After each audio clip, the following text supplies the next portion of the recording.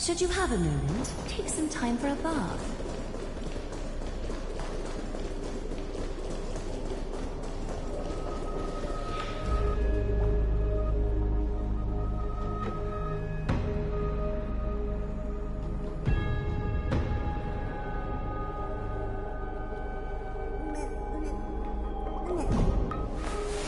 Reshape fate and weave a new beginning.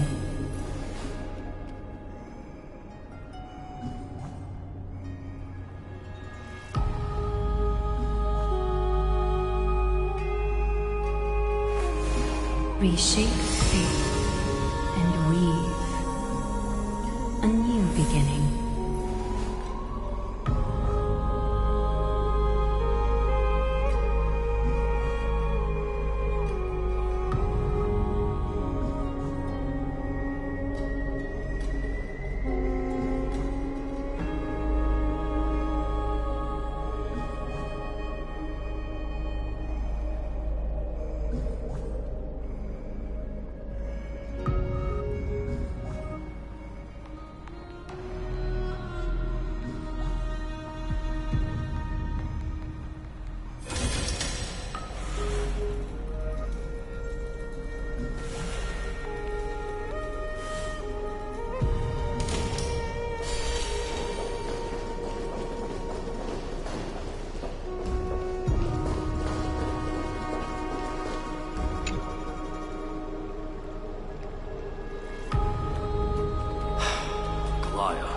With all due respect, this trial's taking far too long.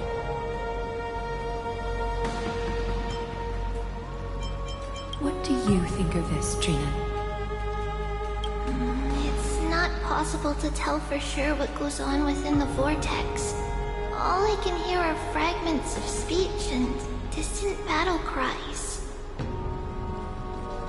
Is it Vainon's voice?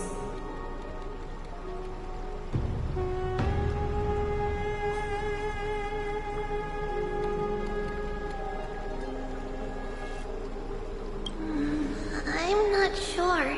It's difficult to make out clearly. Wait, no! Lady Trinan. Snowy's voice. I can't hear him anymore. There's a sun-like existence in the trial.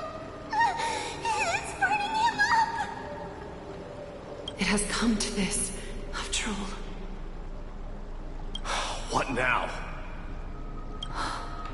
Get ready, my Demos. Time for Plan B.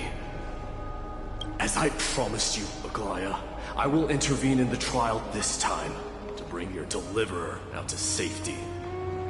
But that's as far as I will go. Of course. I know this is not the time to demand any more from you. Discerning. All right then. To be as prepared as I can, I hope that the two Outlander warriors can also join me. That might not be a good idea. The core flame trial is many times more complicated than a standard ritual. Even the slightest misjudgment, misstep, or hiccup could result in grave consequences. Our two distinguished guests are not obliged to risk their lives for the Flame Chase journey. Let me join you instead, Lord Mighty.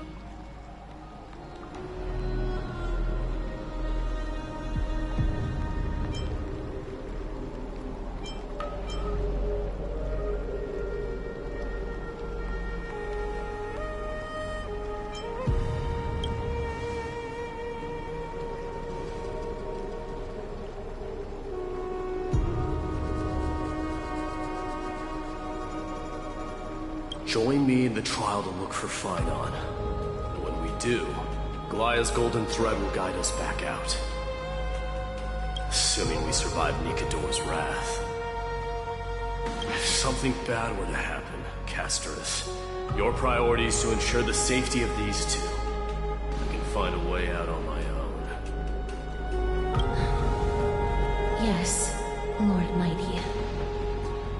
Thank you both for your valor. Time to get to work then. Let me have the honor of taking the lead in this battle.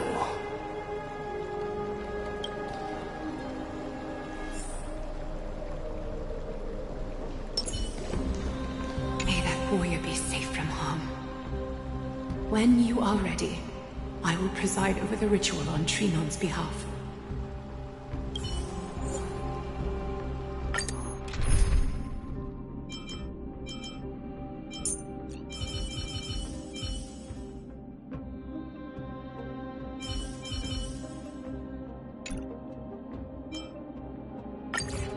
Our reinforcements from beyond the sky, warriors of high esteem.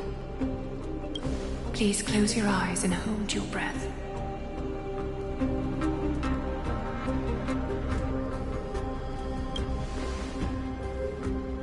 They once kept the fate of this world, and many other challengers safe from the devastating rage of strife. They now seek to venture deep into the trial of divinity and prove their will to destroy our enemies, as foretold by the prophecy. When the hammer of strife strikes the anvil of the warrior, the heat and impact will leave behind scars, and between them, a demigod shall rise. Very well. Come forth then. Souls foreign to this realm, and warriors in the making. Follow me into the mist and flames. Come face to face with the greatest fear in the depths of a warrior's heart. And with thy strength, banish the darkness and usher in sunlight. Let all lost souls find courage on a long journey back home.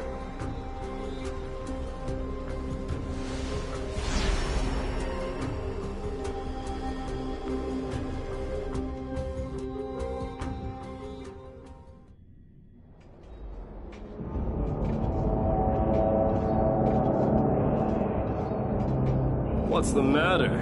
Surprised? Where there's strife, there's carnage. It shouldn't come as a surprise to see such a sight in Nikidor's trial. I don't see him around here. We should go first. Let's pray he stays safe. Huh. The greatest fear in the depths of a warrior's heart, huh? So, this is what he fears the most. There's no place for you in Enforius! A disaster for Akama. So much for the king of those Outlanders.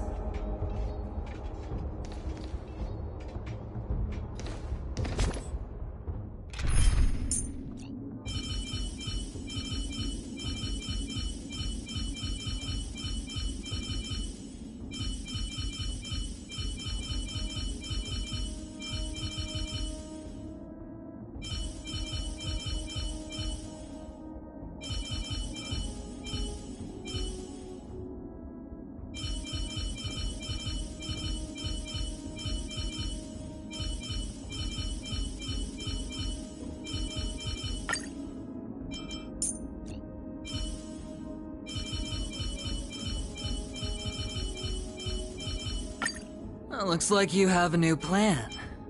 I'll wait to see what happens. You won't get away, Kremnoan vermin!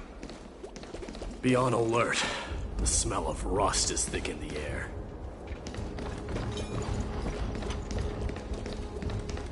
Tell me your name, brute. Your demise shall be a tale I boast about at the feast table. My name is Perdiccas, and I am here to avenge my people. Kremnoans and Akamans are at war? Perdiccas? Even the tragic cries of beasts at the slaughterhouse sound better than your name. Say whatever you like, despicable Akaman. Better to die in battle than return even in glory. May the Kremnoan spirit always watch over me. Foolish brute. I see you're eager to die. Very well then. I shall grant you just that.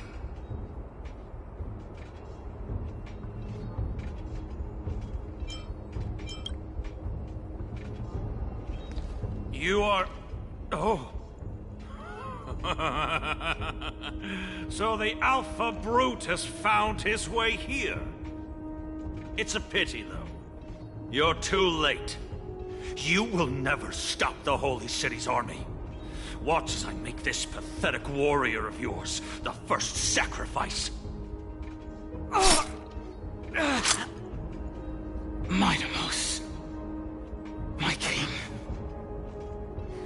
avenge me.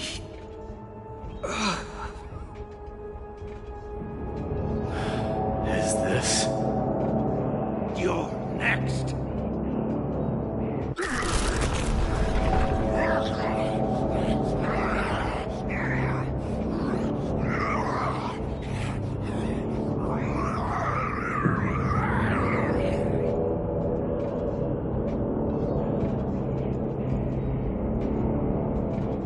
Face your death, coward king. This insatiable bloodlust is a product of Nikador's wrath. 1,000 wonders. Fight as one! Show me your courage. Forever doomed.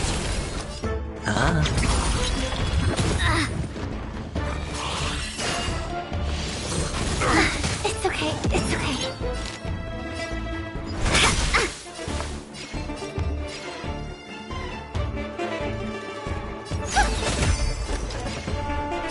Burn it off.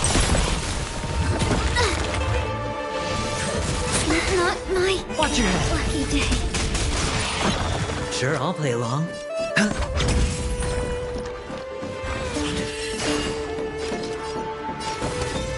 Forever doomed.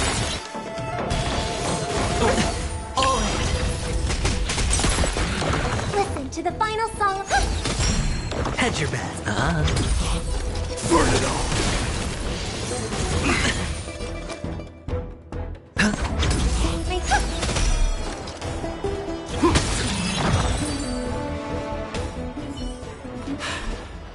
Absurd. I know this, Akaman. Strife contorted an honorable warrior into this perverse and twisted being. And that horrible noise. I can hardly suppress my bloodlust when it sounds. This battle cry must have gone to Finon. That's why he lost himself. What a useless fool.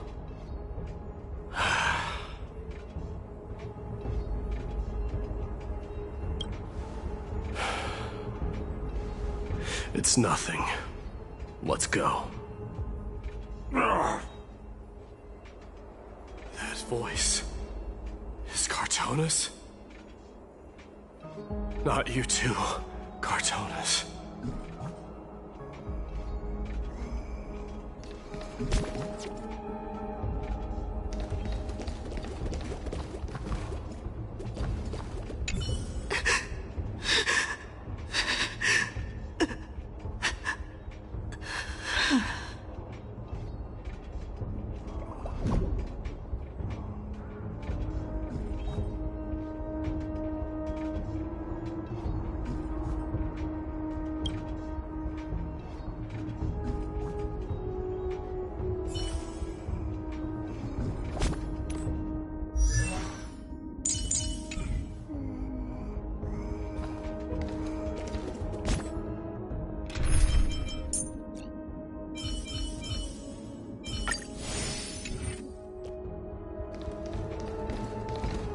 Mighty Mos you are. Destroyed all the wicked king. Here to take my life finally?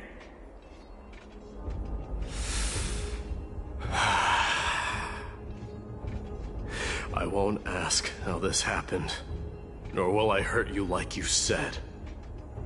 I just need you to tell me where Phainon is.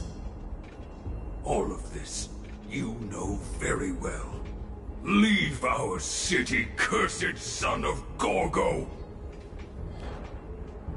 I have no intention of hurting you, Cartonus. Humiliate me you shall not! Leave! Get out of Orkima! Get out! Symbol of your sovereignty, take it! Signet of Kremnos, bask in blood-soaked glory, your kind alone! This is... Mother's signet? It's here again. I knew it. Ah! Finally gone mad, despicable vermin! With your mad king, perish together in that maelstrom of battle! Enough! Be quiet! You are not at all Cartonus! Look out!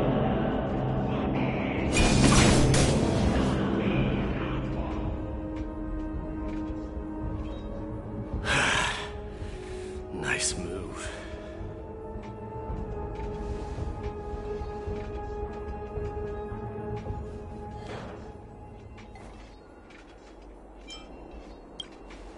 Wait. He seems calm and composed, unlike the rest.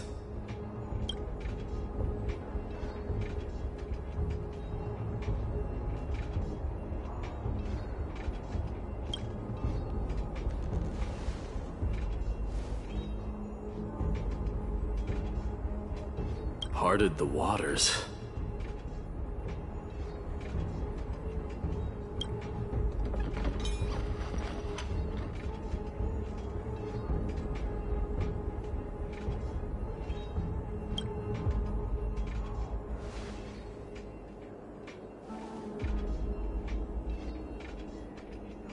So, you are Dan Heng. What did you go through before meeting us?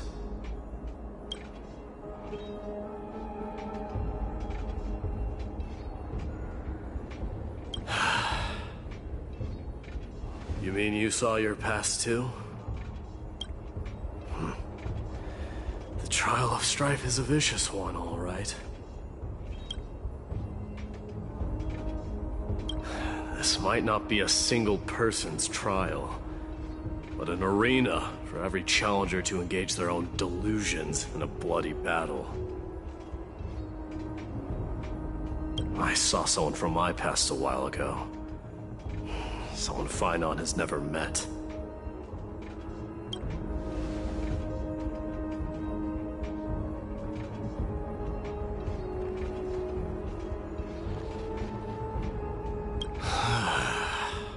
We can only hope this battlefield is nowhere as extensive as I imagined it to be. Let's first follow the sounds of battle to their source. The battle cries seem to be getting a lot louder.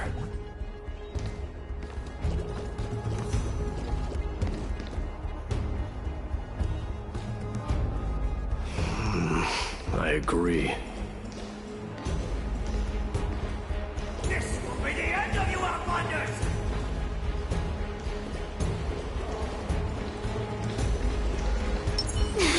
Good.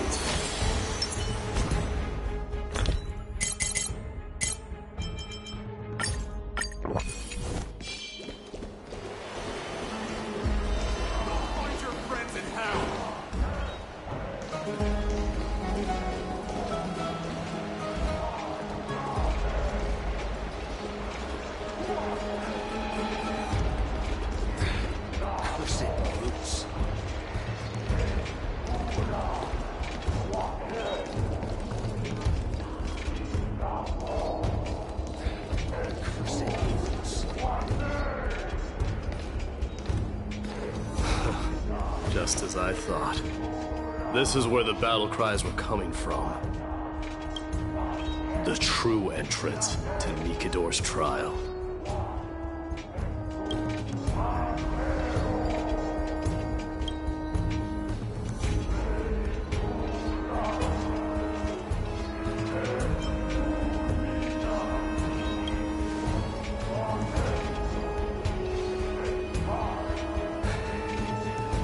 I've seen him for the first time. There's no doubt about it. What I'm sensing can only be Strife's bloodlust. The one manipulating this battlefield is Nikador themselves. Mightimus, you are a keen warrior indeed.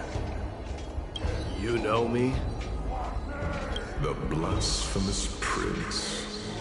Of course I know you. And I happen to know that you're here for the soul of that white-haired warrior. Great. Let's cut to the chase then. Hand over that poor excuse for a swordmaster, so we can be done with this farce. No.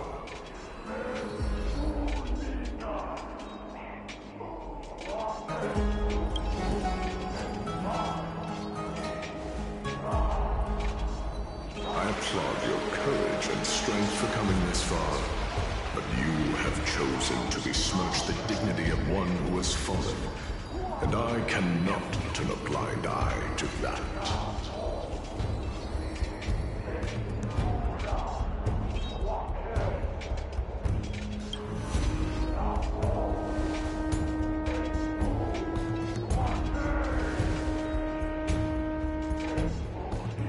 He faced the greatest fear in the depths of his heart, and fought with exceptional valor, though he eventually succumbed to the brutal onslaughts.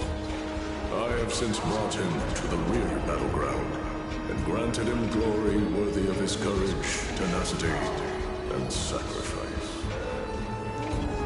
You wish to take him away? Sure. Pick up a spear and prove that your resolve can rival his.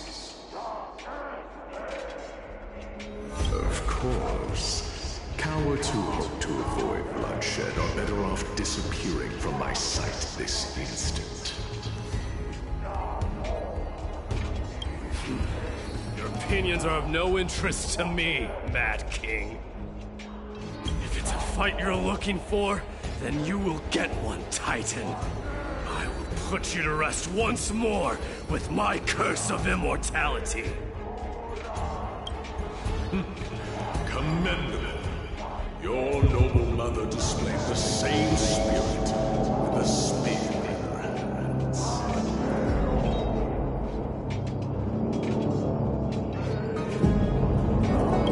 Don't you dare speak of her. Why not? She challenged the former Kremnos king to a duel, even knowing that it was a deadly trap, all to protect your dignity. Are you suggesting her efforts were for naught? Her death was caused by you, the incarnation of strife. How dare you talk about her past? Enough of this nonsense. You should be wielding your weapon at the god of strife. Battle me and put a swift end to this!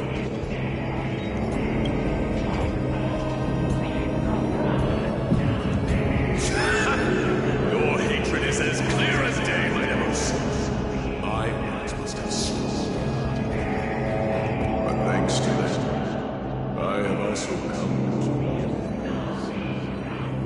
This is why he killed your father for the throne. Only to let your sickness sink to the bottom of the Sea of Souls, refusing to let the glory of Kremnos live on.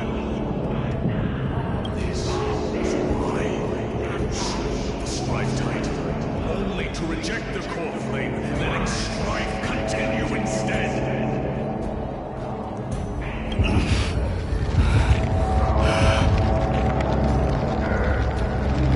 Oh, child man, show me what you are capable of.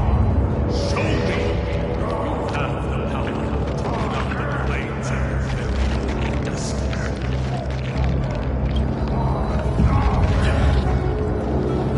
I will rip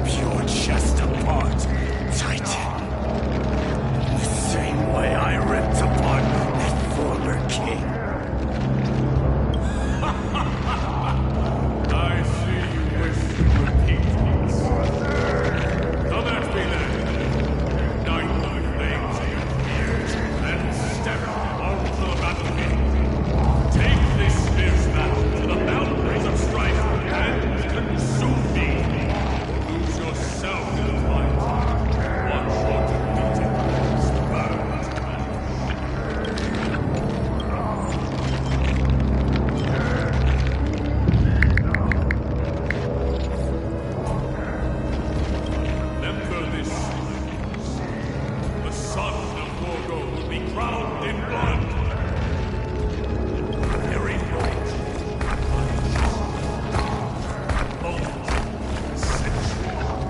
To you, the successor of Grandos.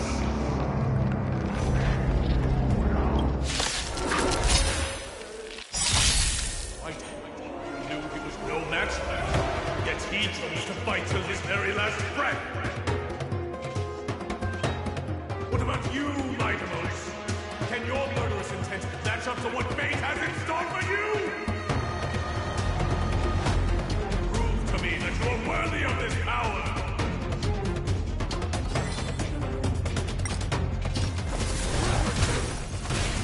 Mournful cries. Miserable wails. Kings of Kremnos! This is the power you desired?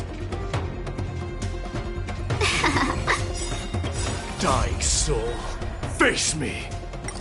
I allow you to accept your punishment. Weakling, use all your might! Burn it all! Through my blood, burn it all! It's okay, it's okay. Give me strength! Betterly. 1,000 wonder. Fight as one! Dying soul, now accept your punishment. In the name of fairness, I grant you the blood of strife. This raging power, I can hardly contain it.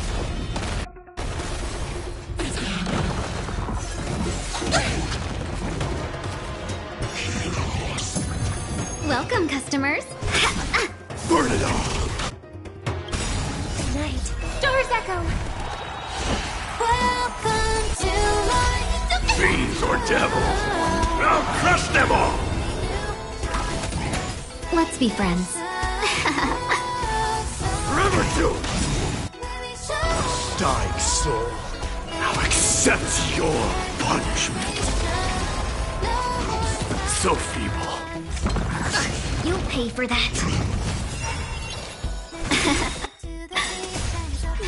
Fight as one! She'll burn it all! In fear you shall abandon your mortal body, King of Grandos.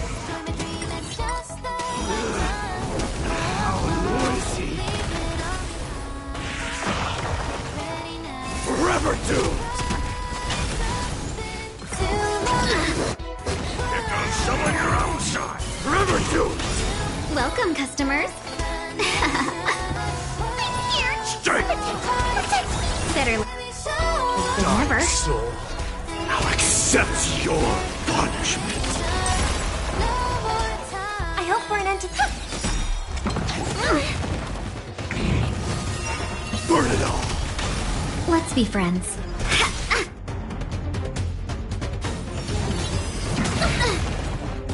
Fury upon you!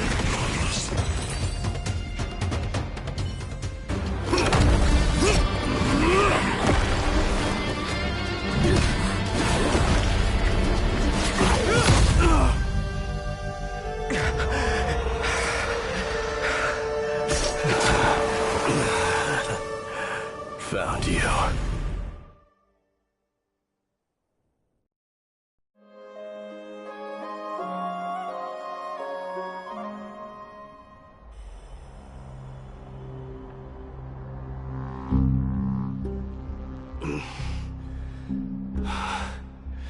I did my best.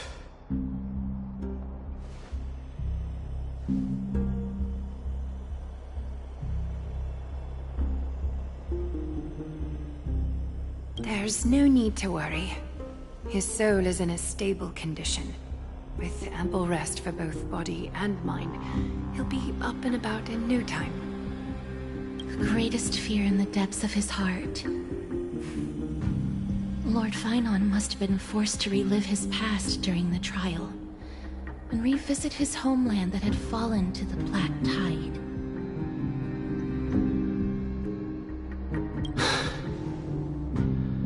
In all likelihood.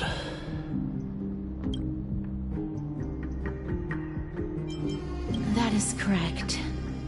He was willing to entrust the core flame to the Chrysosayers, because he was also pinning his hopes on us, to succeed him in shouldering the responsibility of resisting the Black Tide.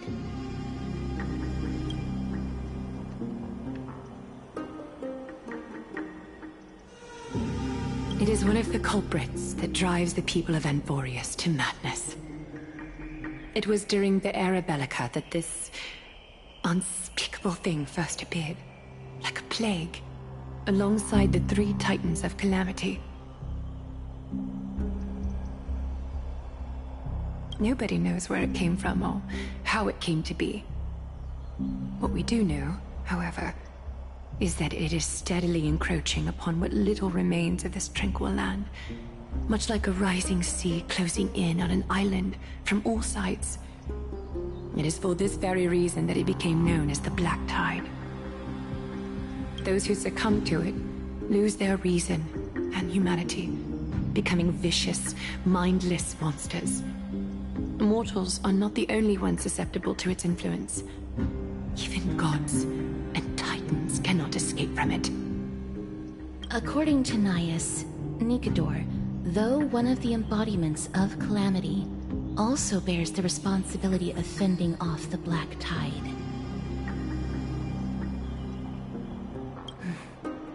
Perhaps that is also why Lord Phynon threw himself into the trial of strife so readily.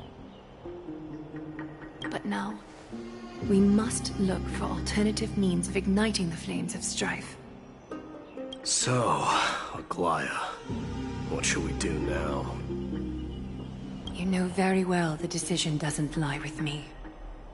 As the successor to Krymnos, Mighty, you know better than anyone that if it was simply about emerging triumphant on the battlefield of strife, you and your people could manage it with ease. But ultimately, the heavy burden of divinity can only be borne by one. It is foolhardiness and indecision, not the unclaimed seat of divinity, that pushes this world into the deathly fog.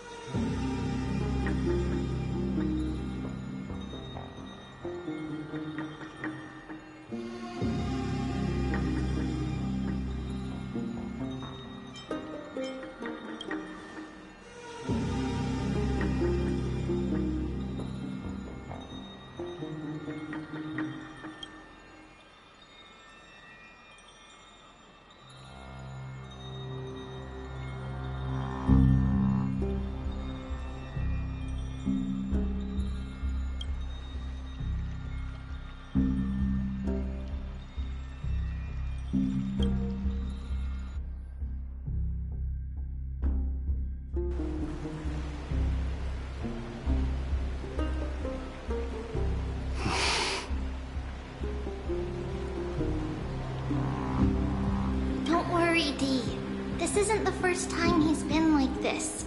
A long time ago? I'm not worrying about him. Oh, alright.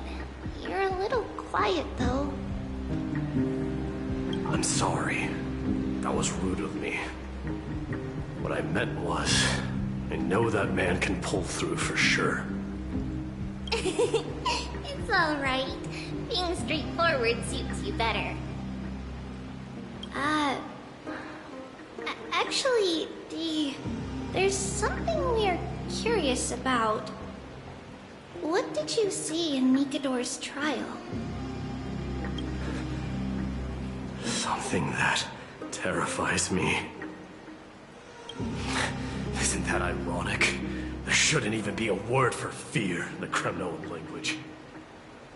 Do you think you stand a chance against that thing that terrifies you? Is this also part of your grand scheme? What do you mean? Aglaya knew that Phynon might fall. And she expected me to take his place. That was the plan all along, wasn't it? Yes. Looks like you know everything. I have no intention of condemning you for it. The Flame Chase journey is not a game, and I have long understood this. The downfall of Strife, the ever-growing threat that the Black Tide poses.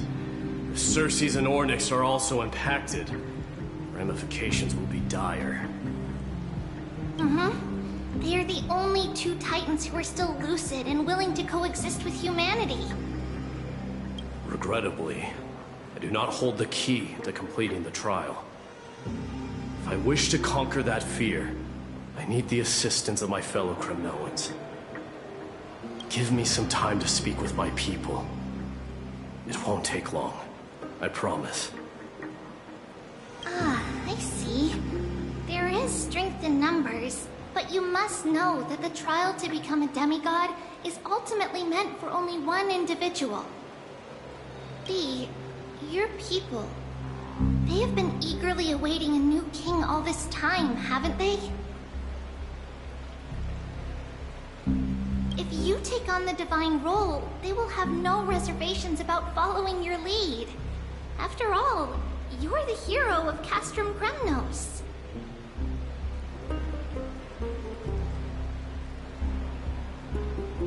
I once was. Lady Trevios. Therein lies my deepest fear. We'll talk again later. I'll be back.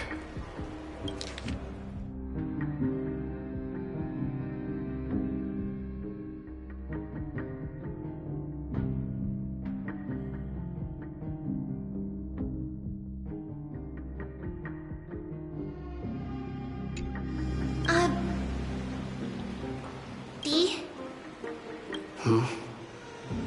Regardless of what happens, we will always be there for you.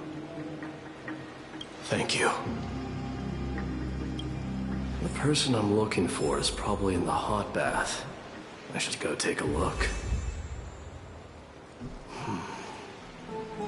Billowing steam always brings back memories of the furnaces in our homeland.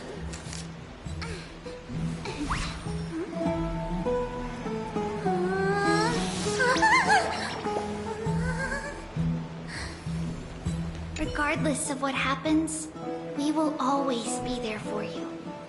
Thank you.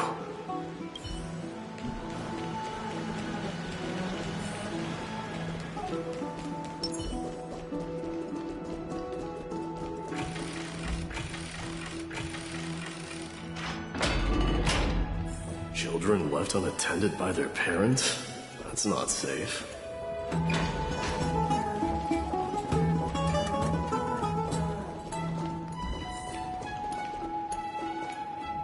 You shouldn't run around in here, kids. Hey, it's the Crown Prince! Are you also here for a bath? I want to hear stories about Prince feats on the battlefield. The Crown Prince. Are you Kremnoans? Yeah, we are! The grown-ups said we used to live next to the arena. Well, next to the parts next to it anyway.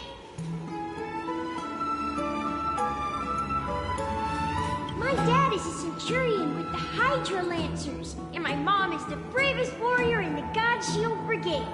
We used to get tons of silver coins from Mr. Crateros.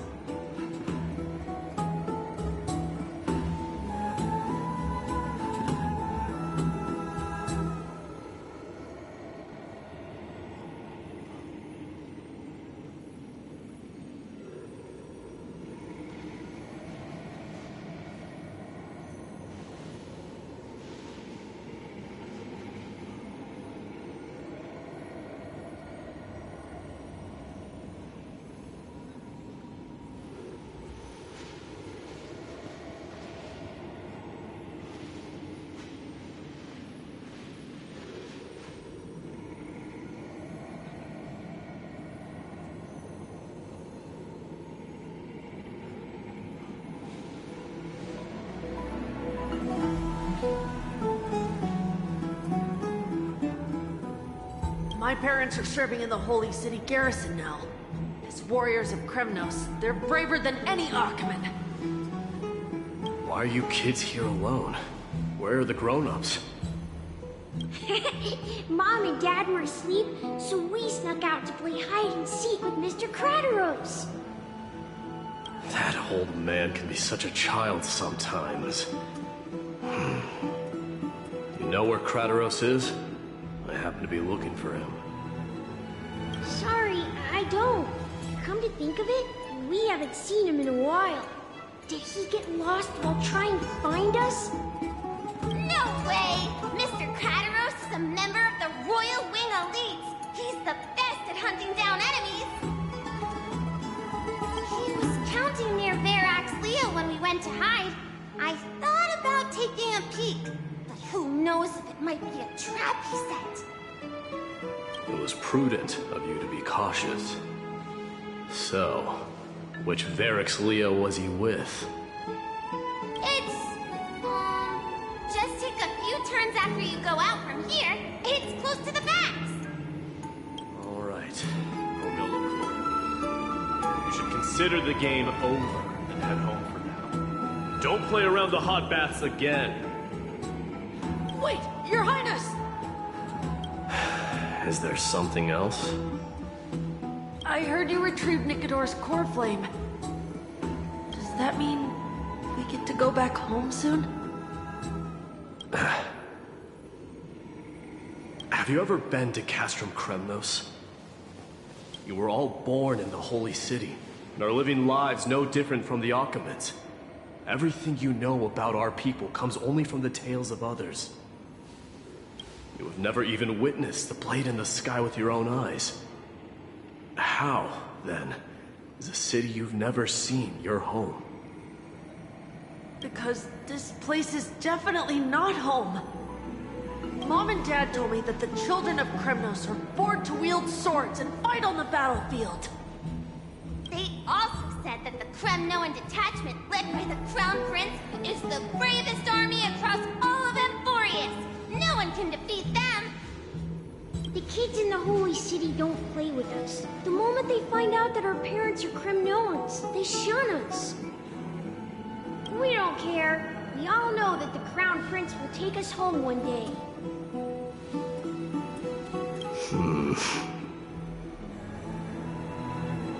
The time has not yet arrived. But, young men of Kremnos, heed my command. Return to your parents at once. From here on, you are to dedicate yourselves to rigorous training and a healthy diet. You must not neglect these two aspects if you are to become a brave warrior of Kremnos. Only by following this path can you be deemed worthy of returning home. Yes, Your Highness! The future of Kremnos. I should find Crateros.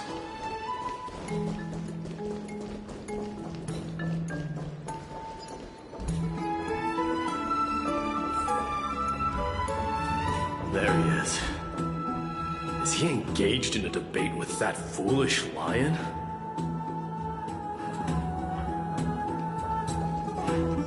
Rat!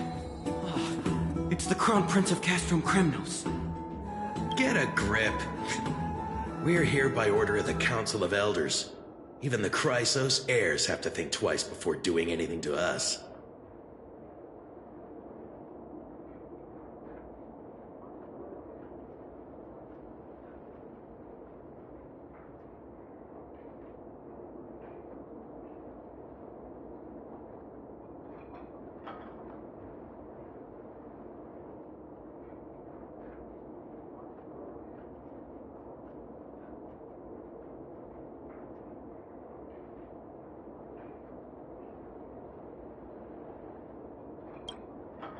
Out of my way, lackeys of the Council.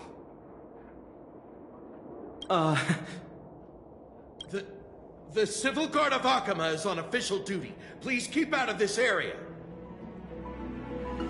Calm down, my lord. Play nice.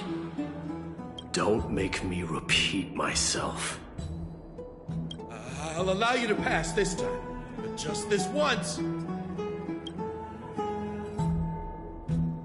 So, you think yourself knowledgeable?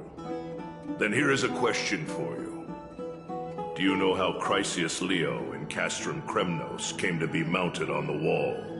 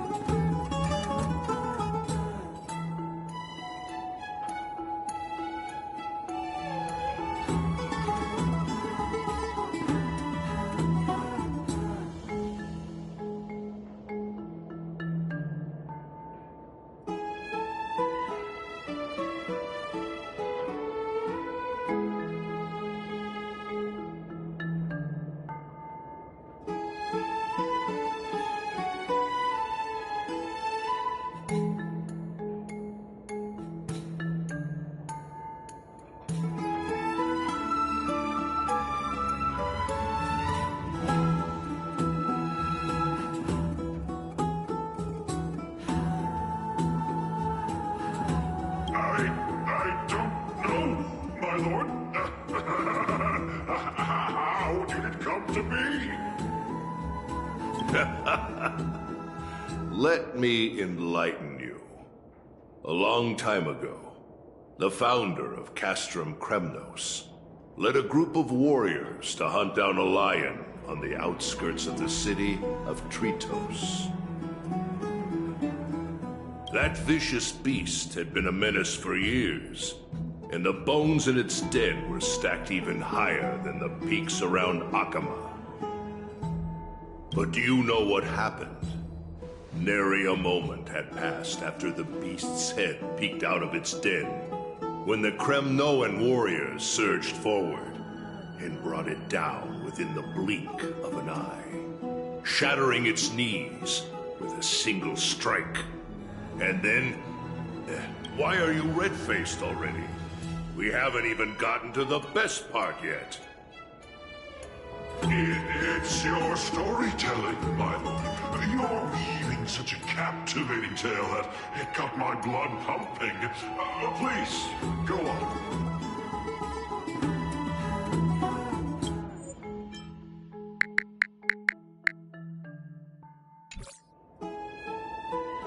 Well, if it isn't Lord Mighty.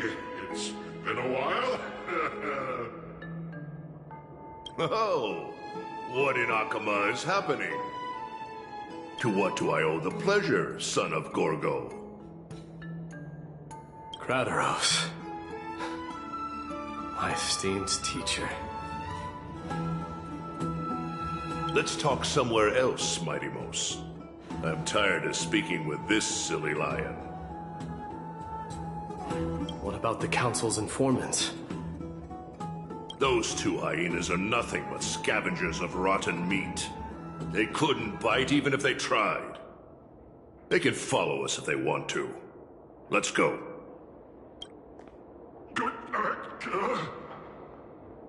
Wait, so how in the world did Chrysius Leo get mounted on the wall? Keep up with us, you hyena. Oh, sorry. I meant officers. Hey, old man, how dare you? Calm down. Calm down.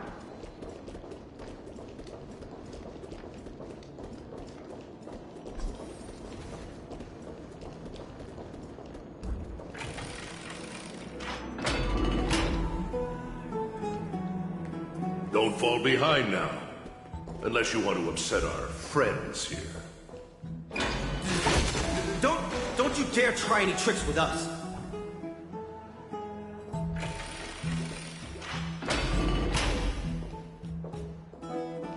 We're almost there.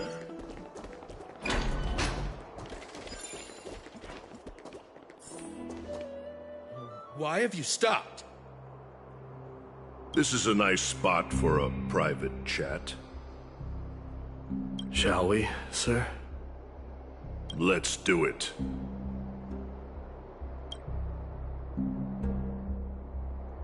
What are you up to? Someone help me!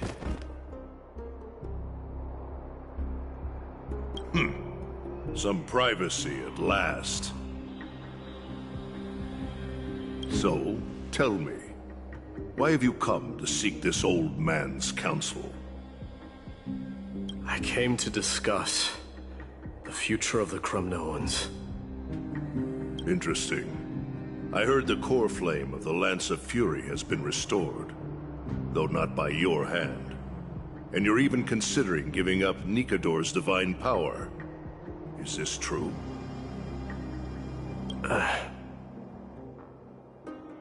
Those rumors are not entirely groundless. In other words, you did entertain the thought of giving up the throne of Kremnos and forsaking your people. The divine power is not equivalent to the throne.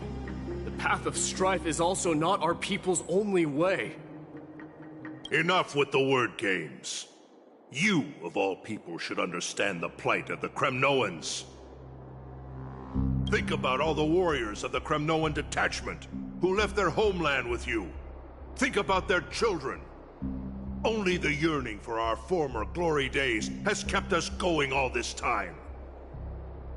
If they ever learn that the crown prince they look up to so much is actually toying with the notion of stepping down, think of the disgrace it would bring upon your departed mother, Martimos.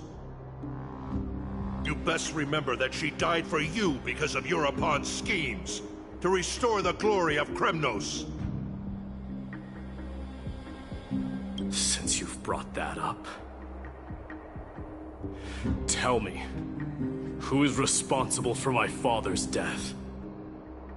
Are you trying to shame me, Martimos? I may be old, but I haven't become so decrepit that I've forgotten it all. Of course I remember that Europon died when the Kremnoan detachment surrounded him. You drove the spear into his chest with your very own hands. That was merely the final outcome.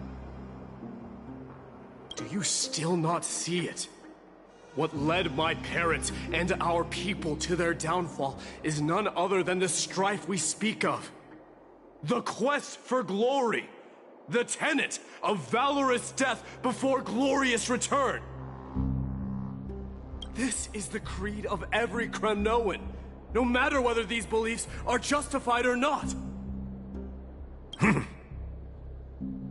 Don't be ridiculous. The only thing that could slay a king is a spear. Even an infant knows that much. I swore to your mother that I would guard your crown with my life. I never foresaw that the son of Gorgo himself would be the first to turn his back on the Kremnoan spirit. Gorgo. Your mother bore that name. The name of the great founder of Castrum Kremnos. And she upheld that name with honor. If you choose to turn your back on her legacy, like a wretched deserter, Do not fault me for withholding my loyalty, Mighty Mos. I came to discuss the future of our people with you. But it appears this is not the right time yet. Go, Mighty. Ha! That's what those Chrysos heirs call you, isn't it? Go down the path you have deemed correct. Deep down, you have always been one to do as you please. And I am well aware that no one can deter you once you've made up your mind. But don't you ever dream of renouncing the traditions of Kremnos. We may reside in Akama now, but we remain eternally bound to strife by blood. Bloodlines no longer hold any significance in this era of destruction. My young lord, always bear this in mind. Never reveal your vulnerabilities to anyone. A lion should never dwell amidst its prey. Especially when it wields power enough to dominate the entire hunting ground. Eurupon, the boy did nothing wrong! This is murder! Do not sully the noble name of Kremnos with the blood of an innocent child. You mustn't reveal your weaknesses to the enemy. Enough! My decision is final. We must use this child's life to preserve the soul of the great Nikador. We must save Castrum Kremnos. Don't be absurd! Those tiny hands lack the strength to even lift a spear. Do you truly believe him a threat to Castrum Kremnos? You'll be ending the bloodline of Kremnos if you do this. Our millennia-old glory will become nothing more than a joke. Have you forgotten that we Kremnoans place no value in bloodlines? It is through pure bloodshed and slaughter that the kings of Kremnos have ascended to the throne. As for our millennia-old glory, it has always been a joke in my eyes. Glorify it all you want, but it will not alter the nature of slaughter. Those who revel in it are but murderers. They are no more noble than the most monstrous beasts in Amphorius. Enough with your words! Among all the kings of Kremnos, which one did not inherit the crown only after plucking it from the lifeless body of his father? But listen to yourself now. Do you truly believe you can cleanse the blood from your hands through mere words alone? Nay, quite the contrary. I will end this cycle of bloodshed. Starting with this child. With these blood-stained hands, I will end it all. Your failure is inevitable, Eurupon. You are just a coward who can only raise his blade against his own child! A beast that murders his own kin. Royal Wing Elites and Emperors of Kremnos! You cannot sit idly by and watch this atrocity unfold. If you consider yourselves the honorable sons and daughters of Gorgo, then take up your spears and join me in putting an end to this bloody charade! Does anyone else have any objections? If so, come forward with your spear and prove your mettle. Understood. 5 4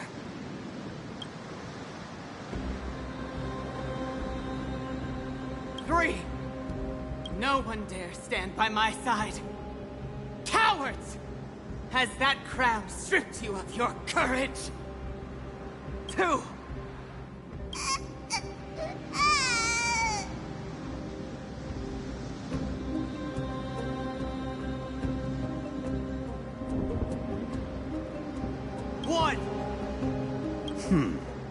It appears there are no objections. Then, in accordance with the Kremnoan Council's principle of tacit consent, the decision is final. With all present as witnesses, this child shall descend into the Sea of Souls, where he will nourish the Lance of Fury and join the fallen heroes. May fate and the gods await your arrival. My son, my Deimos. Stop! If you have more to say, then speak. On account of the life we have shared together, I grant you this one final chance.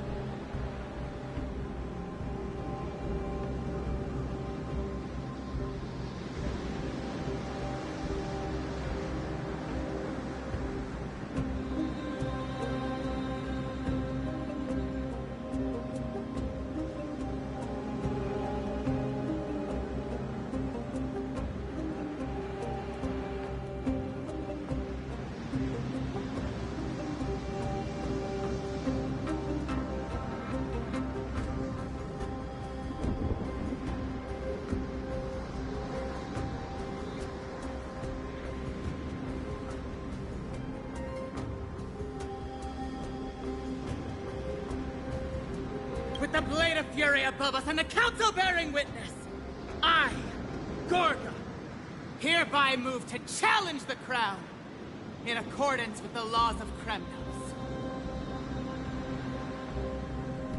O unworthy king, in the name of the Council of Elders, I demand that you duel me!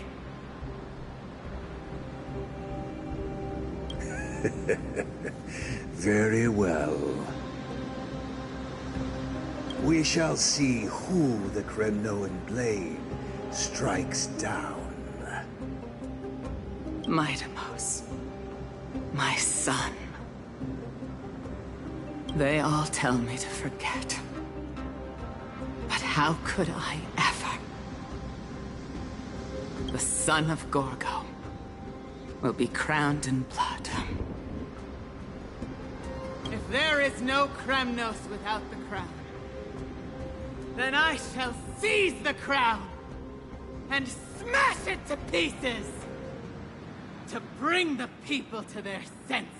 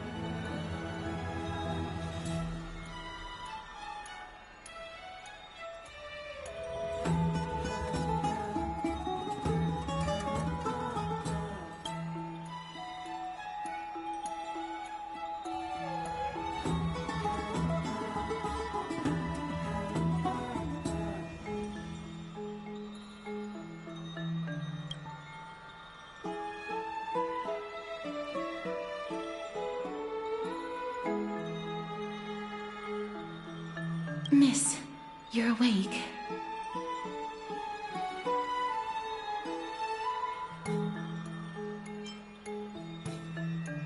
That's a complicated question. I'm not sure I can answer that. I apologize for arriving uninvited. I saw that you were still asleep, so I took the liberty of waiting nearby.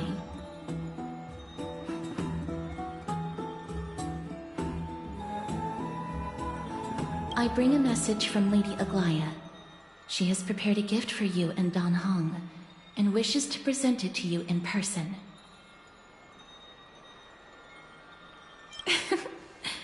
I'm glad you're in good spirits. All right, let's set off.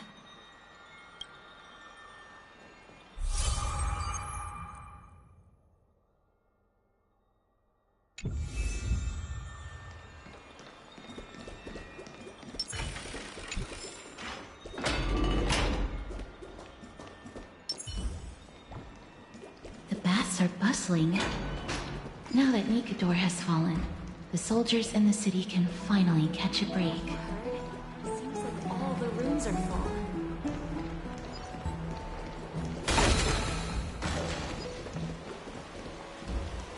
I don't know how long I'll be able to live like this.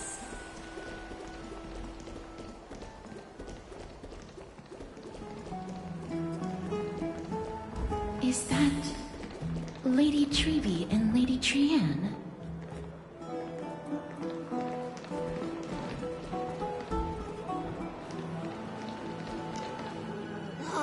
You must have forgotten. This is a precious relic from our hometown. We definitely all saw it back then. Trianne, this is a counterfeit. We both know it's impossible for something this fragile to have survived all those years in one piece. Nothing is impossible. We are fragile too, but we still got through those sad times. Ugh, look at that color! And how it glitters in the light! It's exactly as we remember it! I want you buy it! If someone else gets to it before us, we'll miss our chance forever. Calm down, Trianne. You need rest. Please, there's no need to fret. If you need more time to make a decision, I can put this aside for you until tomorrow. Or until you're ready? No, it's alright. Trianne is just... She'll come to her senses tomorrow. We'll be off first. Trianne is just... what? Trianne is super mad, that's what! You've forgotten all about Mama! Mama gave us something just like this before! Trianne...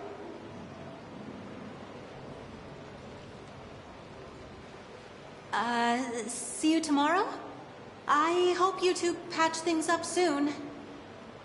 See you tomorrow. May the winds of fortune bless you.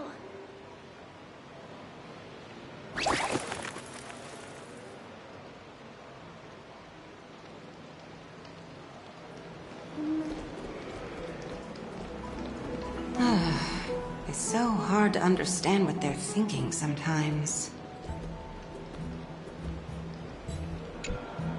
Excuse me, if you don't mind, could you tell me what Lady Treby and Lady Trianne were discussing just now? Oh, it's Miss Castoris. It's been a while. Well, honestly, I'm not quite sure myself. See, I have a little hobby of collecting handicrafts. Some time ago, I found this trinket being sold at the Memorial Market, and bought it to use as decoration at my stall. When Lady Treby and Lady Trianne walked by earlier, Lady Trianne happened to catch sight of it, and promptly insisted that it was a precious memento from her hometown. But Lady Treby believed it to be a counterfeit. She said it couldn't possibly be from Yanisopolis. The likelihood of such fragile glassware surviving the Chrysos War is simply too low.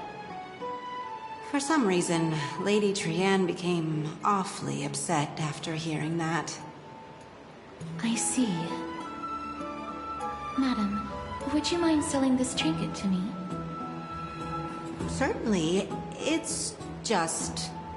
if it truly is a relic from Yanisopolis, it could be worth a small fortune. Miss Casterus, I'm running a business here after all, so... I understand. Feel free to name your price.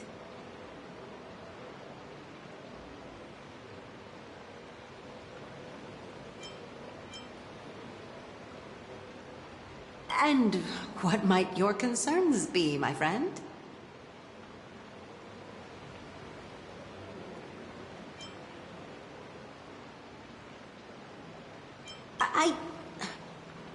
Fine. I'll sell it to you at cost, as a sign of goodwill, Miss Casterus. Just promise to support my business in the future. Much appreciated. Thanks for helping me out. I'm not one to venture out often, and while I have some savings, it takes a lot out of me to even talk to people, let alone haggle. Had you not been here, I would have been set back plenty. The authenticity of the piece isn't important. What matters is that it holds special meaning for Lady Trianne and reminds her of her hometown. I've long wished to show my gratitude for Lady Trianne's care, but I haven't been able to come up with any ideas for a suitable gift. This chance encounter today feels like divine intervention. Perhaps this is the gift I've been searching for. Still, this trinket is admittedly rather fragile. I will have to make some adjustments and stitch it onto wool felt to protect it. That way, no matter how much Lady Trianne runs around, it won't break easily. Alright, back to business after that little detour. Let's keep moving. Don't stray far now. We've already kept Lady Aglaia waiting long enough. What are you folks going to do next?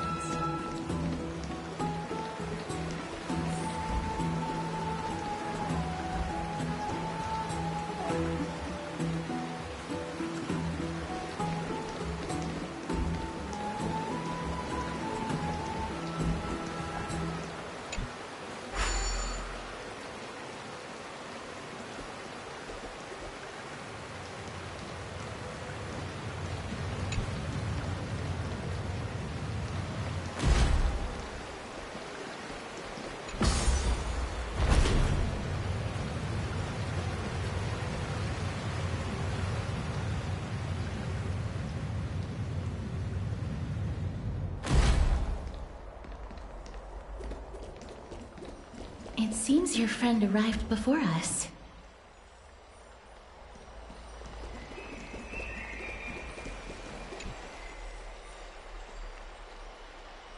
Welcome, Cass.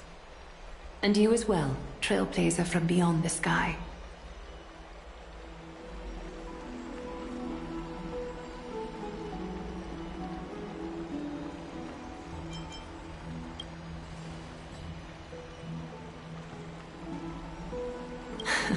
Not at all.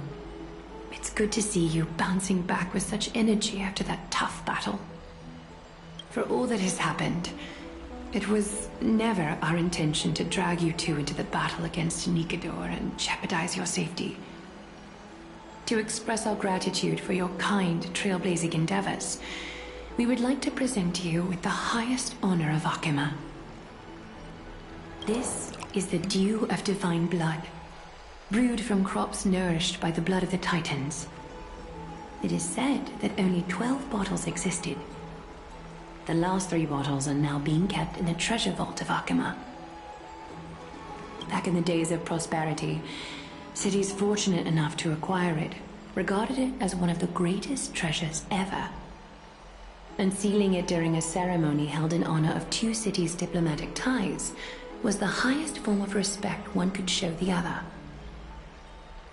And now, in keeping with tradition, Akima dedicates this drink to our esteemed guests from beyond the sky, in appreciation of what you have done for us.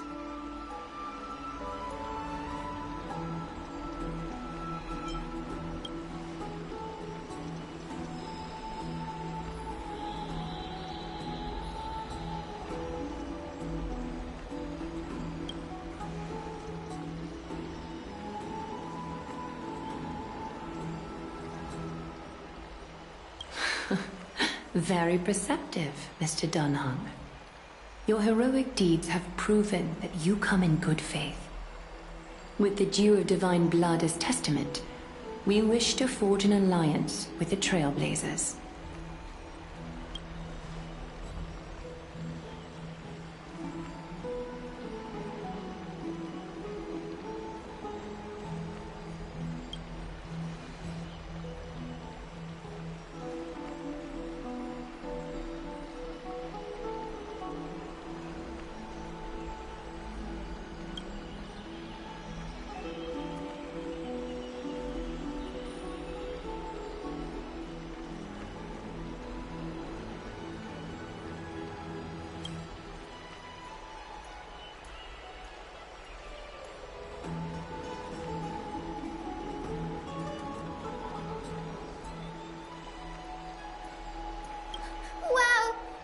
Danny have sharp eyes indeed. You'd make outstanding members of the Twilight Courtyard. No need to worry, by the way. I can tell from Lady Aglaya's tone of voice and micro-expressions that she's being genuine.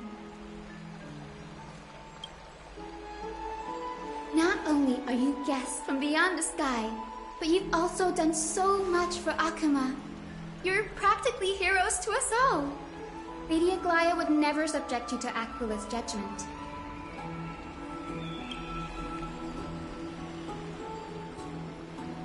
Hyacinth, thank you for taking care of the wounded of the past few days. Oh, it's no trouble at all. The patients are very cooperative when we attend to them. I'm just thrilled to see them all going home healthy again. Oh, it's Cassie! Oh, I've missed you.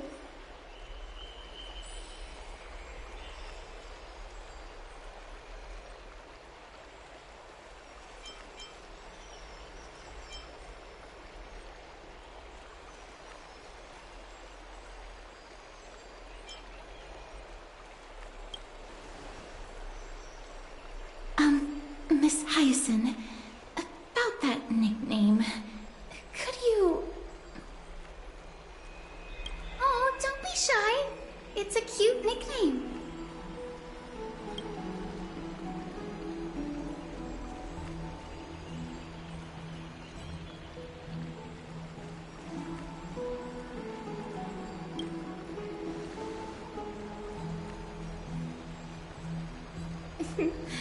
As an acolyte of Aquila, I'm here to bring healing light to the world.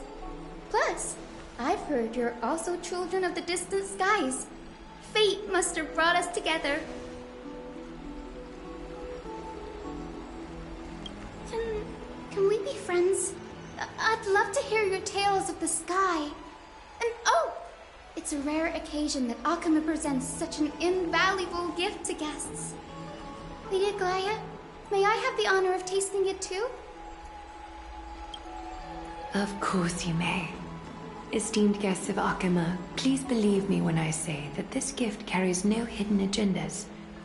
As for the matter of the Alliance, you need not give me an answer here and now.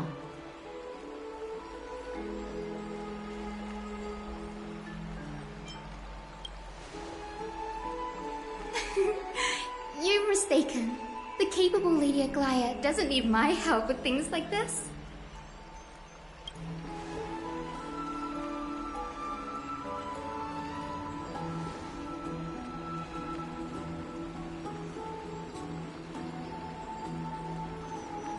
Oh, yay! Then I'll get started on my questionnaire.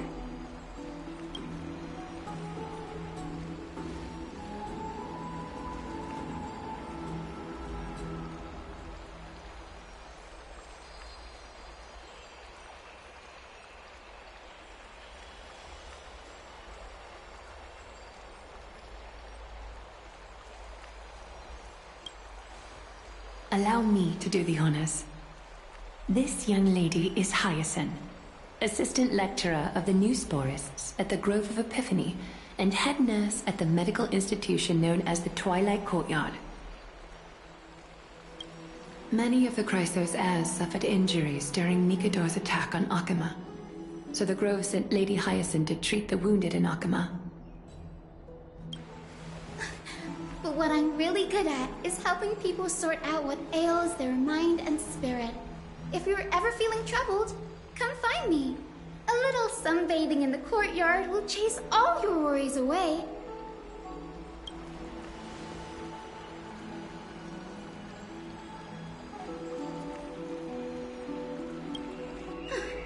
Well, it looks like everything's sorted out now. The patients have also all recovered. I think it's time for me to head back, Lady Aglaya.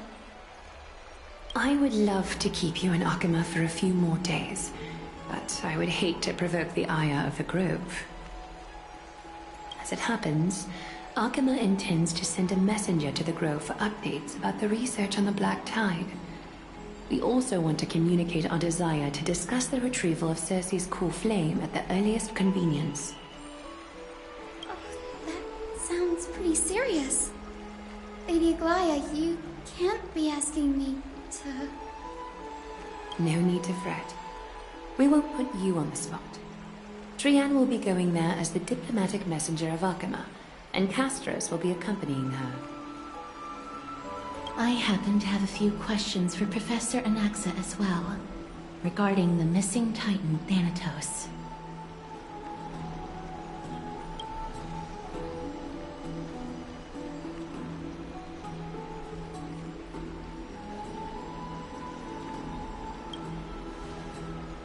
If you're not keen on just sitting around, Miss Trailblazer, why not go with him? The Grove is a picturesque place, perfect for sightseeing. That's a wonderful suggestion. Come visit the Grove, Grady. I'd be delighted to show you around.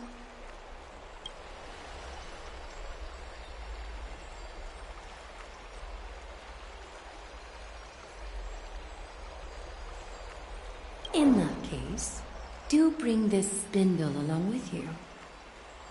This tool, called the weft, is used to spin thread and has been passed down in my family through generations. Though it doesn't see much practical use nowadays, it's become a symbol of great significance.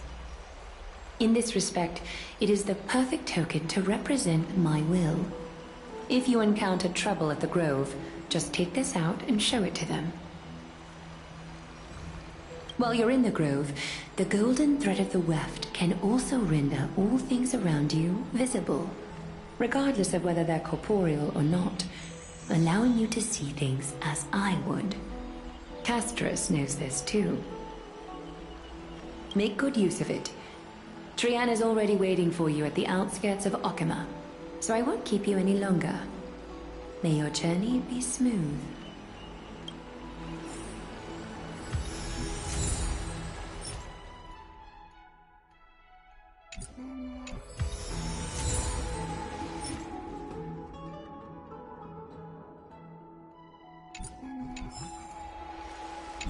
Make good use of it. Trianne is already waiting for you at the outskirts of Akama, so I won't keep you any longer.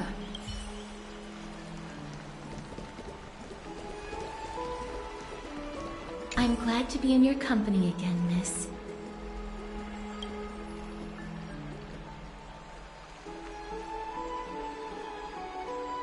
Thanatos controls my fate, in a sense.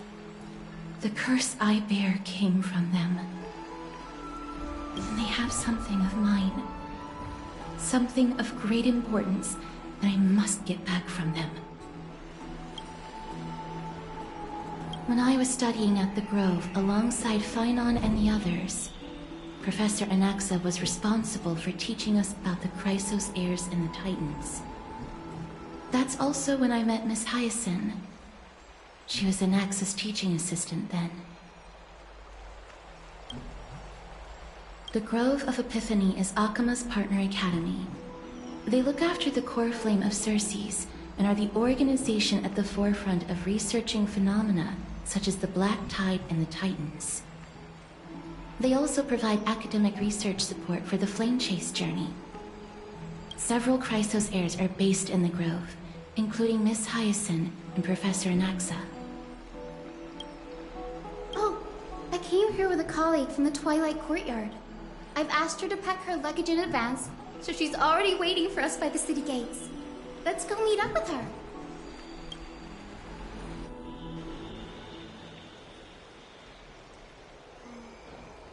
Look, there she is! And Lady Trianne. But who's that they're looking at?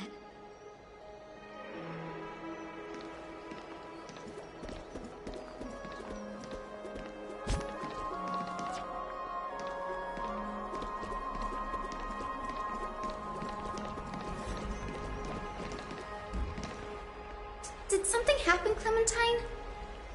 Oh, that's a serious injury. Miss Hyacinth, this man was discovered by Trianne! Trianne was in a bad mood this morning, so we went to the outskirts of Alchema for some fresh air. But then we found him collapsed on the roadside. Trianne knows the city has good doctors, so Trianne brought our new friend into the city to look for a doctor. I was waiting here for Miss Hyacinth when I bumped into Lady Trianne. But by then, this man was already in critical condition, so I had to perform some emergency treatment first. These wounds, they're caused by the Black Tide. This is bad.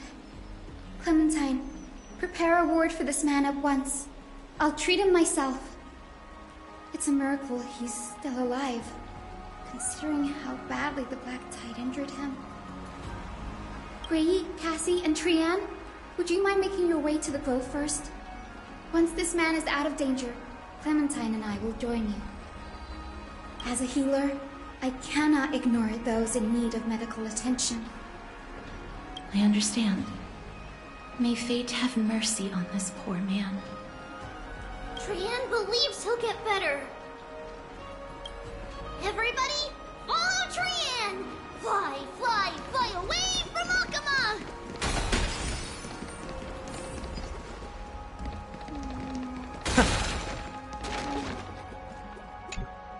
Down this road we go, to the skies we fly, leaving Alchema behind! Little Cass, little Gray, are you ready? You might not be aware of this, but using the Sentry Gate takes a significant toll on Lady Trianne. Trianne promised Treeby that we wouldn't open the gate unless we had no other choice. I'm ready, too. Okie dokie. Everybody, let's hold hands. To the Grove we go!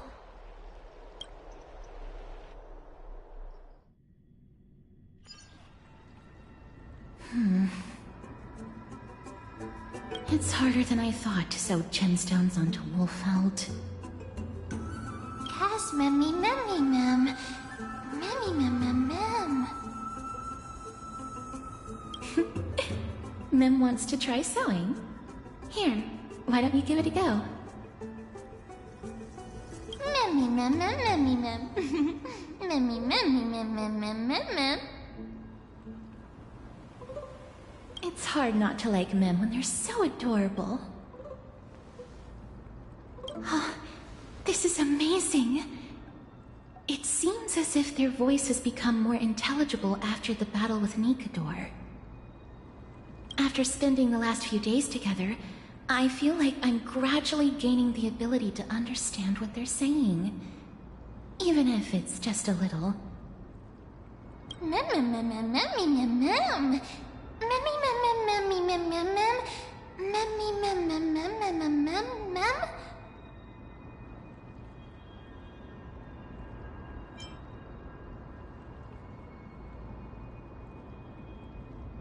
Memmy, mem. Memmy, mem, mem, mem, mem, mem.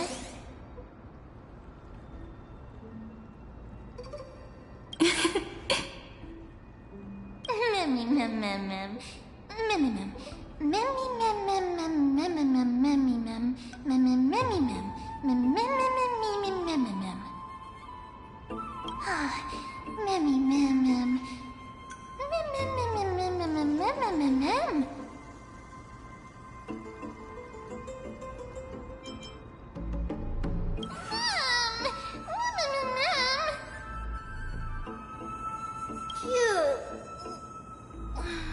Is everybody awake?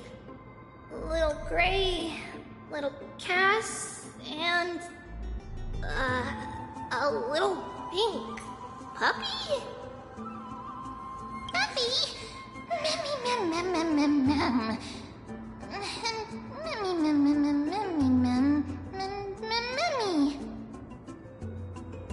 It's already action hour. Lady Trian, I hope you're well rested.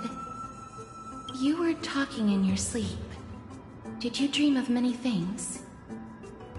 Sleep talking? What did Trian say? Something like, Mommy, doll with sword, let's fight together. We'll be brave. Ugh, it's so embarrassing. Please don't make fun of Trian. Of course not. Wasn't Lady Trian's mother also the Holy Maiden of Yanisopolis? Uh-huh. Mama was the strongest Holy Maiden in all of our history. She also gave us the prophecy of deliverance. And she had red hair that looked like a cute red mushroom. But Trian can't remember what Mama looked like anymore. Not even in the dream just now. Mem, mem, mem, mem, mem, mem, mem. Memmy mem mem. Memmy memmy mem mem memmy memmy mem mem. Memmy memmy memmy mem. Memmy mem mem mem. Memmy mem memmy mem mem. Memmy mem mem mem mem. Mem mem mem mem. Boom. Memmy mem mem mem mem mem. Memmy mem mem. Mem mem mem mem mem. Mem.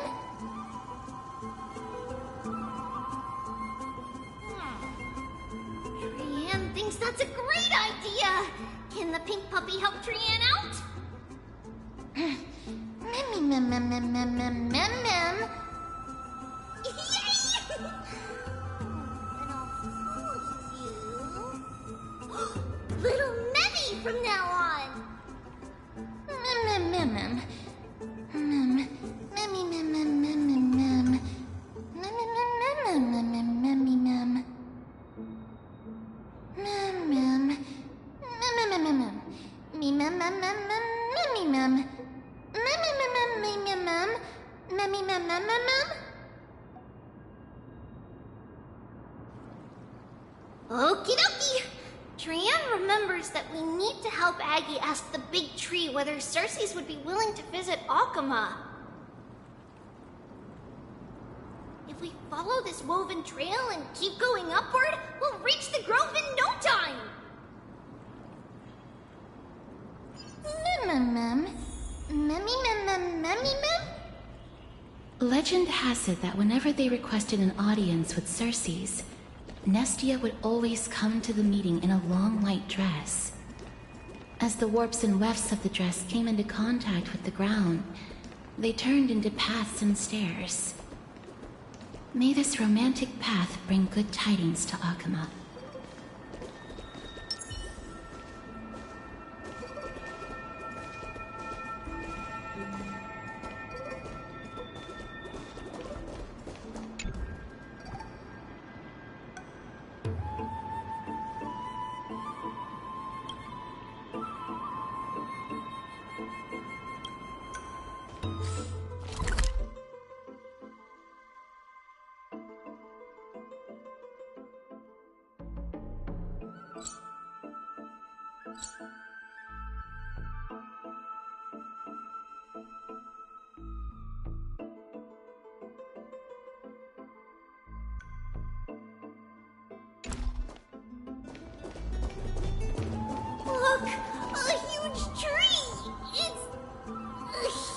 huge!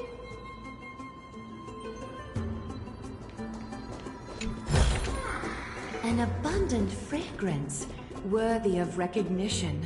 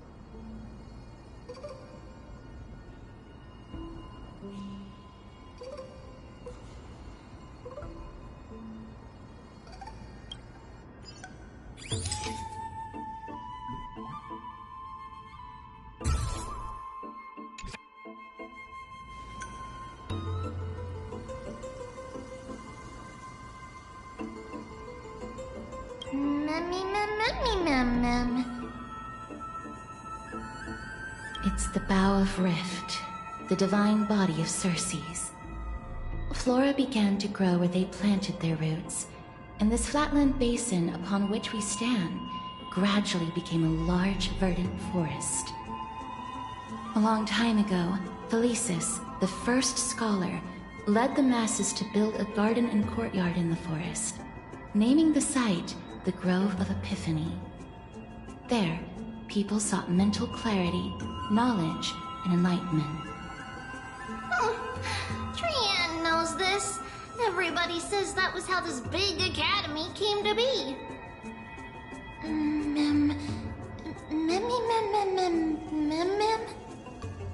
Something feels off. The Grove has always welcomed scholars. So too would Circe's give us her delicate leaves and extend her branches in greeting.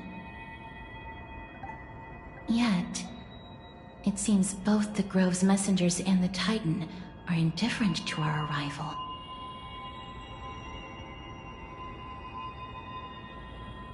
That doesn't seem likely. Miss Hyacinth didn't mention anything about it. Maybe everybody's still asleep because classes haven't started yet. They don't want to be disturbed, so they shut the entrance.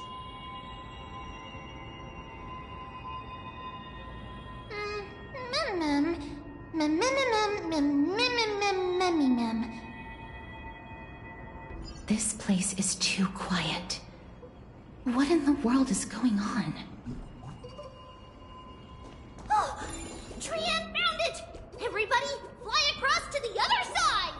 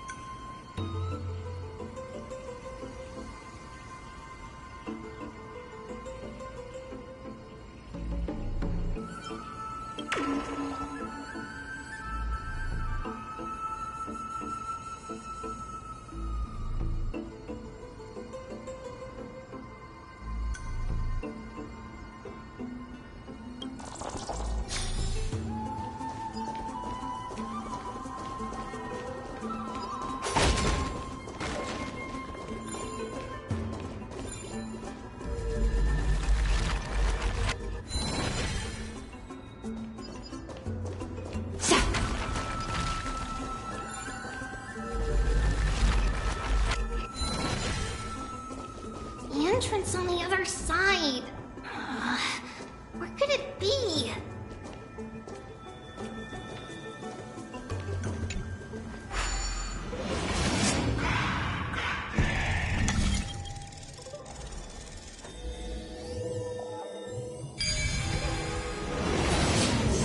His eyes are so sharp. I knew you would find it. The courtyard of Storky should be just ahead of us.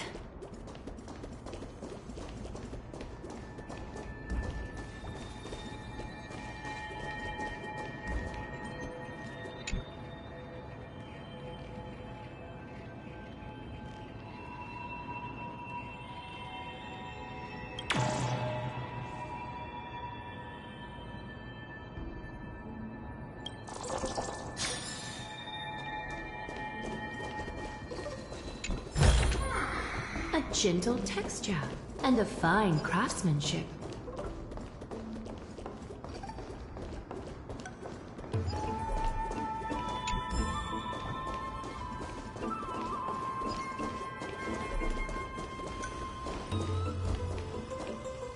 As I expected, something's not right here.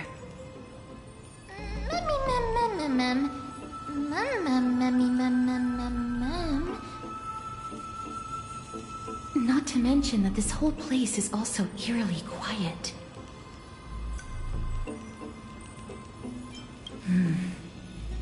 That's possible.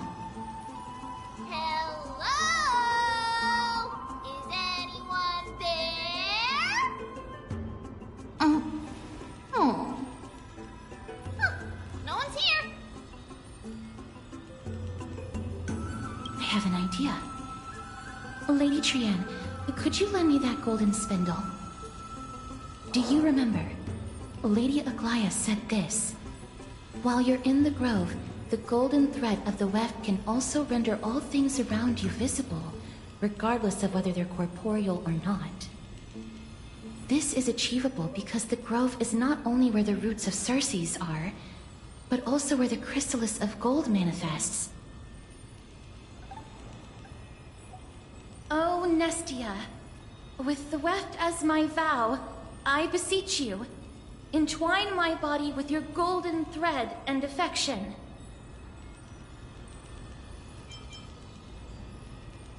Well, these lines are documented in the Handbook of Nestia's Priests. So, if I'm not mistaken, we should be able to draw power out of this butterfly exuvia with the golden thread.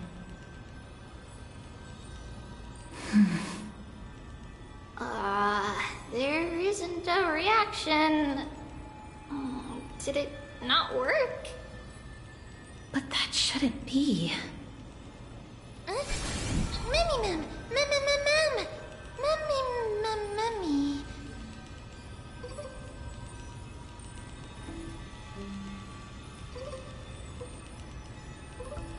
Are they white dryad flowers?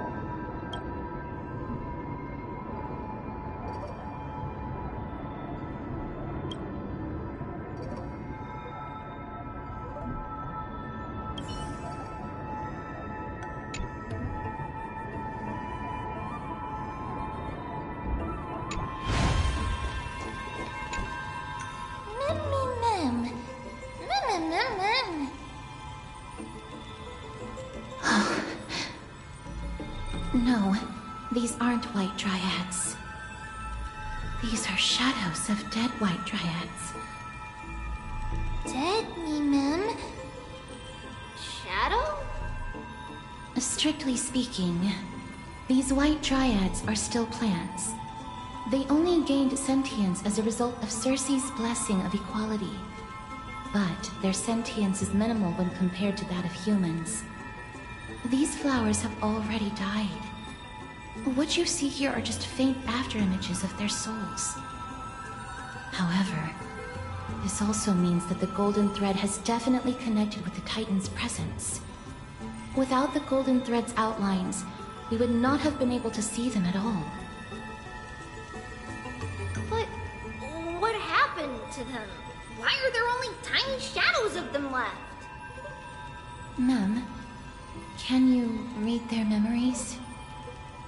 Let me try.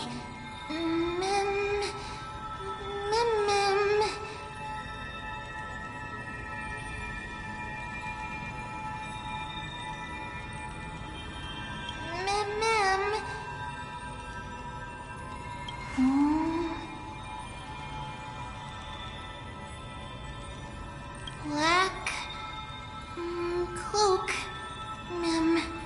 sword.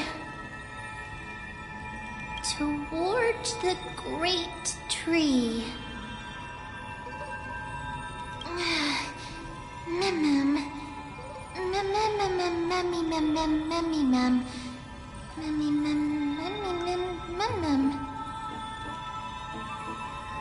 I have a bad feeling about this.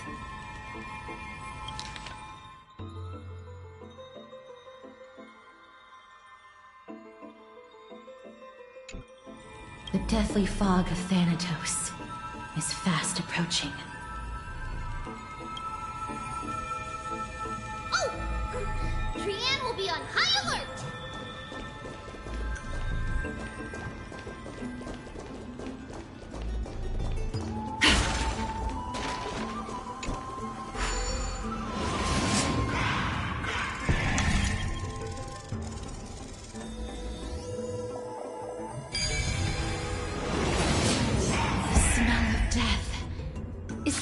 More and more intense. There, on the steps.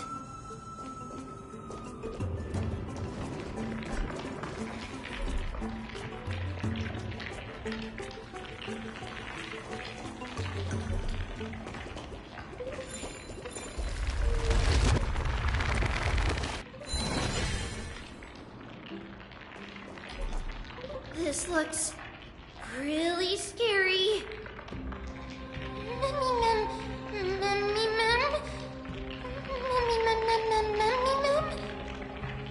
No, it's neither of those. This is a creation of the Black Tide.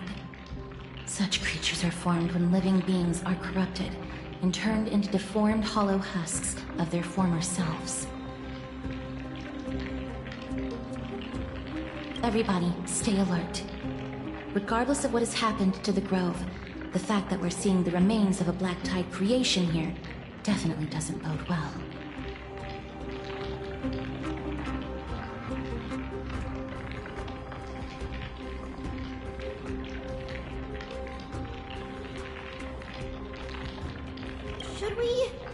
Should we inform Aggie about this?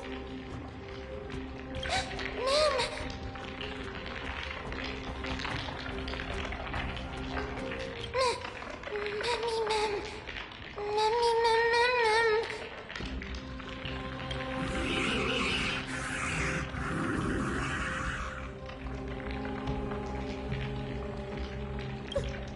The monster is alive!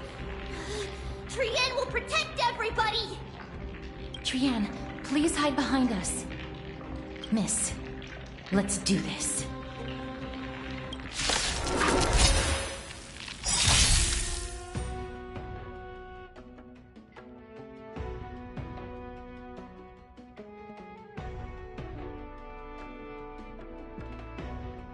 As expected, the words black, sword, and cloak, they're talking about the Black Tide. time for resolution.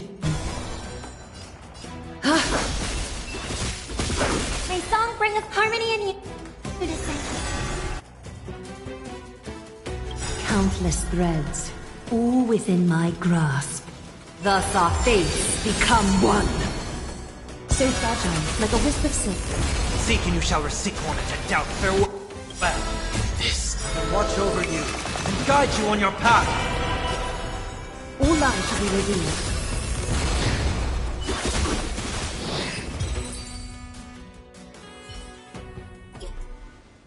You defeated it! Little Gray, little Cass, you're so strong!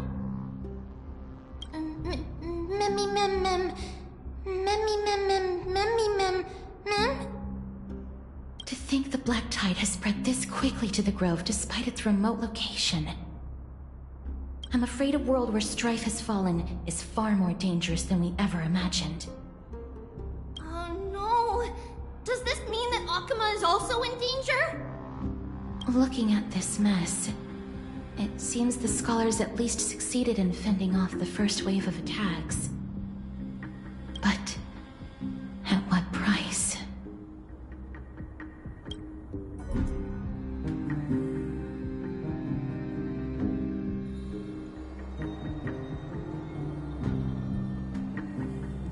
Lady Aglaya, after a few days of surgeries, both major and minor, we were able to save the life of that patient found on the outskirts of Akuma. Thank you again, Hyacinth, for your hard work. The scarring of his organs was especially severe, a result of the Black Tide's corruption. It's a miracle he's even survived. I can't say for sure when he'll regain consciousness. Don't stress yourself out over this. You've already done everything in your power to save him. There's no need to hurry to the Grove either. You deserve a good rest now. Tribi, I have some things to tell you as well. There's something strange about where that patient came from. He is not Akuman. The way the stitches on his clothes are hidden is quite unique. Such craftsmanship is undeniably from the Grove. The Grove? You mean... Now that I think about it, Castress and the rest should have arrived at the Grove by now. Trian just got in contact. The Black Tide has invaded the Grove. We haven't detected any survivors, even with the help of the Golden Thread. What should we do, Haggy? The Black Tide is posing an even greater risk to us now. I did not expect the Grove to be the first to be impacted, though. Can they tell where the core flame is right now? We see it. The core flame is still there, but... But... what? But they can't say for sure whether the Titan has also been corrupted by the Black Tide. Please let them know that for now, the most pressing task is to identify the core flame and transfer it to a safe place as quickly as possible. We must also search for survivors and find out exactly what happened to the Grove. Oh, and find Anaxa. Unless something went terribly wrong, he should still be alive. They've set off. Please, stay safe, everyone. I pray for their safety too. Aggie, how do you know that Anaxa is still alive? I know that man all too well. If that blasphemous performer knew that he was not long for this world, he would most certainly try to seize the core flame and drag the Titan down with him. Is this a joke as well? No, I'm being serious this time. We're facing threats from both within and without Akuma. The merciless carnage may have ceased, but Archime's nemesis continues to sharpen their blades even now. They may have even prepared the gallows from which to hang us already. You mean... Even if the divine authority of strife is as yet unclaimed, the Black Tide is advancing more rapidly than I expected. I fear this tragedy is more than a mere natural disaster. Alas, it's too late. The Council will likely take this opportunity to do something... I will try to keep this under wraps for now. But you must also take care, and be prepared for anything that may happen. All right. Should I inform Hyacinth about this? Not for now. She must be exhausted after performing surgeries non-stop for so many days. I don't want to overwhelm her with this bad news.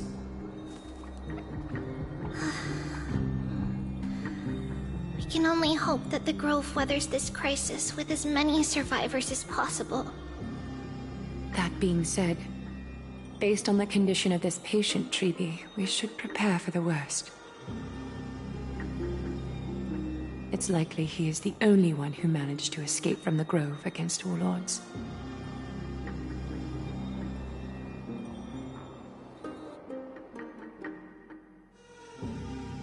Everything will be fine. The people at the Grove are really smart. They'll definitely be able to chase away the Black Tide.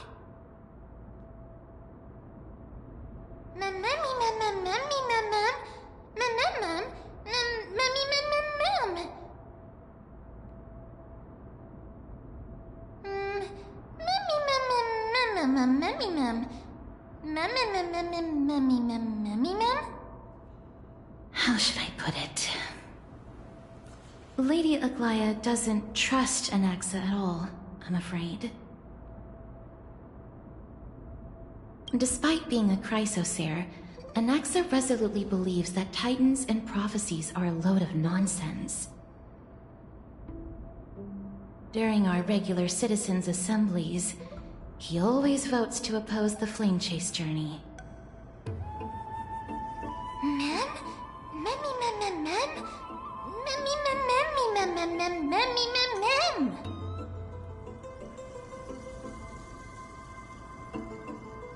Trian knows the answer to that. Everybody says that Circes, who symbolizes reason, is the most tolerant of novel ideas. Apart from Kefali, they're the Titan who treats us the best.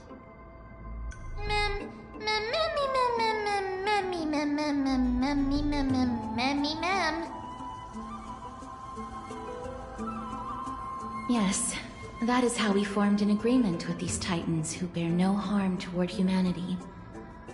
If they agree to support us on our Flame Chase journey, we will wait till the final moments of the journey to restore their core flames. With the exception of Orynyx, that is. They didn't lend us their power willingly.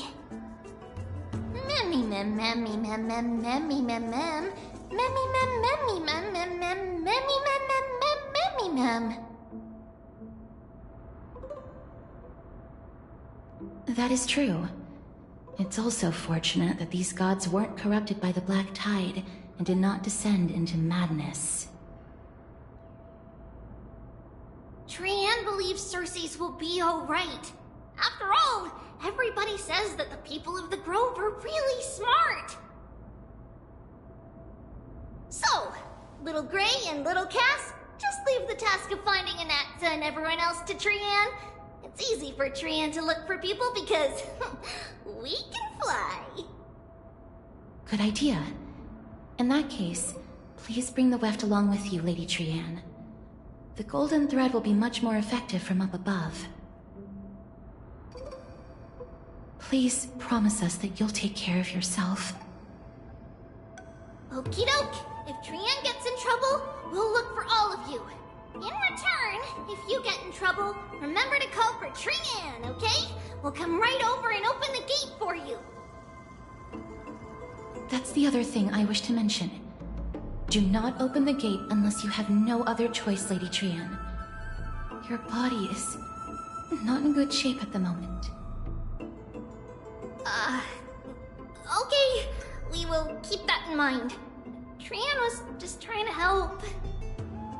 Of course, we know that. After all, Lady Trian is a demigod, the most powerful among all of us here. Remember all those brave heroes and the tales you've heard.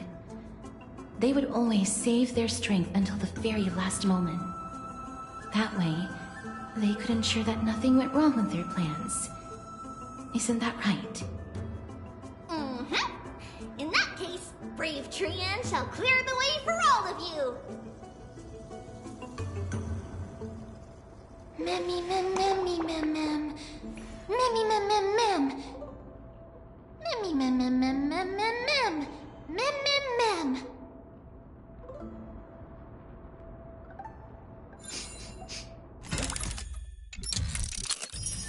So many monsters. Memmy mem mem memmy mem. Memmy mem.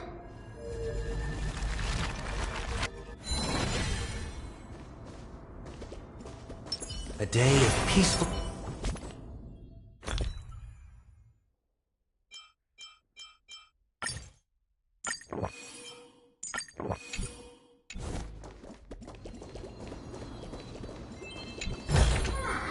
An abundant fragrance, worthy of recognition.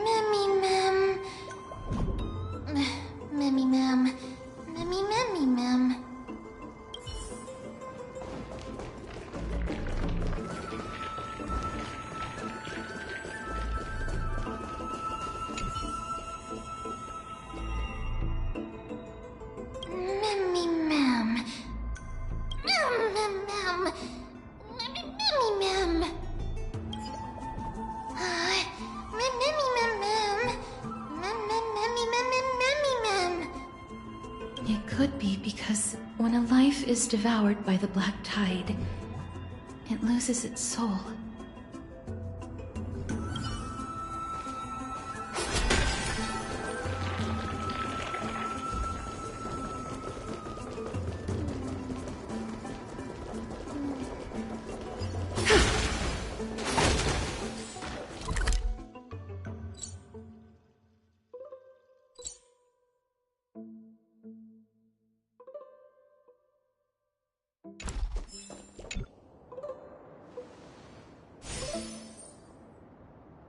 I can't open it.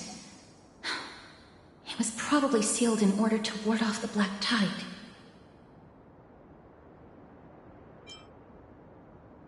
Save your energy. Yanis's power is far stronger than we could ever imagine.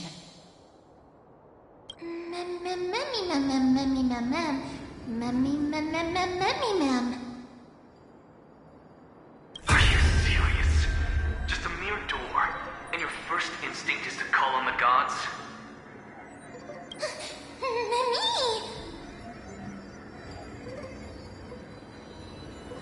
Before you try unlocking the door, perhaps you should first find a way to clear the fog that clouds your vision.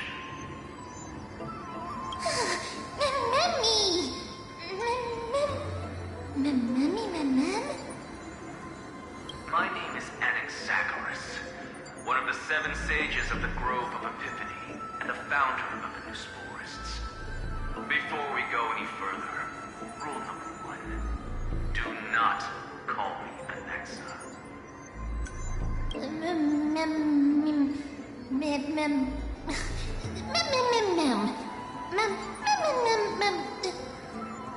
Rule number 2.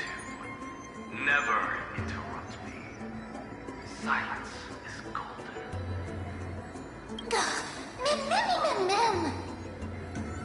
The person standing here and conversing with you right now isn't the vestiges of a memory.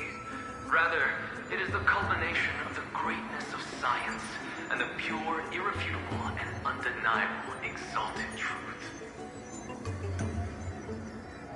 Through the wonders of alchemy, I have shattered my soul and transmuted it into gold before burying it in this spot. I have recorded these words so that visitors may learn where their next destination lies.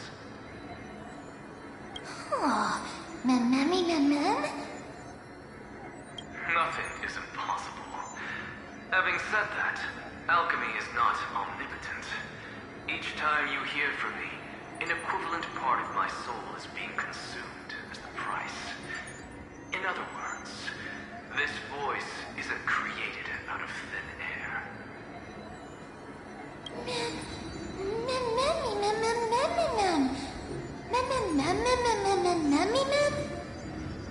That's because my precise calculations account for every possibility. I also know that you have already discovered the cause of the calamity at the Grove, the black tide, and that you mistakenly believe that the scholars have been wiped. But that is where you're wrong. While the black tide was still approaching the Grove, the sages found a way to evacuate the vast majority of the scholars. They are heading toward the holy city of Akhma as we speak. Only a small fraction of the scholars stayed behind with me to defend the Grove. If all goes well, Circe's core flame will reach Akhma before long. But since you have accessed this message, something unforeseen must have occurred. For now, you should continue onward to the Luminary Throne, where you may retrieve the core flame. And our mortal remains. And now, the objective is complete. That is all.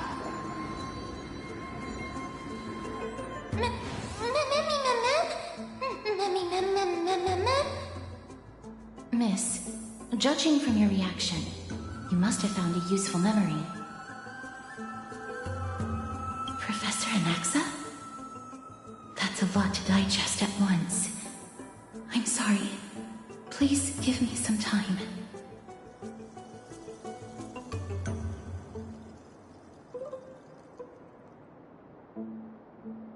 You don't have to take that too seriously. For some reason, he's especially particular about his full name. Professor Anaxa theorizes that all beings originate from the same source and have a similar composition, which in this case refers to the soul. He calls this theory Nesporism. It is an extremely complicated theory. You should get him to explain it himself if you're interested. Provided that he is still alive. Yes, that seems like the only good news so far. We can just focus on retrieving the core flame then. I do not wish to consider this possibility. Perhaps they were just unable to transfer the core flame, but managed to escape.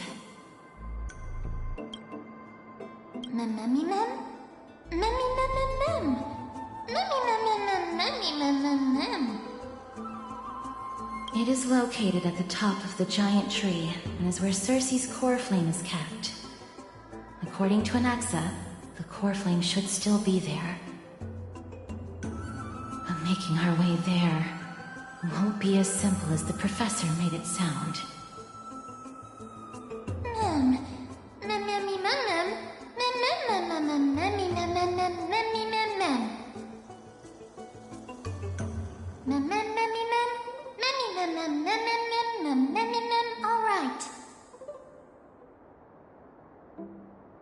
Right. Let's see whether he left any similar directions for us along the way.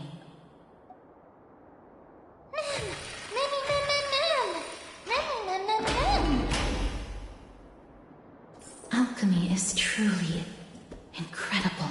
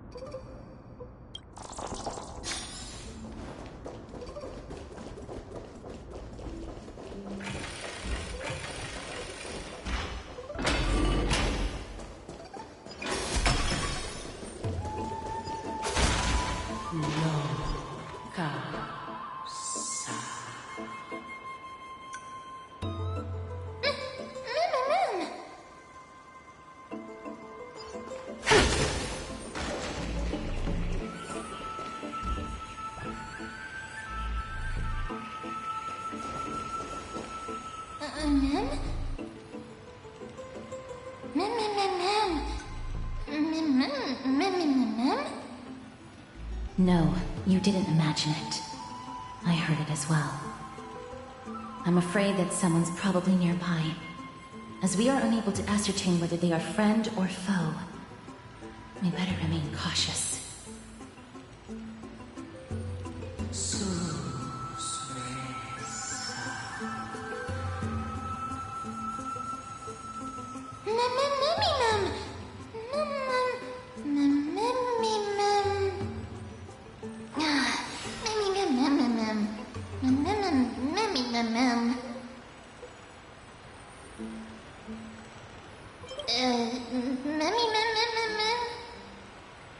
Found it.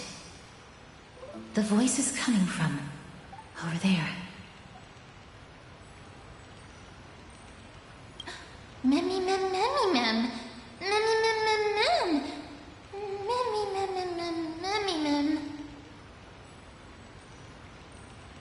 No. It seems to be coming from somewhere even further that way.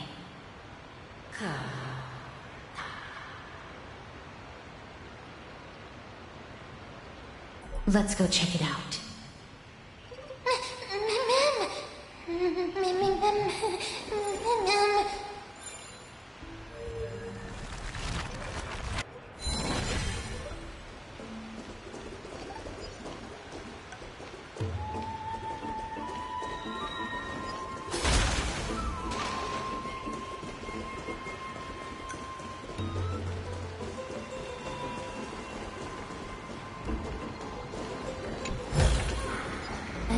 abundant fragrance, worthy of recognition.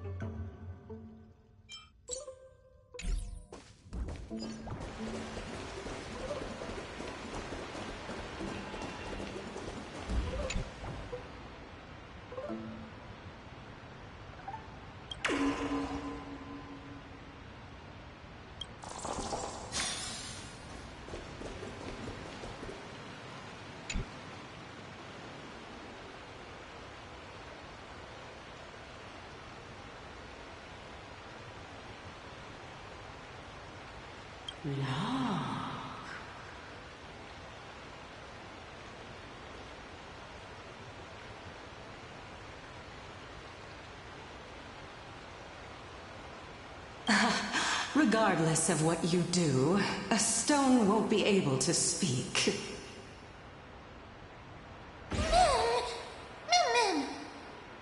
Such a lively little bunny. You even smell a little familiar.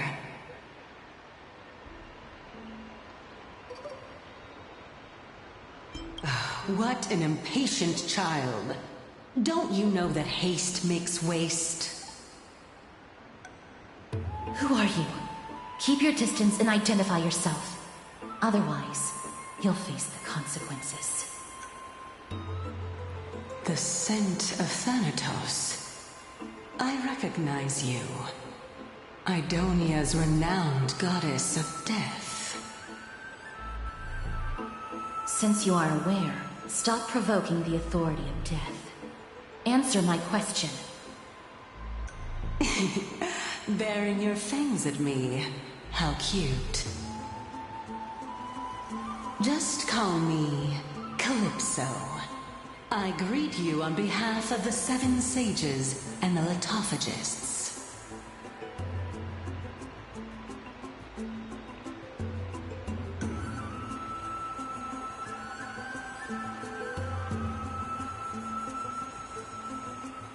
Be careful. Even if the head of the litophagists has never shown their true identity before, you shouldn't trust this person so easily. The weft could not detect her presence just now. That would be out of the ordinary if she were truly a phantom body. But if she is someone who has passed on, I should be able to tell. Let me test her. Do you mind if I join your private conversation? That would be rather inappropriate for someone who isn't even willing to reveal their real self. Forget it. However, I'm going to ask you some questions. Please answer them truthfully. If you can do so without hesitation, we won't treat you as an enemy for the time being. A pop quiz? Well, that sparks my interest. Go ahead. What was the topic for the grand finals of the 752nd Great Debate? Is a flying arrow in motion or at rest? Who was your representative? Medea. She went up against Phynon of the Noose Forests. Who won? Nobody won because the 752nd Great Debate never took place. What I just mentioned happened during the previous debate. Phynon emerged victorious and obtained his 10th consecutive debate wreath. Also, to alleviate your worries, I shall provide you with a piece of information that's more valuable than the Great Debate. Anaxa the New Sporist is still alive. I saved him, and he is now recuperating at the Luminary Throne. So, are you satisfied with my answers?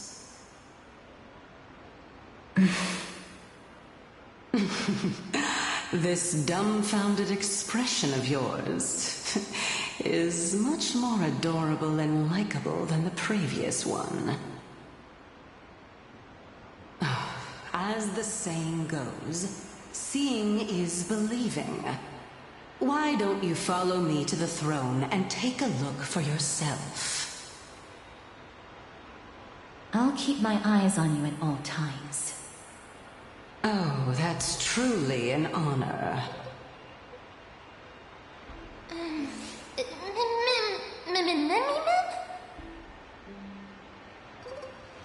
As long as we can get the water wheel turning, we'll be able to use it to ascend. So, the solution is to awaken this heart.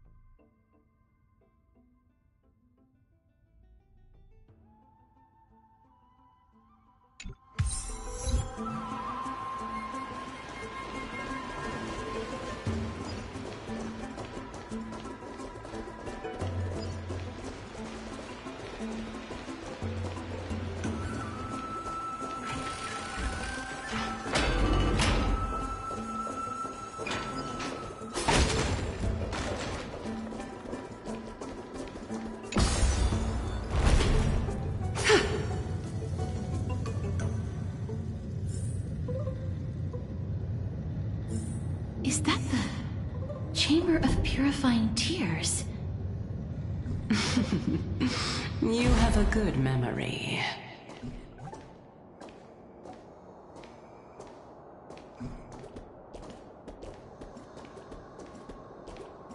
Why exactly did you bring us here? My intention should be obvious. See that shallow pond over there? Water lilies grow there. Initially, Circes watered them with their tears, while Nestia nurtured them with affectionate love. They are a token of the eternal companionship between the two gods.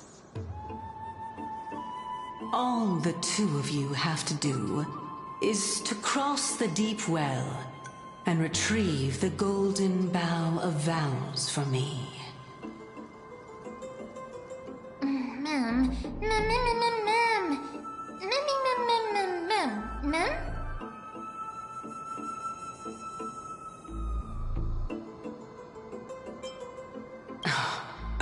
You're making it sound so ominous.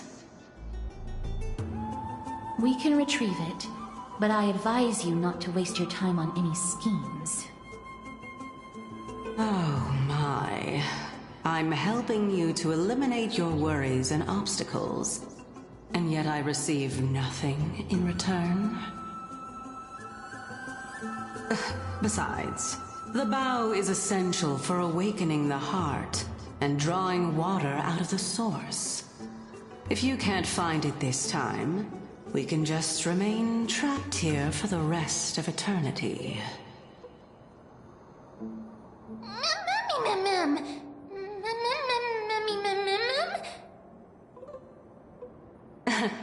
You're overthinking things.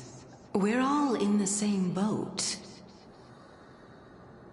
Although it would be absurd to say that I have no other motives.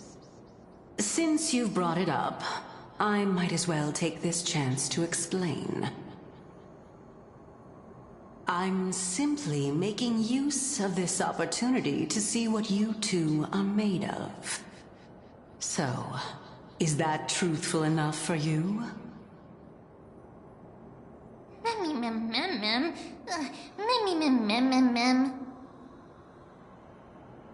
Now is not the time for me to elaborate further.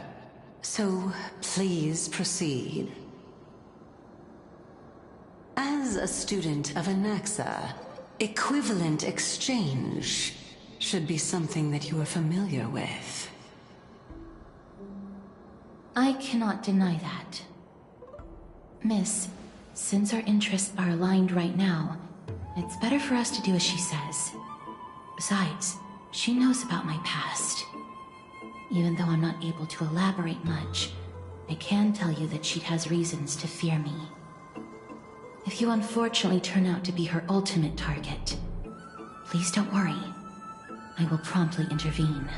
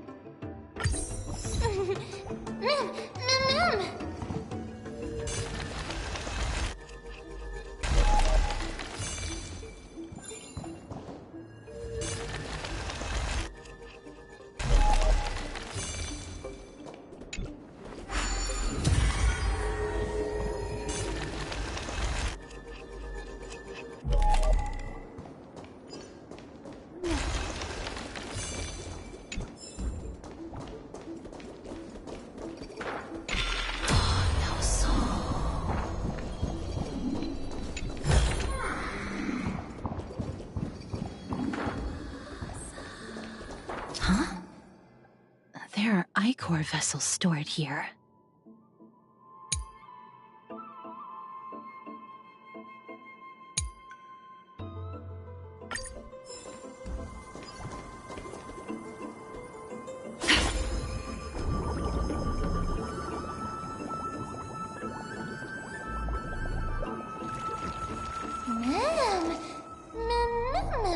Flowers, ma'am.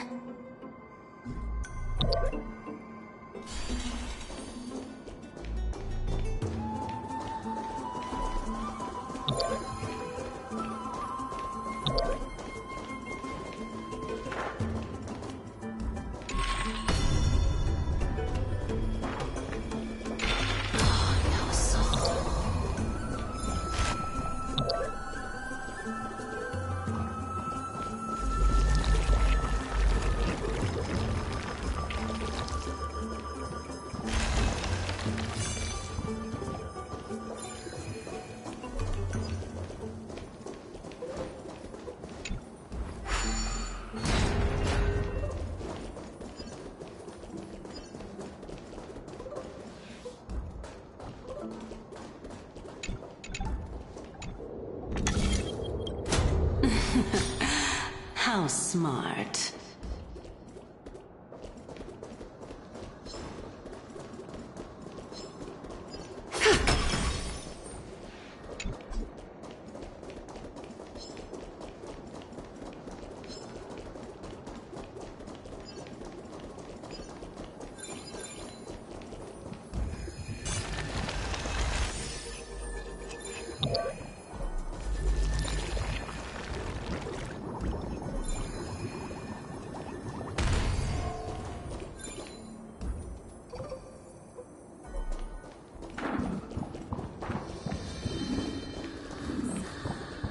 Let's hope that this is not a trap set by her.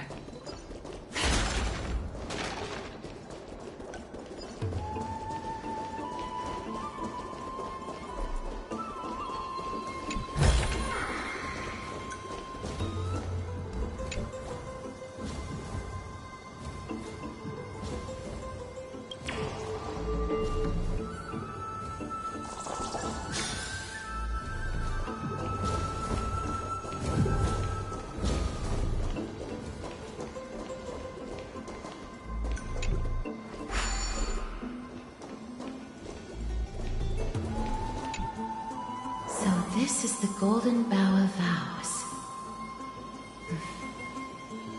I hope that the Titan will not take their anger out on us.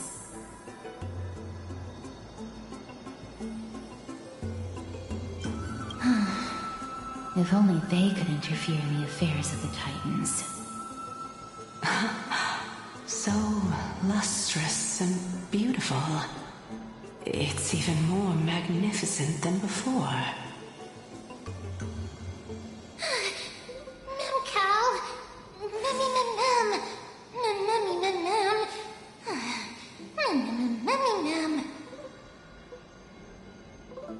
Understood. My apologies, Pink Bunny. Memmy Bunny Is this the legendary Golden Bough of Vows? We'll know once we test it.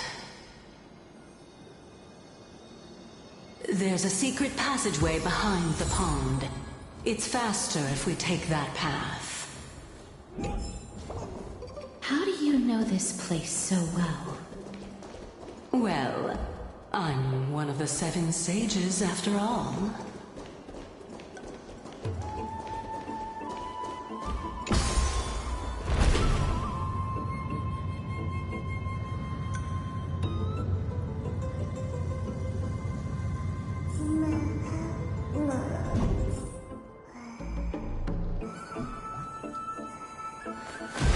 Reshape fate and weave a new beginning.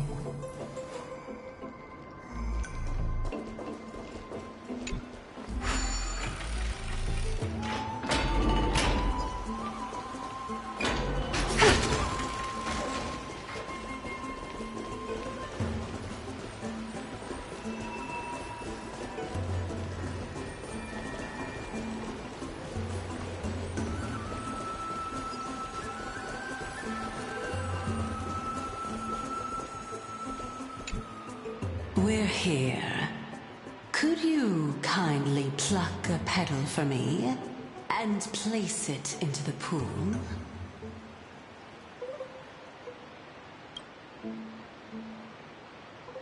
Now, can our little goddess perform that again? Huh? That being the oath of Nestia's priests. Right. Got it. O Nestia, with the weft as my vow, I beseech you, entwine my body with your golden thread and affection. Ma'am, Memmy lit up.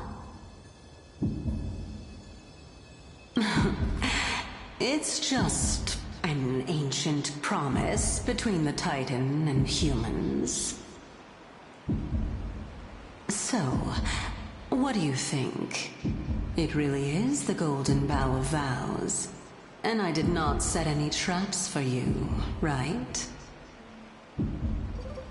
That is indeed true.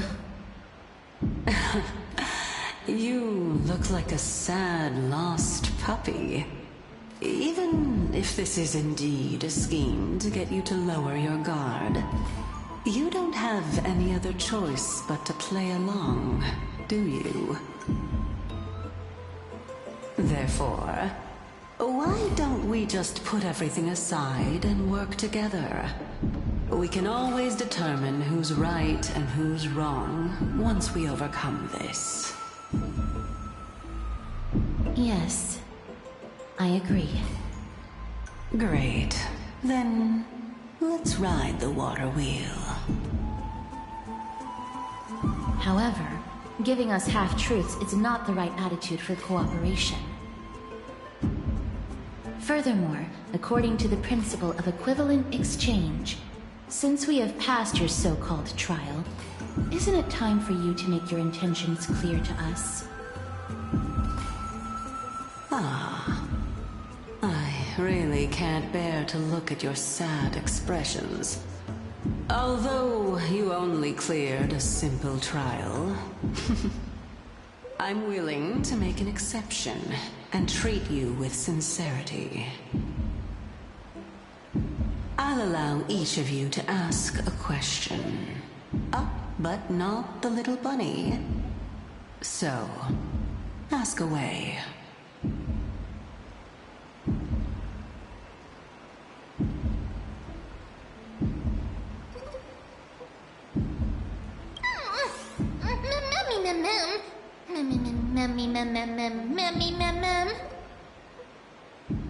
Well, in that case, miss, please go ahead.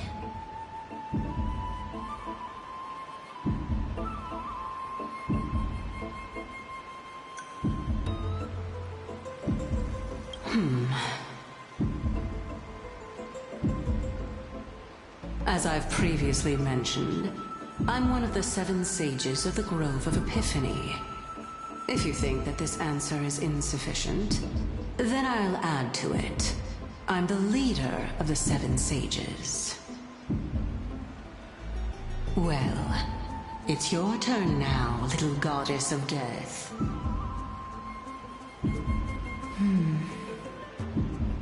My question is, was your previous answer the whole truth and nothing but the truth?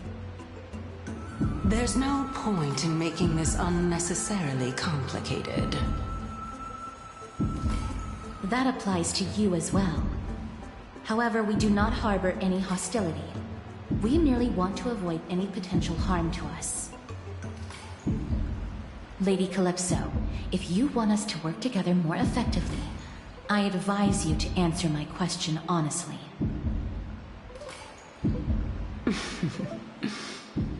All right. I was completely truthful in my response just now. I have not deceived you, nor will I. With all due respect, omitting facts can also be considered deceit. Is that so? Regardless, I still stand by my previous response. Then please lead the way. After all, facts speak for themselves. The truth will come to light once we arrive at the Luminary Throne. All right, all right. I originally thought that you were just a beautiful flower planted in the mortal realm by the hand of shadow. But now, I see you have some prickly thorns, too. I'll just consider that a compliment. Indeed. I'm complimenting your charming naivete. All right, go ride the water wheel. I'll wait for you up there.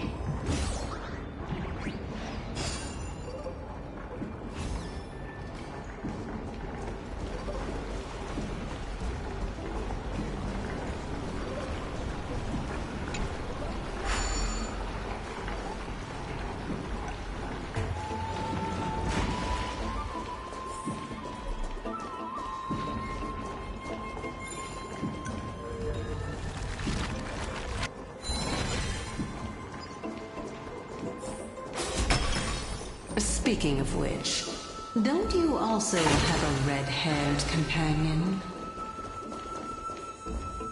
Mem. Not too much.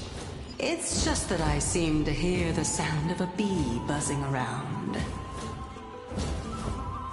Lady, your metaphors are not worthy of praise at all.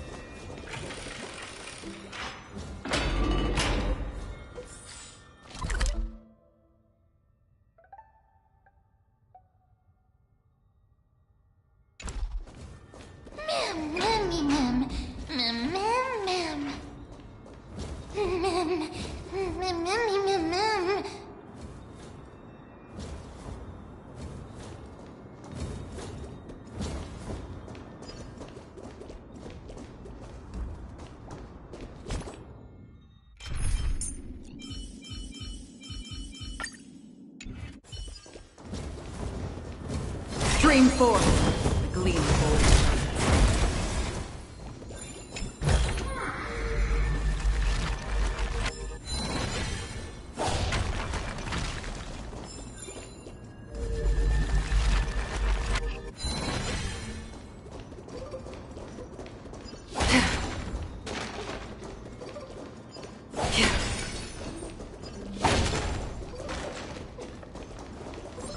Stream forth.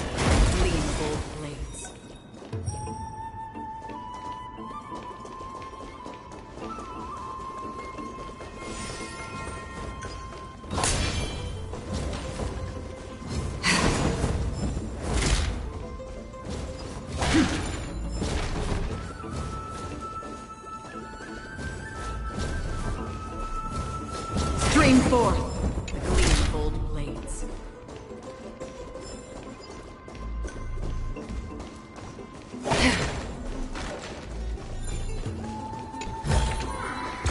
Wait, you will find.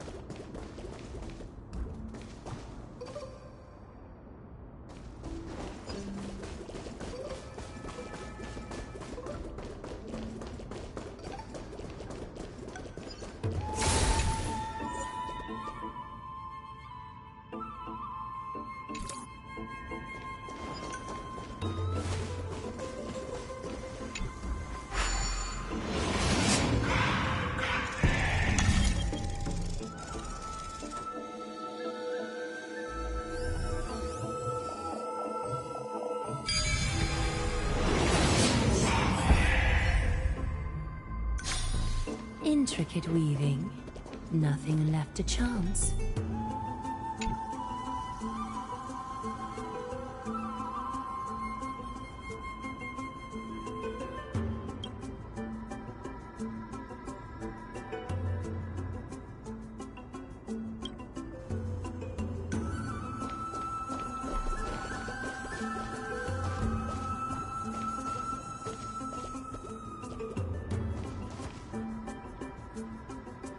Whoa! It's Little Gray, Little Cass, and the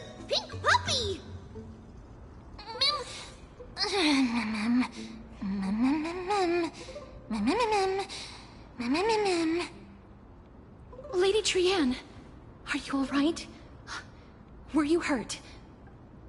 No, Trianne flew high up into the air so the monsters couldn't reach us.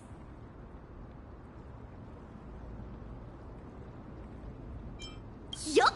The spindle that Aggie gave us is so powerful that Trianne seems to have found Nax. He's near the treetop.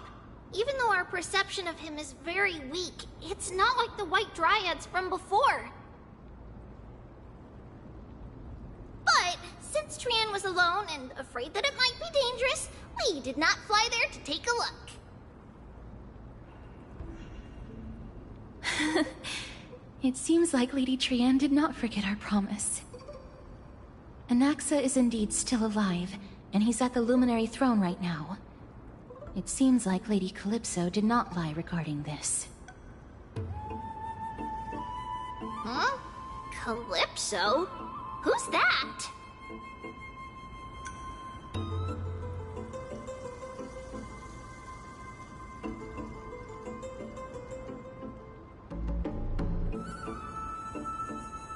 Oh, so you found a survivor! But the golden thread doesn't seem to be able to sense the person you're talking about. Mem! Mem, mem, mem, mem, mem, mem. Mem! Mem, mem, mem, mem. Coming and going without a trace. She's such a strange person. Oh! Actually, Trianne also found this. Could this be related to the person you're talking about? This is a piece of burnt cloth. Yup! Trianne found it on a branch not long ago. Trianne even used the golden thread to search around and found that the entire grove is giving off a similar aura. Memmy... Memmy mem mem mem... Mem mem memmy mem? Trianne doesn't think so. Because when Trianne picked it up, we didn't see anything at all. And judging by the golden thread, the aura seems to be all around. Lady Trianne, where is the aura gathered at right now? It seems to be... Oh! A little higher and a little ahead of us! The Dome of Devotion. Calypso, just what are you hiding?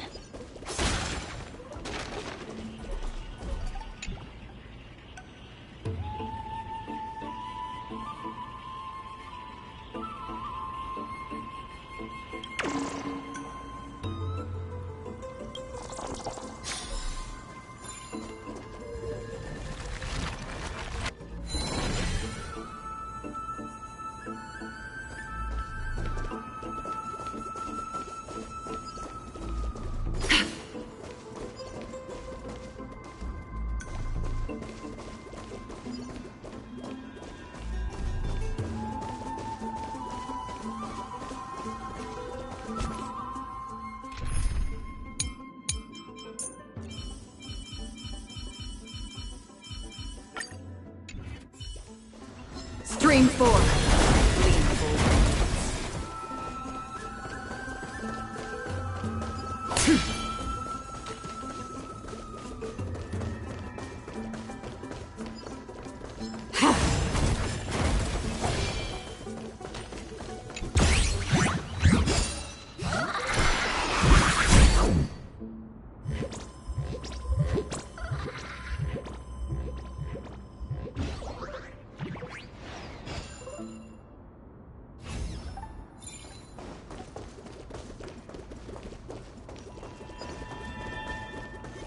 Stream 4. Gleam old blades.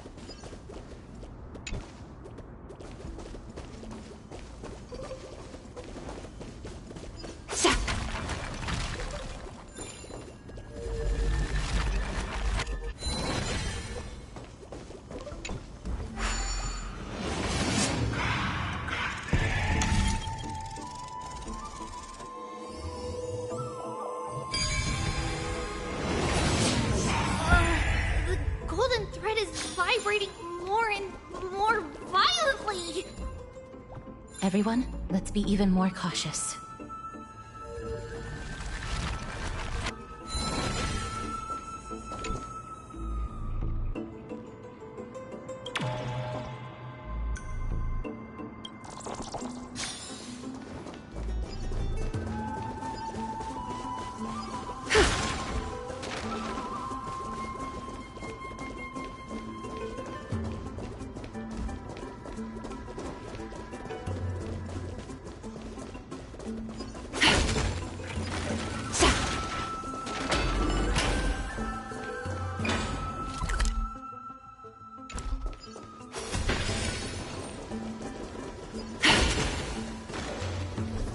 There's no one...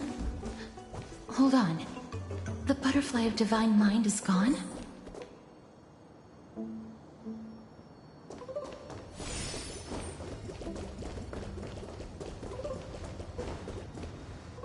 That can't be. Was it for fending off the black tide? Or perhaps...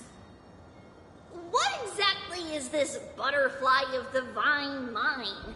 Is it a very powerful guardian monster? No. How should I put it? It's considered a safeguard for the Titan's core flame. This butterfly is created from Nestia's remaining divine mind and bears the responsibility of guarding the core flame. Legend has it that someone can only pass the trial of the butterfly by proving they possess pure and unselfish love within their heart. Only then can they awaken the great tree to open up the path to meet Cersei's. But how are we going to prove it? Mem mem mem mem mem mem mem mem mem mem mem. Sorry, but even I don't know how. After all, this is a secret among secrets that only a select few in the entire grove and even Amphorius know. Rather than worry about this, Lady Trianne, did the golden thread react to anything around here? No. That unknown thing seems to be even farther ahead and higher up.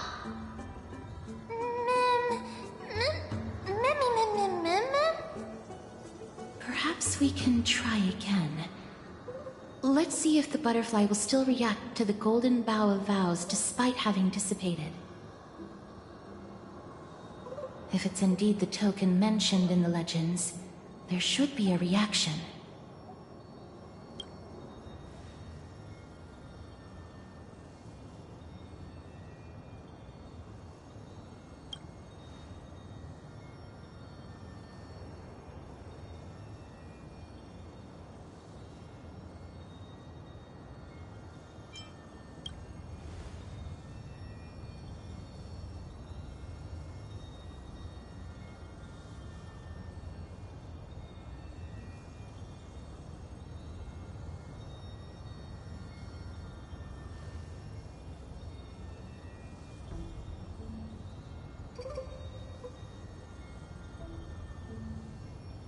Let me give it a try. Oh, Nestia. With the weft as my vow, I beseech you, entwine my body with your golden thread and affection.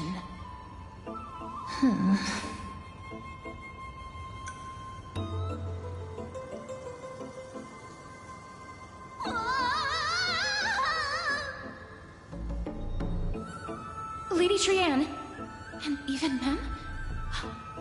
Where have they disappeared to? Little Gray, little Cass, look over here, quick!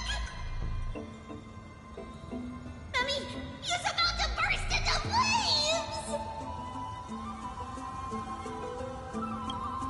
The voice seems to be coming from the Star Chase atrium.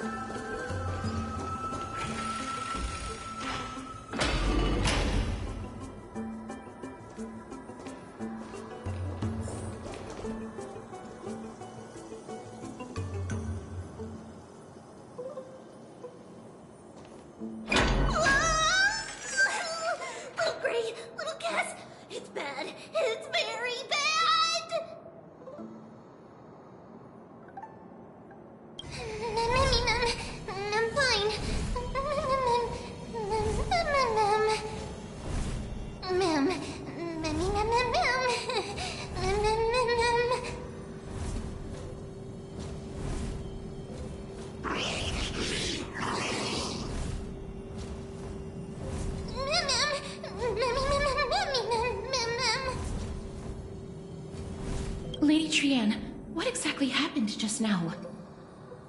Trian and Memi were looking around to see if there were any mechanisms nearby. But just as they went to take a closer look at that big piece of amber, they were surrounded! I see. Let's get a move on. The orbs belonging to Ornyx's priests should be nearby. Hopefully they'll be of some use. Memi mem. Memi mem mem. Memi. Mem mem mem.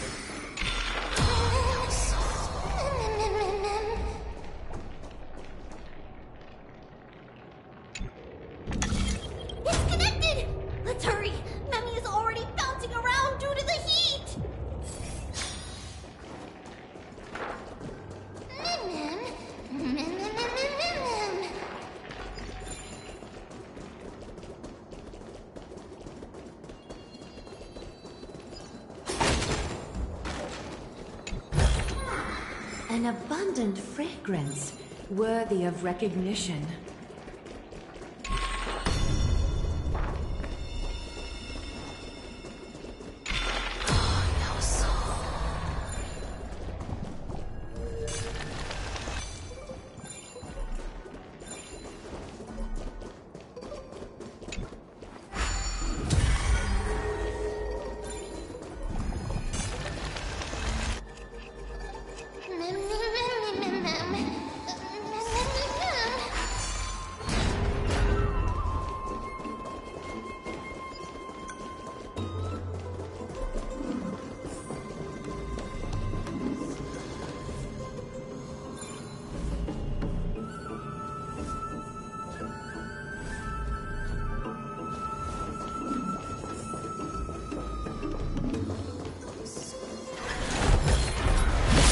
Gentle texture and a fine craftsmanship.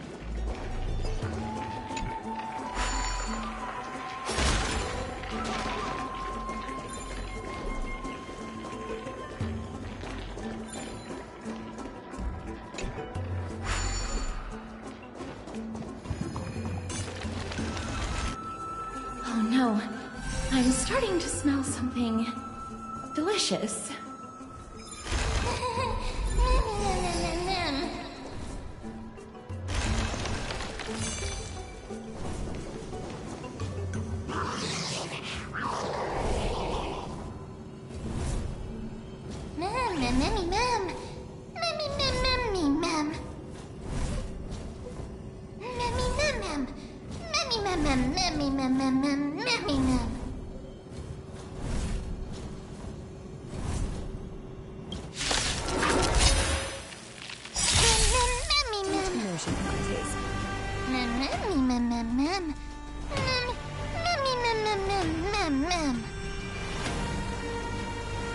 Time for resolution. Countless thus our fates become one. So fragile, like a wisp of silk. I hope for an end to strife resonate all together. Torment and doubt, farewell. This. Watch over you and guide you on your path. A little light to be revealed. Night. Storm's echo. Fiends or devils, I'll crush them all! Thank you, friend. life, so fragile like a wisp of silk.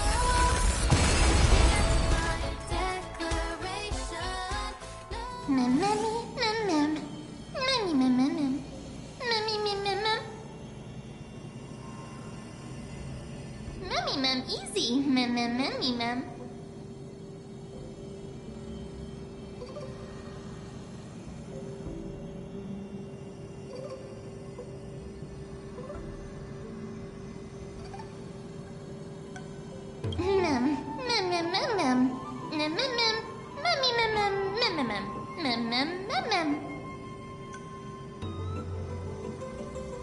I'm glad that everyone is all right. Speaking of which, this piece of amber is... A remnant of Nestia's core flame. To get to the throne at the treetop, gather the embers before you with the golden bough of vows, and present it to the divine butterfly. Whoa! Where did you come from? You finally appeared, Lady Calypso. Yes, it's been some time. The battle just now was a true delight, and I feel quite elated.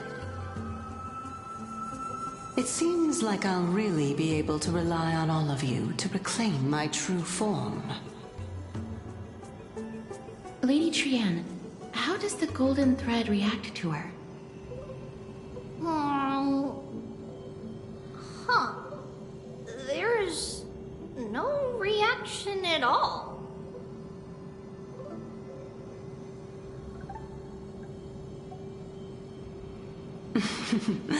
Obviously. After all, the fragment that you picked up just now is completely unrelated to me. All right. Just do as I say. If you're able to pass the trial, I will tell you everything truthfully. Another trial.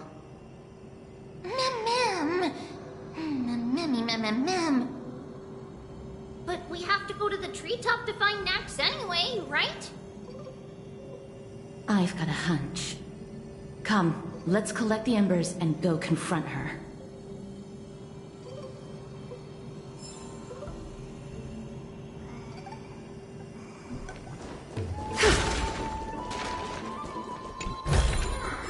An abundant fragrance, worthy of recognition.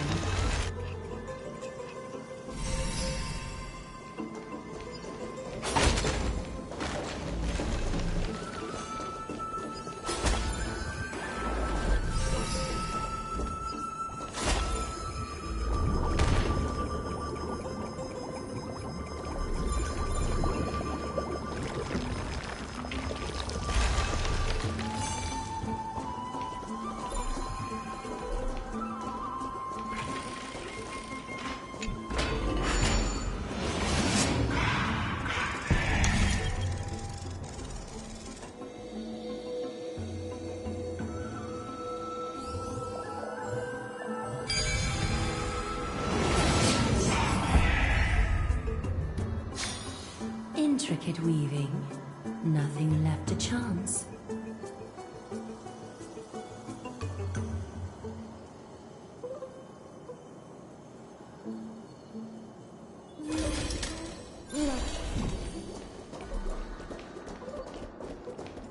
A day of peaceful repose.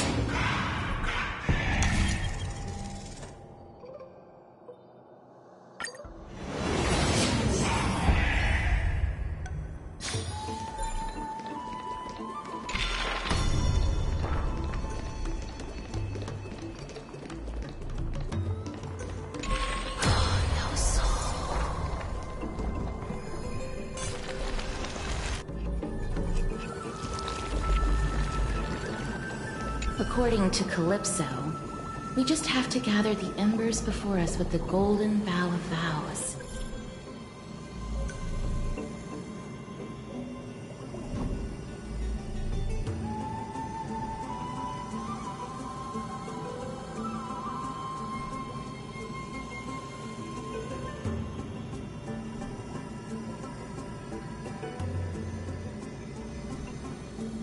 How incredible.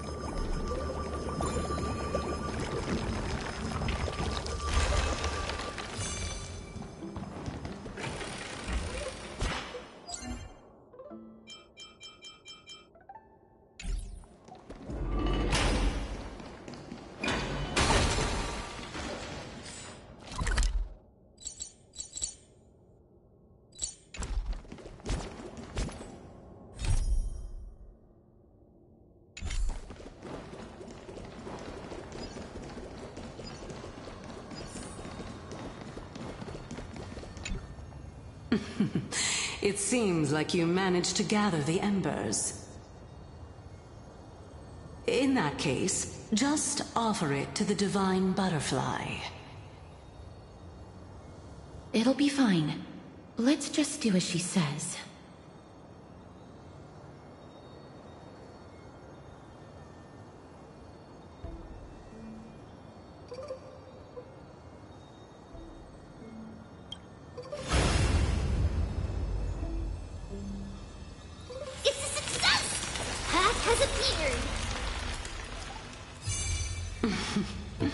All of you have indeed passed the trial.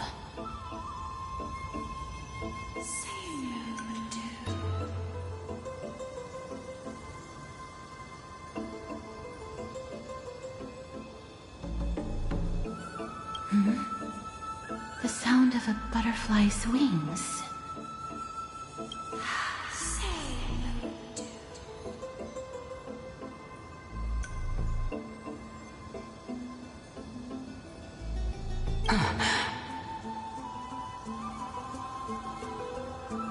I'll be back shortly. Of course, our promise still stands. But now, it's time for me to sacrifice myself.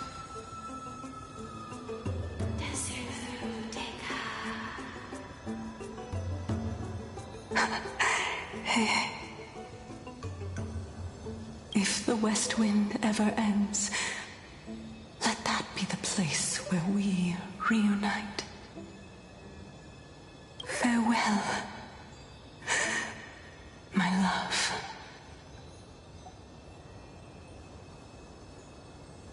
Lady Calypso, this is...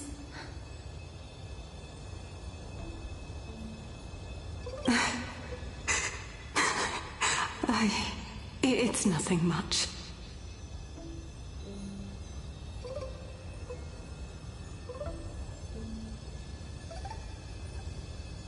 Thank you so much for your help. Now, it's time for me to fulfill my part of the promise. Well, in that case, I can start. You're actually Cersei's, right?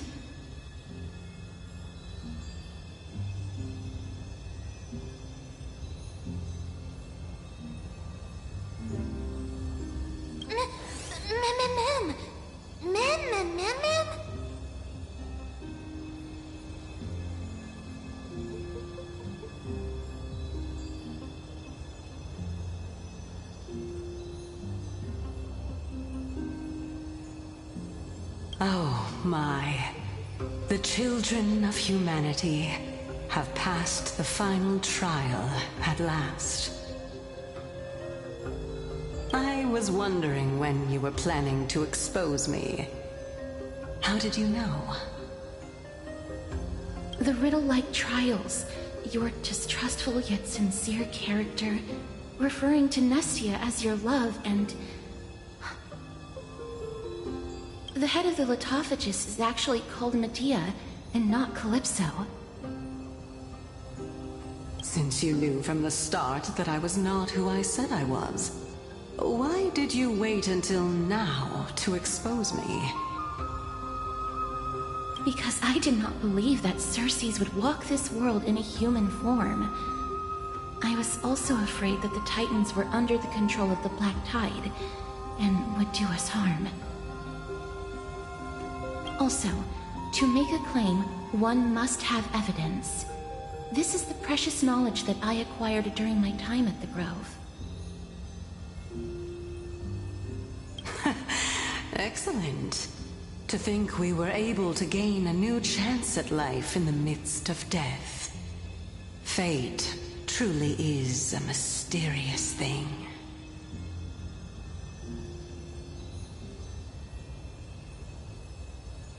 Well, shouldn't you also tell us why you went through all the trouble of setting up these riddles?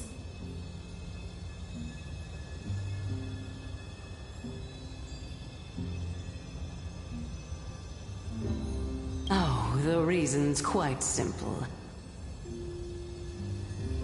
I needed your help, and just like how you were wary of me, I had to ensure that you were not villains who were trying to get their hands on the core flame. I also had to ascertain that you were capable of dealing with the threat at hand. Is this threat related to the Black Tide? Indeed. And it's even more related to that lost item from before.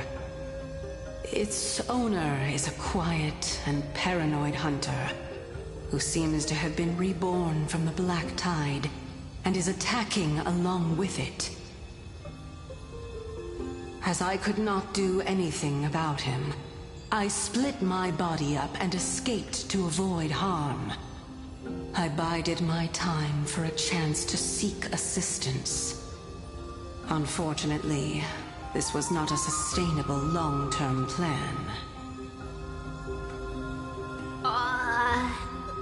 What you mean is that you hid your own core flame? Indeed. I split it into 3. I hid one within the Golden Bough of Vows, and sealed another in the Amber, along with Nestia's remaining embers. As for the last one, it's currently in Anaxa's body, which is in dire need of repair. What? Do you mean that you're using such a method? After all, the scholars of the Grove have always been willing to lay down their lives to defend my core flame. As a respected god, it would be too embarrassing if I were to do nothing and simply watch the children of humanity give up their lives for me. Especially that heretic named Anaxa. He did not even hesitate to tear his soul apart and use it to perform a miracle. He trapped all the creations of the Black Tide within the Grove so that they would not be able to harm others. His way of thinking was so out of the ordinary that I felt it would be a waste for him to meet his demise in the Black Tide. And so, I decided to save his life. Of course, this also meant that I was able to conceal myself and remain hidden. Well, that's also an equivalent exchange, right?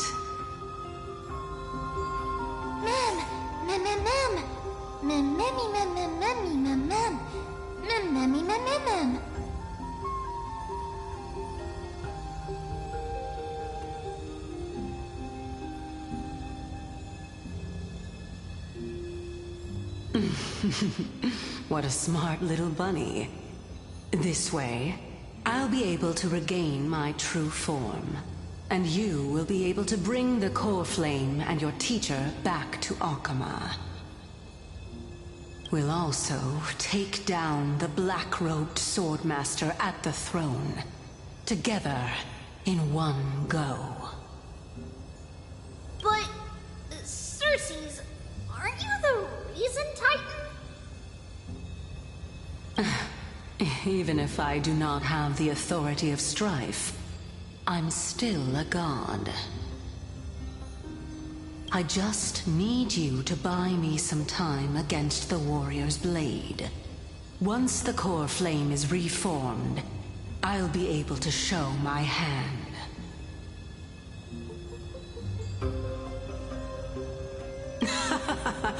Excellent. Then just continue climbing to reach my throne. Turn the golden bough of vows into firewood to reignite the core flame of reason.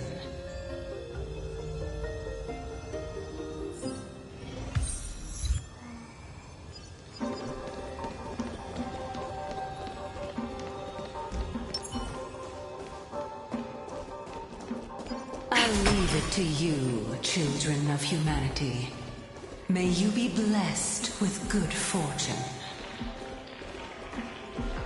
It seems like a fierce battle will be inevitable. Don't worry, Trigan will protect everyone!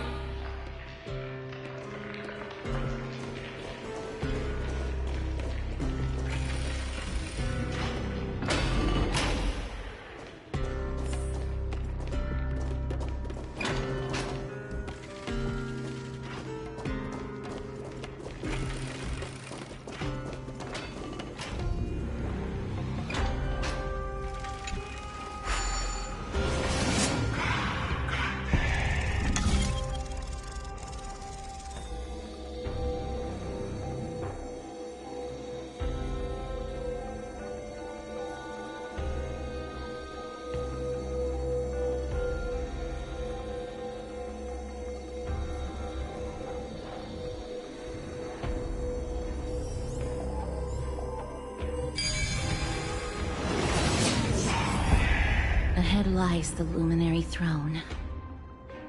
And also, the battlefield that we're about to step onto. Ma'am, Memmy,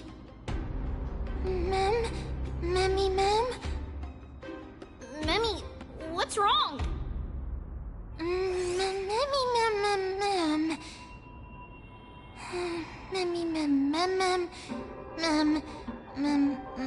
Ma'am. Is this Professor Anaxa?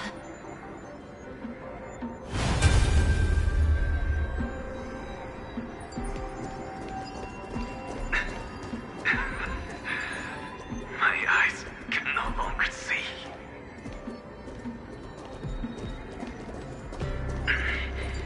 No matter. All I have to do is to place this body at the core of the array.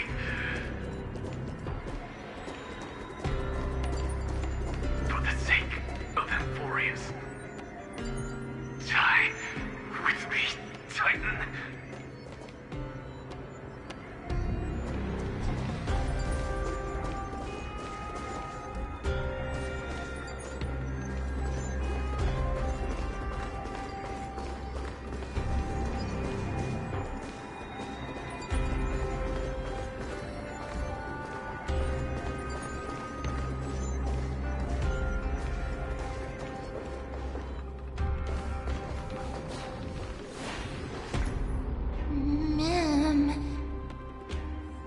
Cersei's was right. He's indeed here.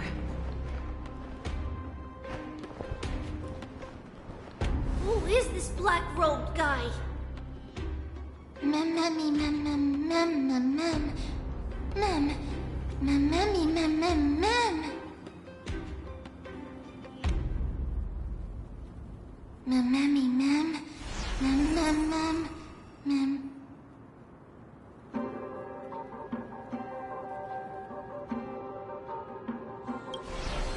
Mem. Mem. Mem. Me. Mem.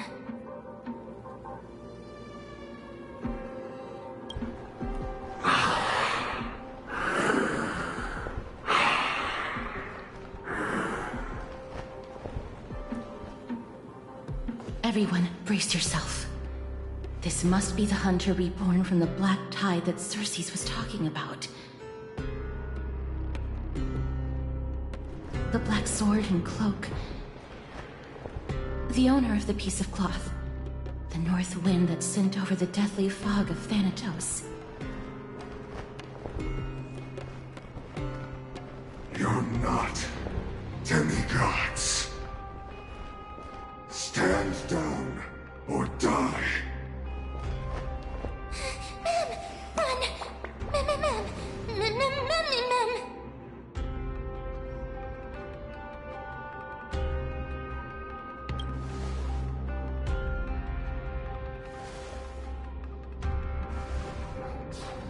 Trianne will also protect everyone! Trianne is brave! Miss. Only this time, may death protect us.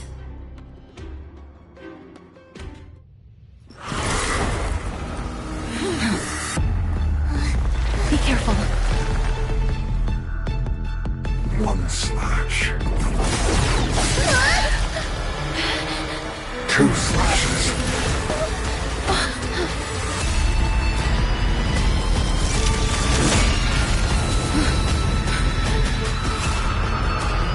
Three slashes are enough. Who exactly are you? Scorn. A bit too much commotion for my taste. This mortals will watch over you and guide you on your path.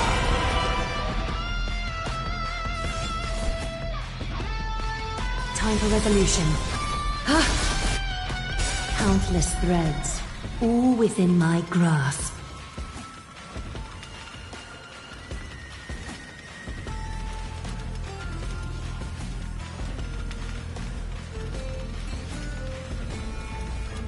Find stillness and enlightenment will emerge. Thus our fates become one.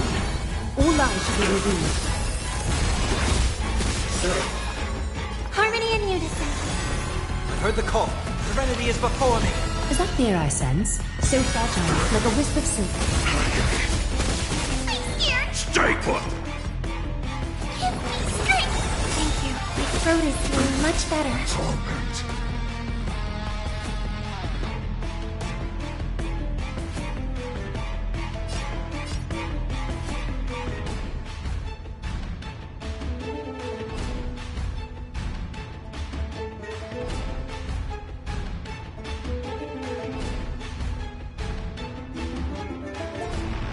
Find stillness and enlightenment will emerge.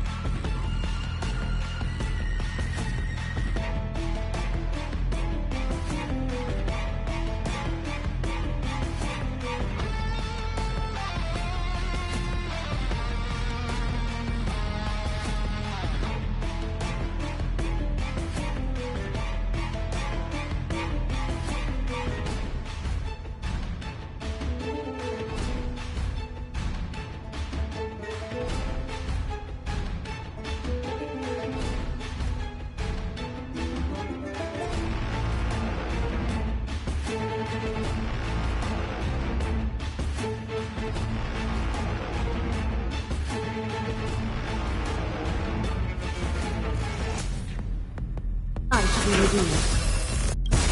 Right. Stars echo! No more!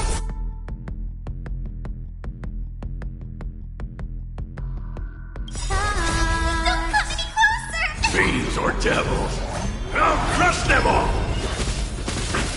Torn it to doubt, farewell! A little honesty would do us good.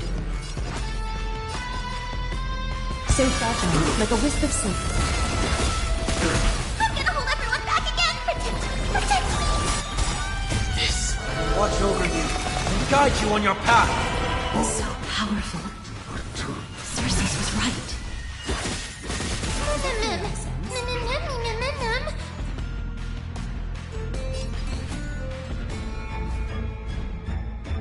Light to be revealed. Countless thus our fates become one. So fragile, like a wisp of silk. I'll overcome the thorn. Serenity is before me. A little honesty would do us good. All light to be revealed. Return to the great tree. Offer your souls to the fire. Not good.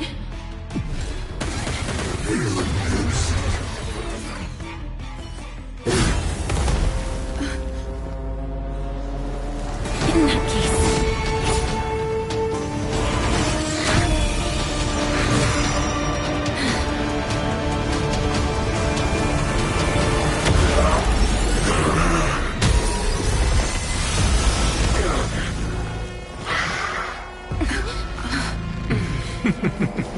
Can't be killed in a single blow. You are indeed no ordinary human.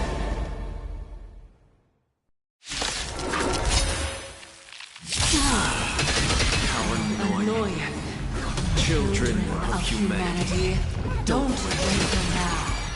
since the ambush failed, it'll be difficult to find another opportunity. What a pity. Professor Anaxa? No. It's Cersei's.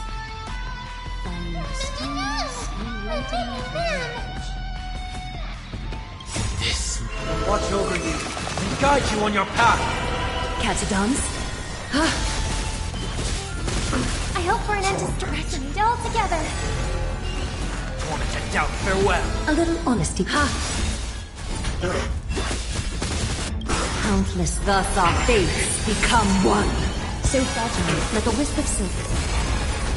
I'm scared! Stay put! Give me strength! Can't thank you enough. Fiends or devils, I'll crush them all!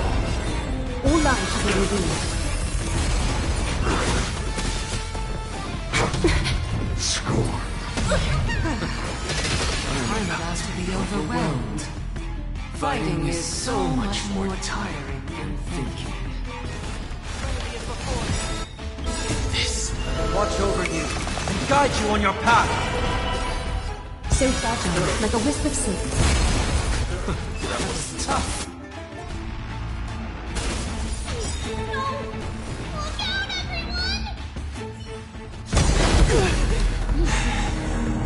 This is bad. Century Gate,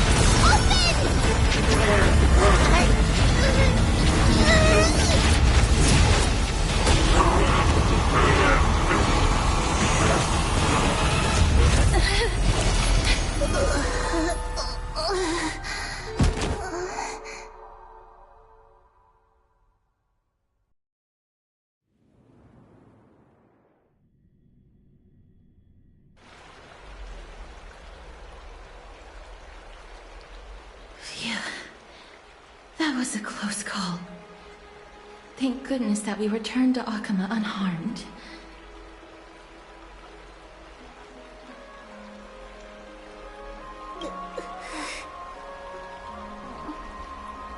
little Cass, my head, it still hurts. Sorry, I know you told me not to open the gate. Please don't blame yourself, Lady Trianne. If it weren't for you, we would have already met our end at the Grove.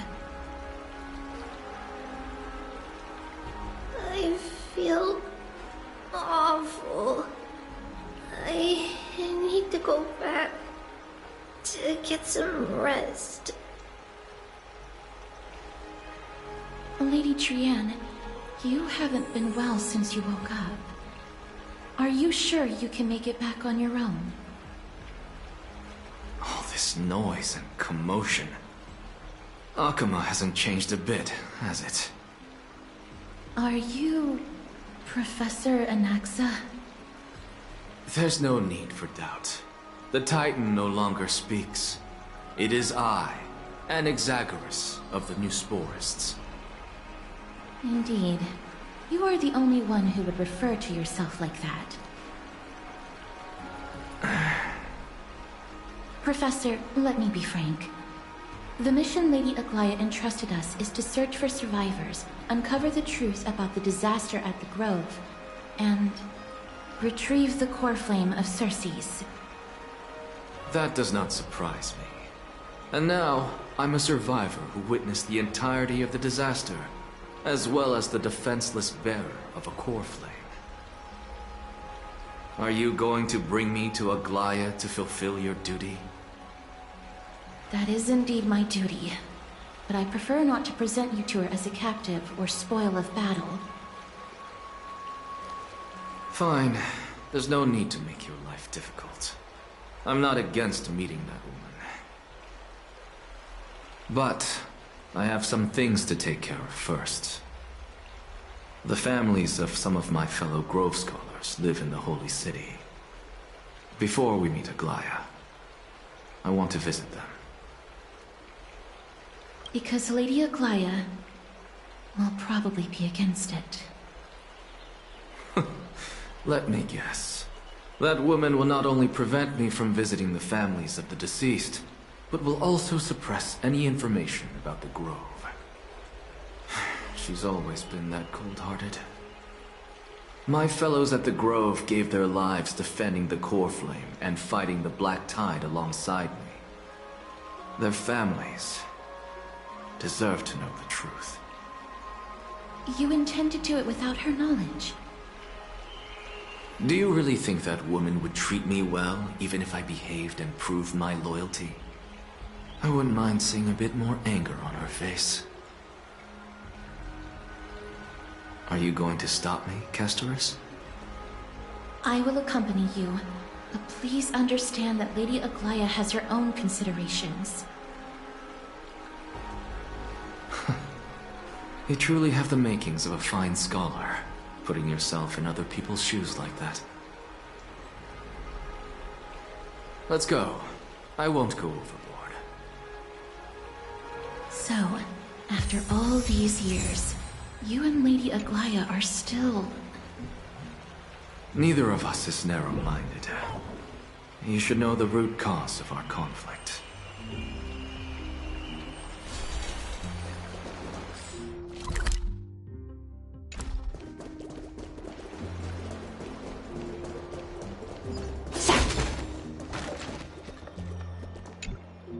Hello. And you are? Hello. If I'm not mistaken, you are Kallinicus' wife, right? Yes. Oh, are you a messenger? No wonder I haven't heard any news for so long. There's been a change in personnel, hasn't there? Ma'am.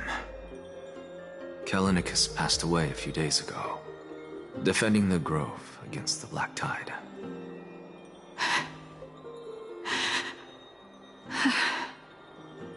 So... did he manage to defend the Grove? Huh? Yes. He managed to protect Circe's core flame, at the cost of his life. I see.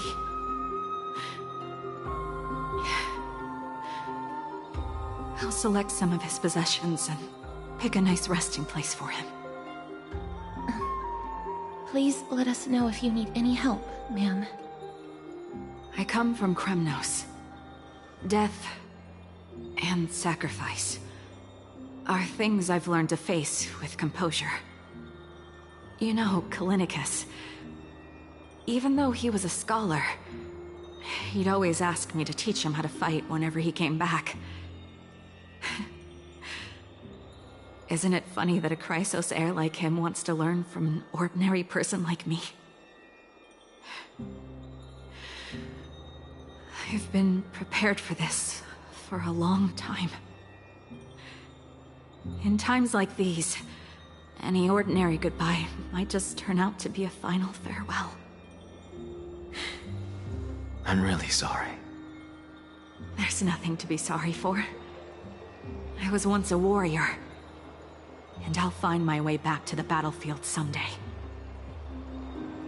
With the coming coronation of the new King of Kremnos, I'll take up my lance against the creatures of the Black Tide, and seek vengeance for my husband.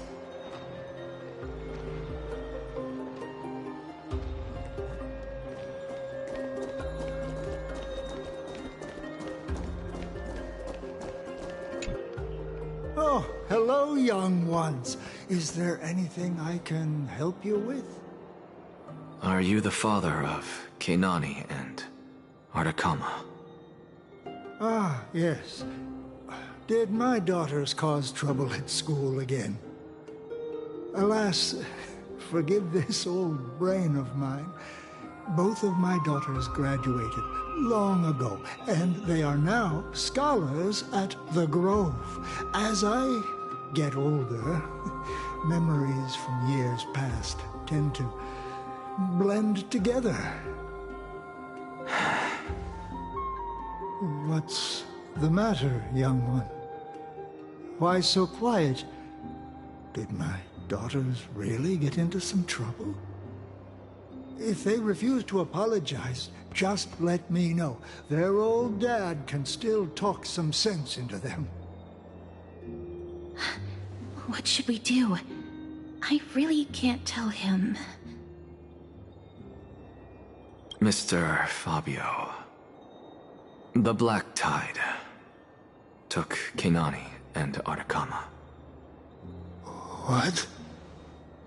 They fought until their last breath against the Black Tide to defend the Grove.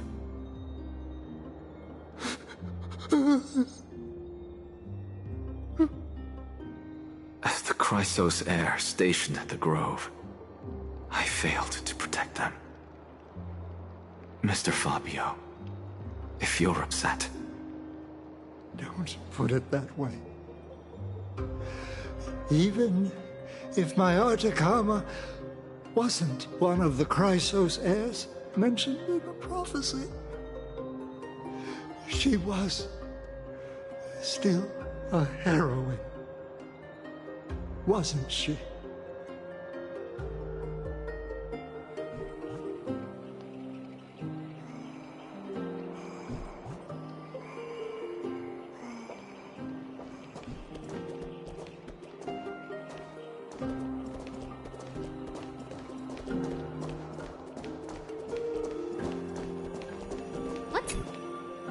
What's wrong? I'm busy. There's a lot going on in the city, and I've got my hands full. Mister, we're sorry to bother you, but... Wait, Lady Castors, did Lady Aglaia send you because of some mistake I made at work? Keep your cool, Titus. I'm Anaxagoras from the Grove of Epiphany, and a colleague of your father, Old Titus. A few days ago, your father passed away. Wait, what? My old man died?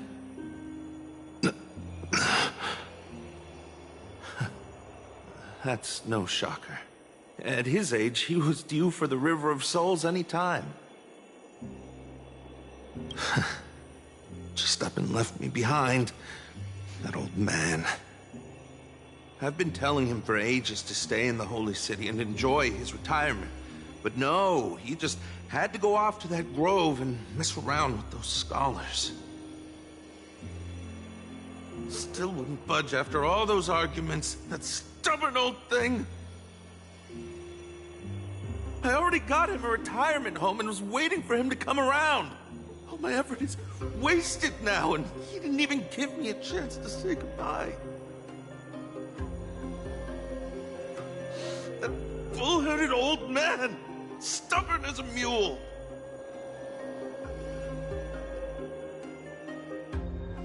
That is it. That's all the colleagues' families that I remember. Good work, Miss. And Professor Anaxa. Let's go. Take me to see Aglaya. All right. I'll lead the way.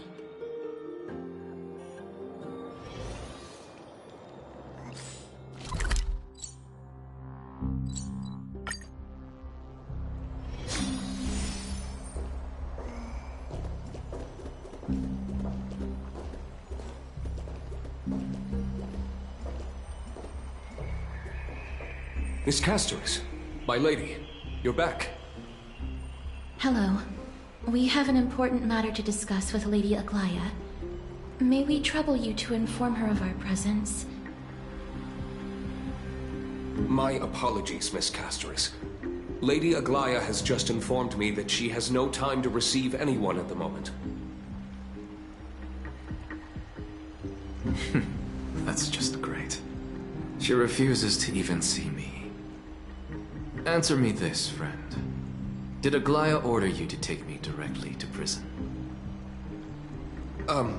Who are you? Please don't jest. It's possible that she really is busy. Let's wait here a moment, and I'll try to contact her using the slate.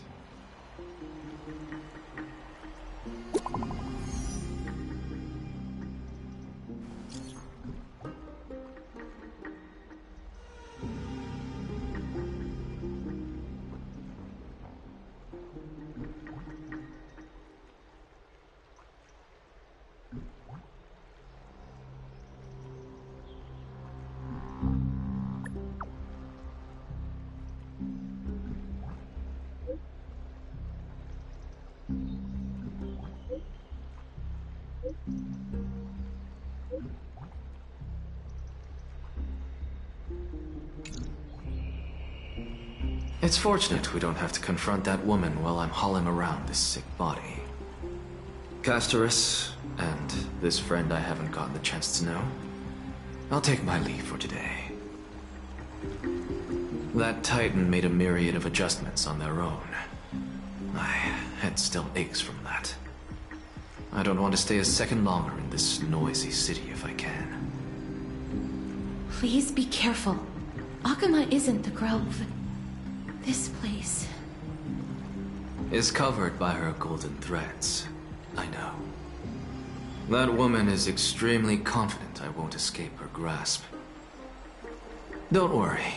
As I said before, I'll mind my behavior. Miss, so many unexpected things happened on our journey to the Grove. We truly had no intention of putting you in danger, let alone face the Black Tide head-on. The Black Tide is not just an enemy of Akama, but all of Amphorius. Even back when the forces of strife coveted the Holy City, their warriors still undeniably halted the Black Tide outside Castrum Krymnos. Negador's core flame now sits vacant, and the Black Tide has returned. The Grove is an academic city with the best understanding of the Black Tide. It shouldn't have fallen so easily, and yet it was taken overnight, leaving the city in blood and tears, haunted by the spirits of departed heroes. The trial of strife is imminent. I pray Mighty will be able to steal his resolve soon. Lady Trebe once traveled across thousands of cities in Amphorius to repel the Black Tide. But even they have no recollection of this powerful enemy in all their journeys. Perhaps the fall of strife has triggered even more terrifying events in unseen places. As for me, I detected a strong stench of death from that entity. But it wasn't because it had a connection with Thanatos. I'm afraid it's purely because it has sent countless others to their deaths. Speaking of Thanatos, Miss, there is something else I wish to verify with you. You must have an idea of the curse I bear by now. I was born as the shadow of death, a poison shunned by all living beings. Yet when you caught me in the grove, I'm curious why you weren't affected by my power, Miss.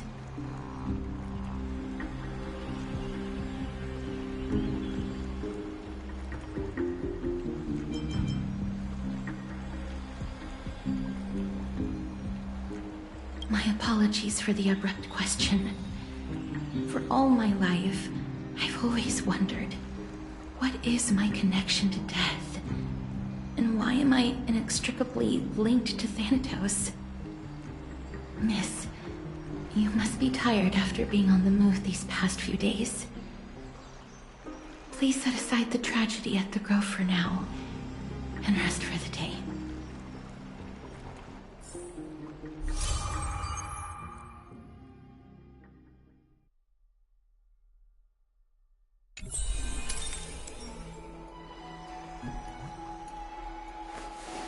Reshape fate and weave a new beginning. A day of peace.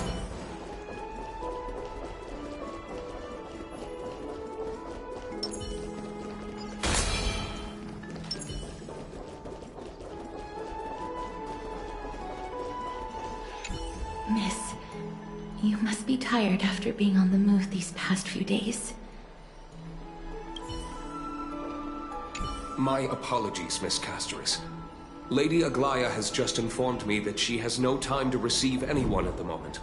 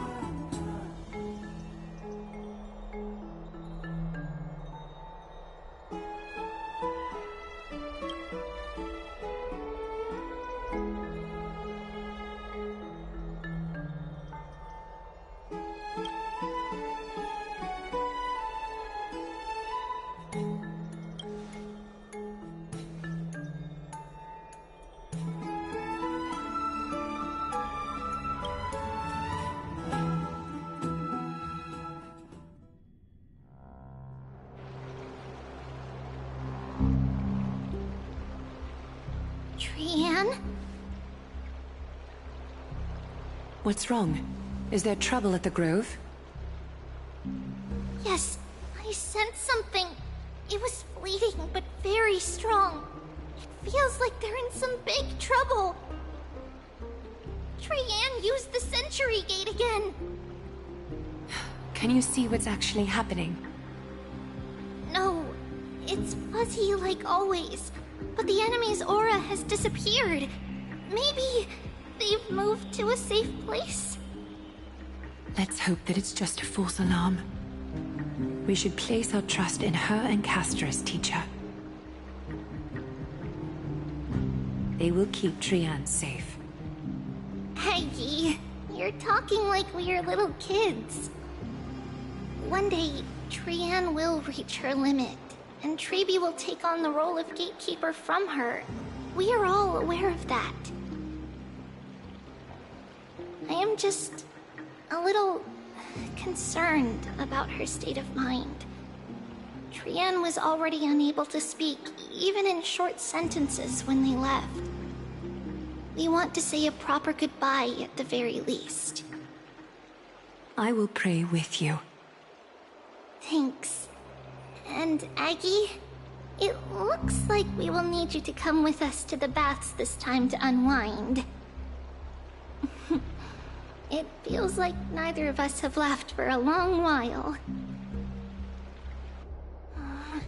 It's time to head out with the West Wind! All right.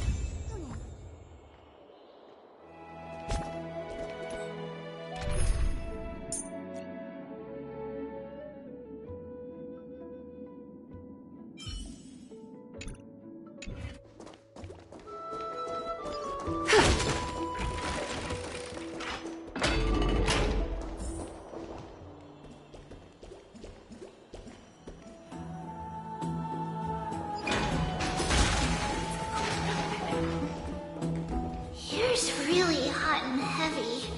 Has it always been like this?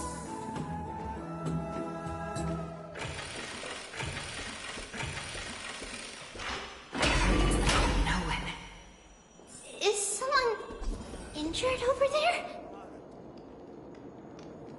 What's going on? This is really bad. I heard it's the Kremnoan.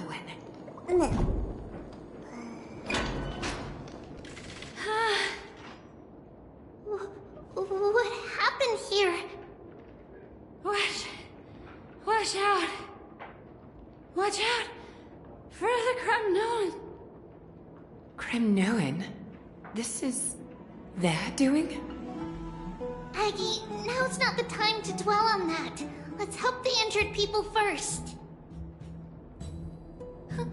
Excuse me! Coming through! Oh, you two are here as well. That's a relief. Even the Twilight Courtyard is involved? What in the world happened here? I actually just came to relax. But as soon as I got here, I saw all these people lying on the ground. I've examined them, and they don't seem to be seriously ill. It feels like they've just spent too much time in the hot water. Multiple individuals fainting simultaneously from the hot pool steam? Where is the manager of the baths? He disappeared, and no one knows where he's gone to. Some people have been saying that the Kremnoans are behind this. Lady Aglaya, what do you think about this? Let these people rest. The two of you, please come with me. Have you thought of something, Aggie? Yes. While their intentions elude me, it's time to bring this farce to a close. What's going on?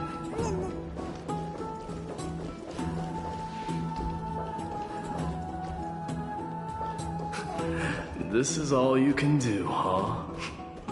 Pitiable deliverer.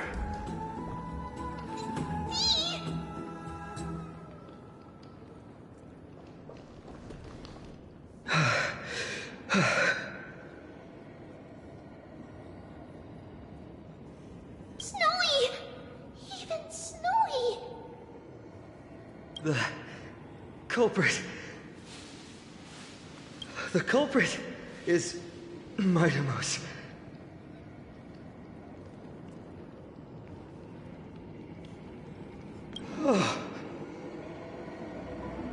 Z, what did you do to everybody? It's just another duel where I claimed victory. Duel? As I expected. On the surface, these two are the mightiest warriors in the Holy City, but they're still impulsive youths at heart. Speak up, Mighty. Tell us exactly what kind of foolishness you and Finan indulged in this time.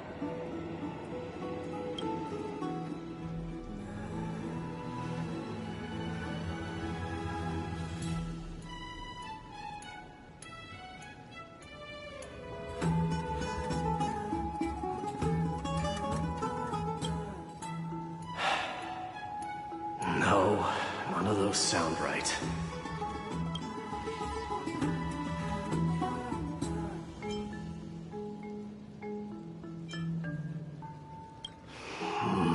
Forget it.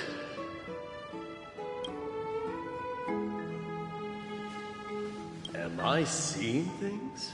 Is the magnificent deliverer finally deigning to step outside?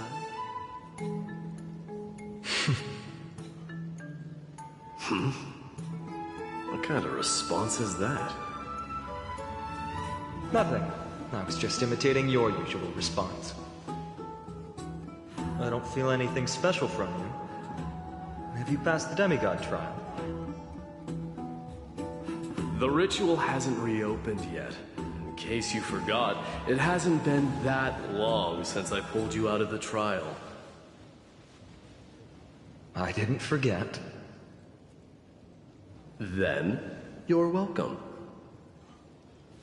In twilight's last gleam, Makima stands bold. Her walls sturdy, tales untold. Dreaming of her fruitful gardens, pilgrims arrive from distant lands. Figs and olives, so grand. Yet little do they know that they will step into flames, fuel to the fire, a burning brand. What are you playing at this time? I just felt like reciting a few lines of poetry.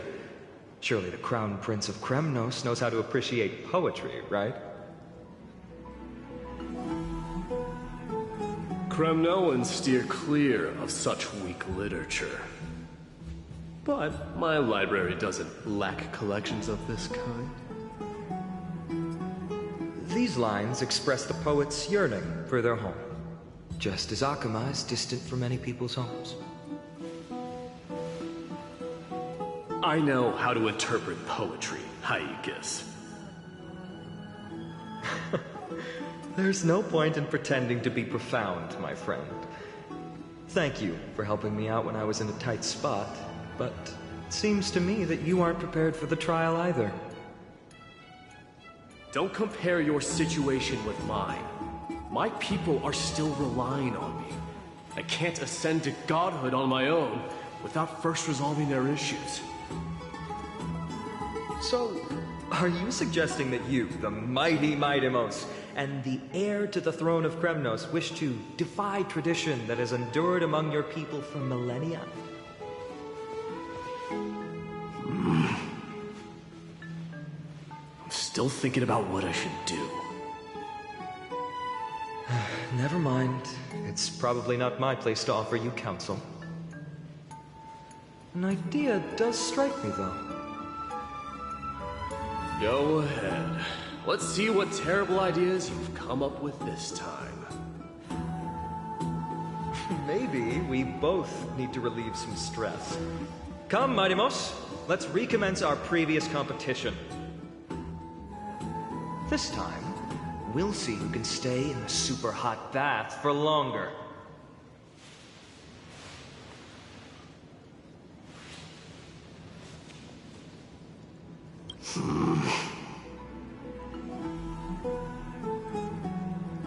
What? Are you chickening out?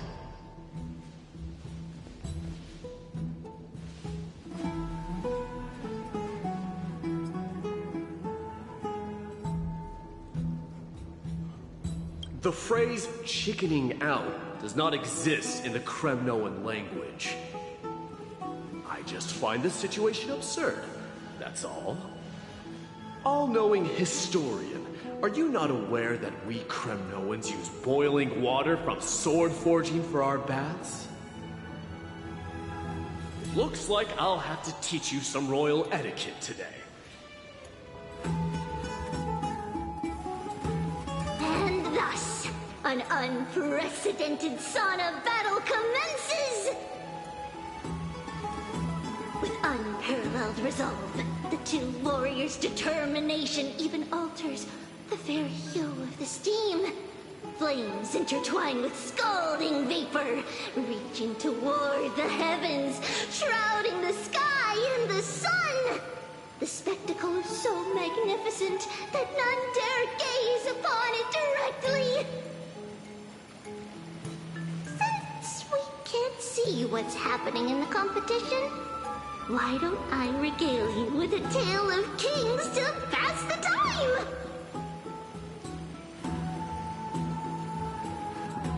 Do you recall the legend of the Gorgo lion mentioned by a certain veteran? The central figure, the main character, was not the sole sovereign of that land. An Oryx stood as its formidable rival. Long before the dawn of Era Chrysia, the two beasts started their timeless battle on the plains of Tritos. The lion regarded the Oryx as its food, while the Oryx perceived the lion as a scornful, oppressive, and challenging barrier that it swore to topple with its antlers. For tens of thousands of years, without respite, the two creatures thus continued their relentless pursuit and rivalry.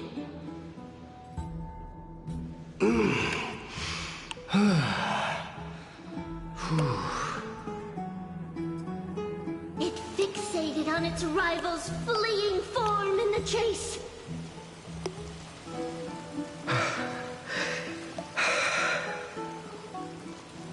It set its sights on the other's neck, nearly within reach.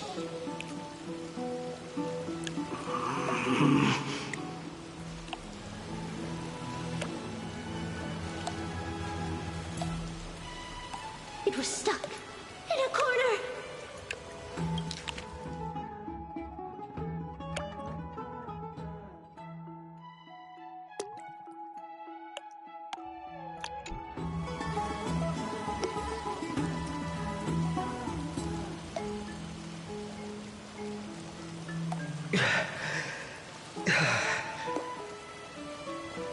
It had nowhere to escape.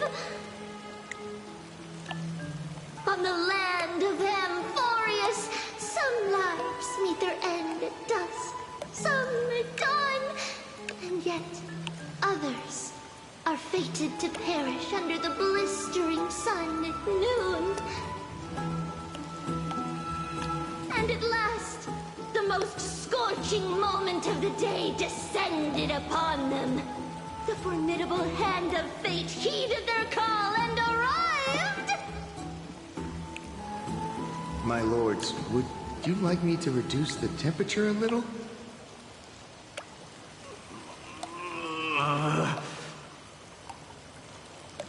What? You're chickening out already? Get lost. Are you asking me to get lost, or...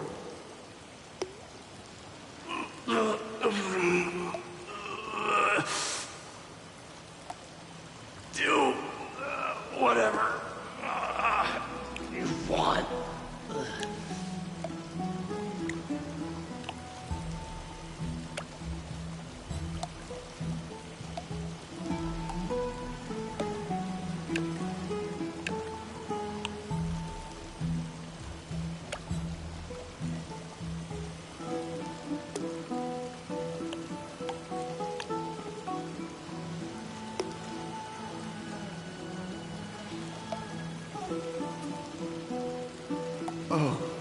Please, forgive my presumptuousness, my lords.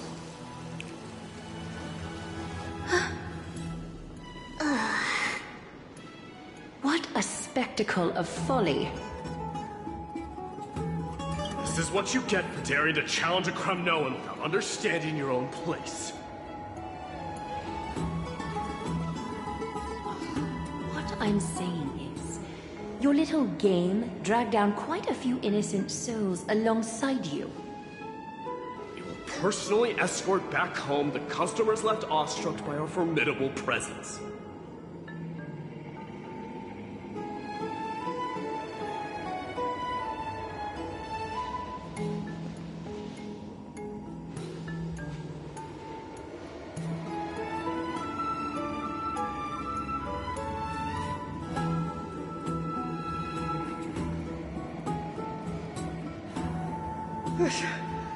This isn't fair. You're wearing way less than I am.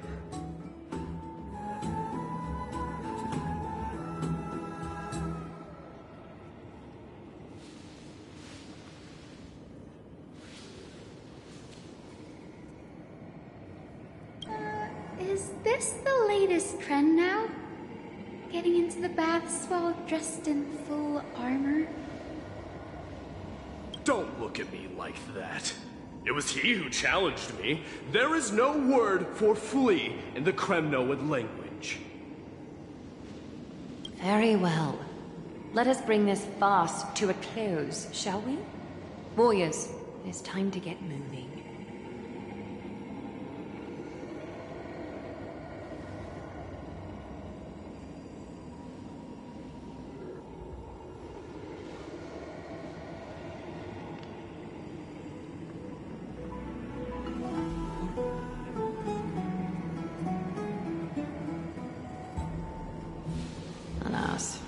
The flame chase journey is destined to be a lengthy one, replete with obstacles. But thanks to those two, all the gloom has vanished into thin air. Well, we just had quite the commotion. It's not every day we find the Marmoreal Palace this serene. Shall we continue with our previous plans? Hyacinth, would you care to join us? Such an empty bath is indeed a rare sight. I was looking forward to unwinding after work. I'd be delighted to accept your invitation, Lady Treeby. How about we go to the biggest bath?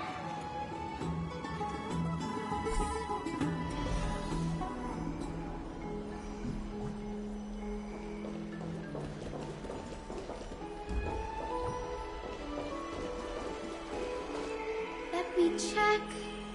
The water temperature feels just perfect. So, how is the feeling of having the entire bath to yourselves? It's so good.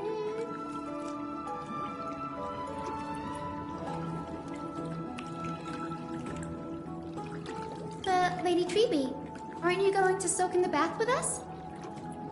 We will have to pass. After all, we've become children. Please understand that she can no longer endure the heat of this pool due to the blessings of Janus. Oh. Are you curious about us, Hyacinth? I am, but something tells me that it might be better to change the topic.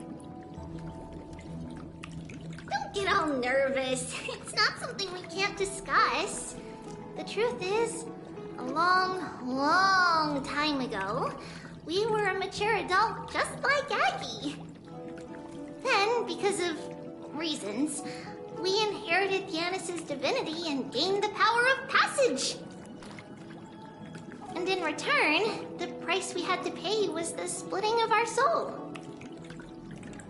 Each opening of the Century Gate intensifies the strain on Treeby and the others. They are gradually regressing towards infancy, both in body and mind. We don't know what awaits us at the end either, but anyway, that's why we've turned into children. In that case, when you opened that giant sentry gate above Akama during the battle against Nikador... Well, there's no way around it. We all know that the flame chase journey won't be a smooth ride.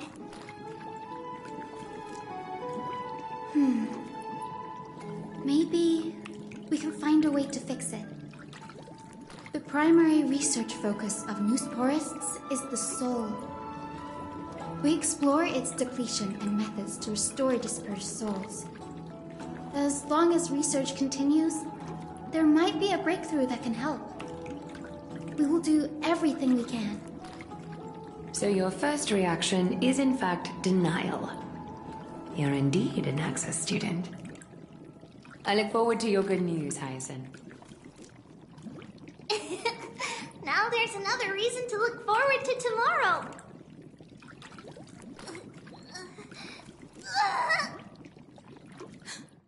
Lady Treeby, what's wrong? Something's off. It's that strong feeling again. Is it Trian?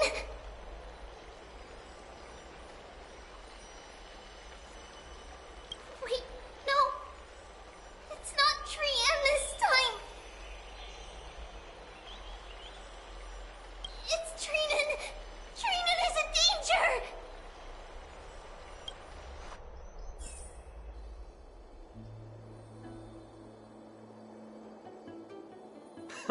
I win this round of escorting the bathers home. How does one contender alone make a valid competition? Offering a compliment or two wouldn't be the end of you, you know. Haikas. What is that word? Is that your native tongue? It means hyena. I'm likening you to a weak hyena. By the way, you emphasize the completely wrong syllable. Though we've been acquainted for some time, I have rarely heard you talk in the ancient tongue of Kremnos. It's because I'm not exactly a master at it either. I can listen and read just fine, but when it comes to writing... You can write?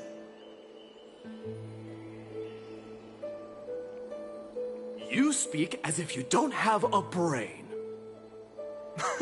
That was in jest. I understand. After all, you spent all your childhood wandering far from home. Worry about yourself first, Deliverer. You also never mention your hometown, apart from when you need to introduce yourself.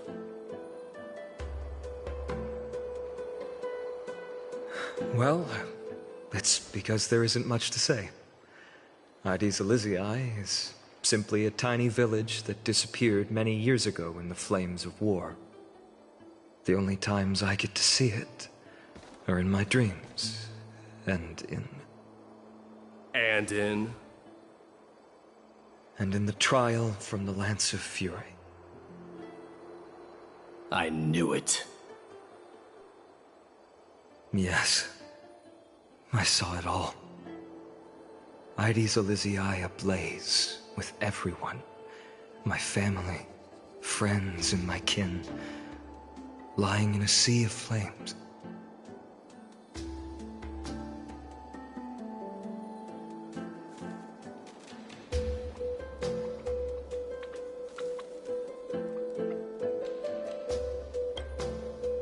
A blood-red half-sun hung in the sky, just like on that day.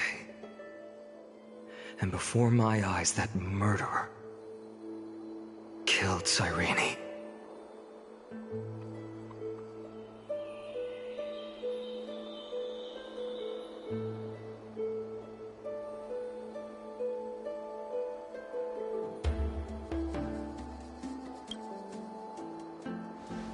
But I saw its form this time. A black cloak, an eerie mask, and a broken giant sword that carried an ominous aura. I fought it in the trial. But even though I've been fighting, improving, and resolutely getting stronger all this time, I still couldn't defeat it. You were blinded by hatred, and almost lost yourself in that trial. That's right. And that's why I am truly thankful to you, Mighty Moose. You finally picked up some manners. Better late than never. Then what about you, Mighty? What did you see in that trial? What do you fear? There is no word for fear in the Kremnoan language. I'm getting the feeling that your language has no words at all. But to answer your question, I saw Akuma in the trial. As well as... my old comrades. Hephaestion. Perdiccas. Ionius. Ptolemy. And Possesta. Ever since I returned from the Sea of Souls, these 5 have been by my side. We faced life and death together during our days in exile. Those 10 years were arduous, yet filled with moments worth treasuring. Each night, we would gather by the campfire, savoring honey brews and singing our hearts out. The wind in the wilds of Amphorius smelled like rust.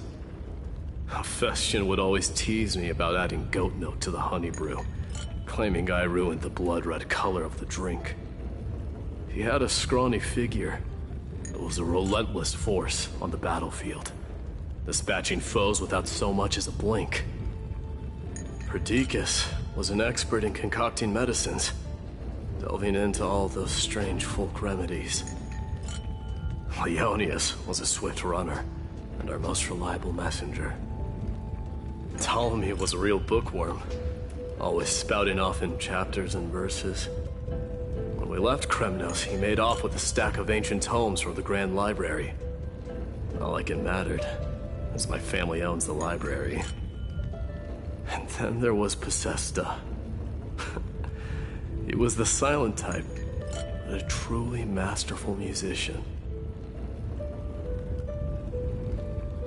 This is the first time I've heard you mention these 5, and their names.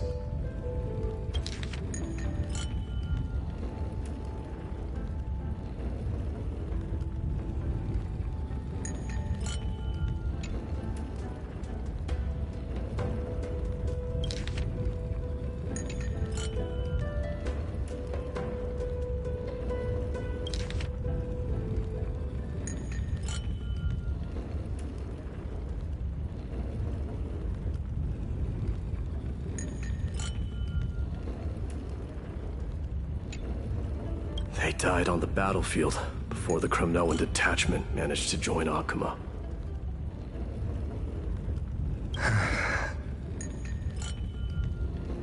Perdiccas was the first to go. He was shot in the stomach by a poisonous arrow from the people of Ladon in the 2nd month of cultivation. In the end, his remedies mended all but himself. Mightymouse, do not mourn. I have achieved honor by bestowing a noble death upon the enemy.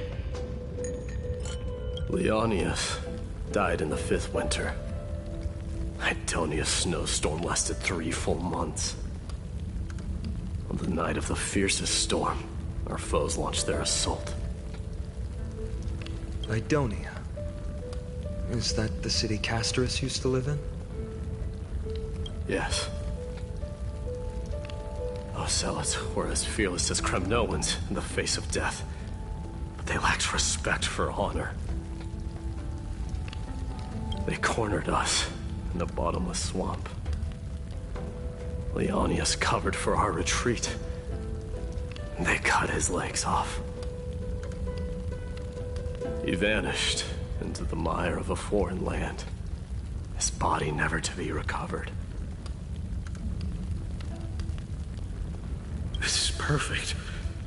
Mighty Most, I can finally deliver the news of you ascending the throne to the Netherrealm.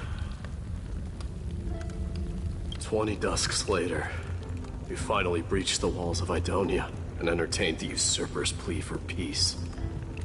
However, the rebels refused to surrender and set up an ambush within the city. Ptolemy and his cavalry met their end before they could even relish our triumph.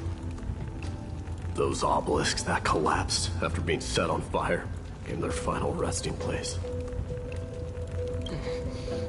My Demos, please tell my family. It was not cunning schemes that vanquished Ptolemy, but the immense weight of Amphorius' entire history. Then, it was Pacesta. He lured the enemies into the city of Aenionis with his melodies, buying us invaluable time. Our enemies, consumed by indignation when they discovered the trick, set the entire city and my soldiers on fire. His final words were recorded on a small clay tablet, fractured by the flames. My Demos, don the crown. And at last, my most trusted friend, Hephaestion. He was supposed to stand by my side through it all. But a sudden relapse of his illness hit him on the eve of my duel against my father. He hid his condition from me. By the time I returned victorious, he had but a breath left in him. A Cremnoan, dying on a sickbed. I would be a laughingstock to everyone. Hephaestion, my dear friend, spare your strength. I'll go get a physician. No need. Even if Perdiccas were here, he couldn't stop destiny from taking me away. No! None can take you away.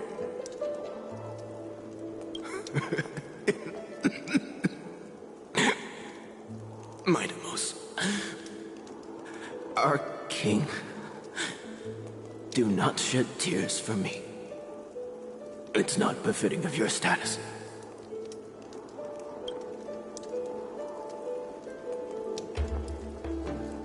Farewell, my dear friend.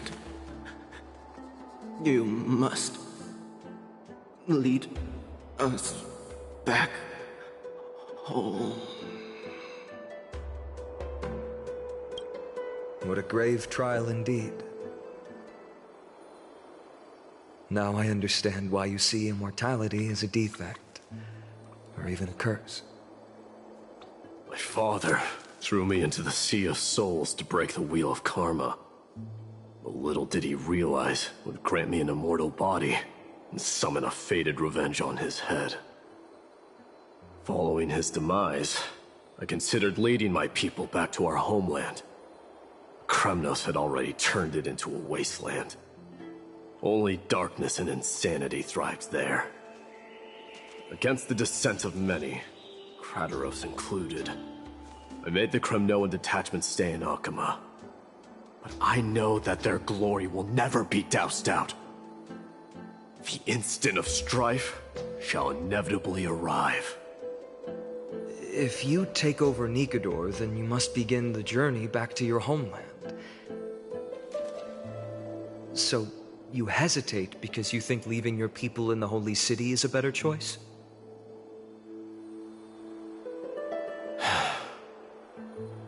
I don't know. But I have never been crowned. And those 5 were never endowed with any titles. None is aware of their glory. Your predicament is truly complicated. I don't know how I can give you any useful advice.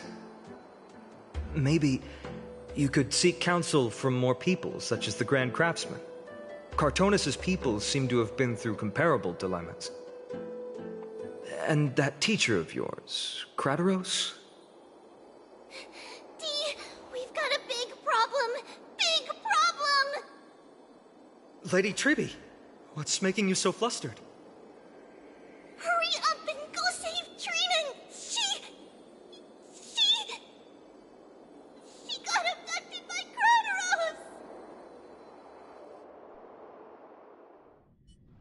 Krateros! What's going on? Mighty-Mos. It seems I was the one who exposed my vulnerabilities first. Aglaya, I demand an explanation. This man abducted Trinan by force, and forced her to bring him to the Vortex of Genesis. He then brazenly stepped into the trial of the Lance of Fury, and naturally failed. Is she telling the truth? Why did you do that? Because I don't want to wait anymore. Your hesitation made me desperate. If you want to run away from your destiny to become king, then keep running. Someone will eventually stand up and fill in the gap left by strife. Then they will lead our people home. Age has blinded you, teacher. Can't you see that I'm hesitating because of this very recklessness seared into your blood? Krateros, do you truly believe you're worthy of entering the trial? To blaspheme against the prophecy? Does the mission we Chrysos heirs bear seem like child's play to you? Do you know how the Kremnoans see you, Aglaya? You're a hypocrite and a megalomaniac. The prophecy of Genesis and the Flame Chase journey are just excuses for you to seize power.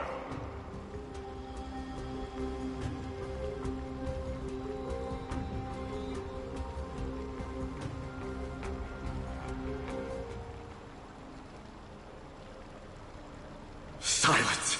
Krateros! Do you even know what you're saying?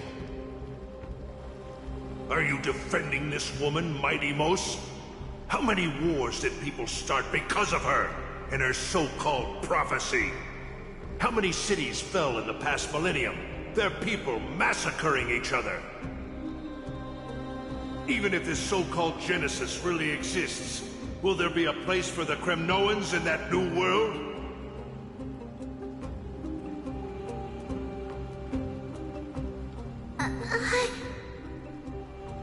Are you done talking?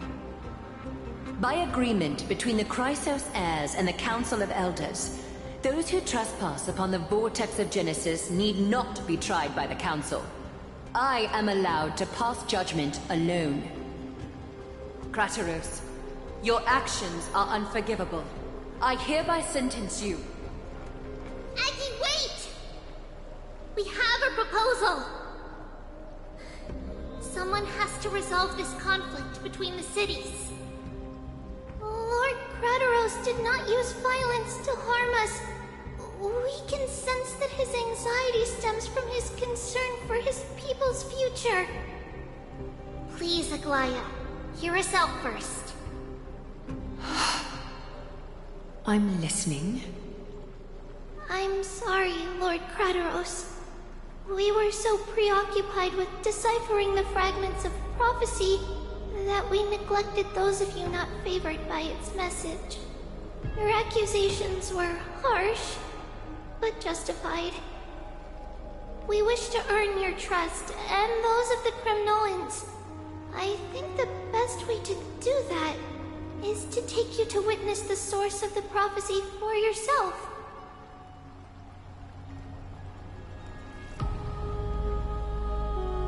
How are you going to show me something that has no form? You've heard about that Outlander, right?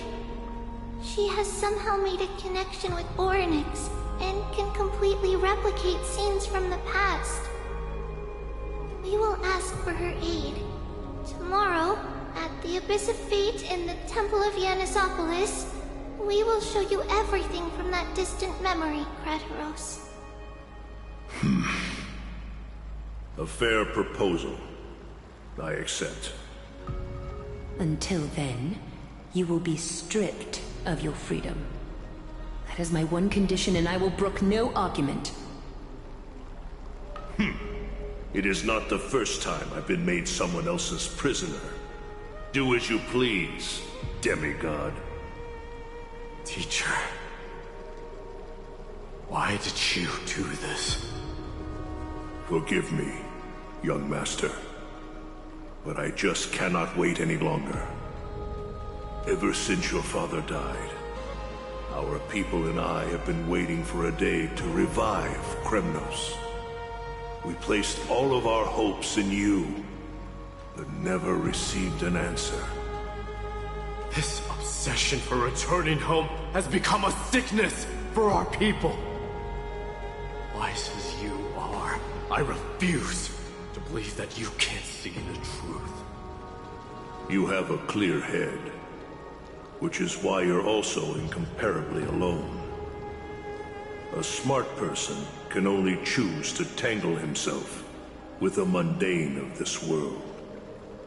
If you're truly capable of leading our people beyond this blood-stained fate, then prove it to me once more, Mighty Mos. Just as you did back then.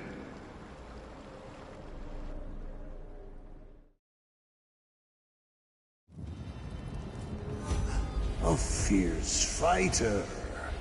I did not expect such heroism from a feeble Acheron. Fulfill your duty as the victor, warrior, and tell me your name. I seek an honorable death from you.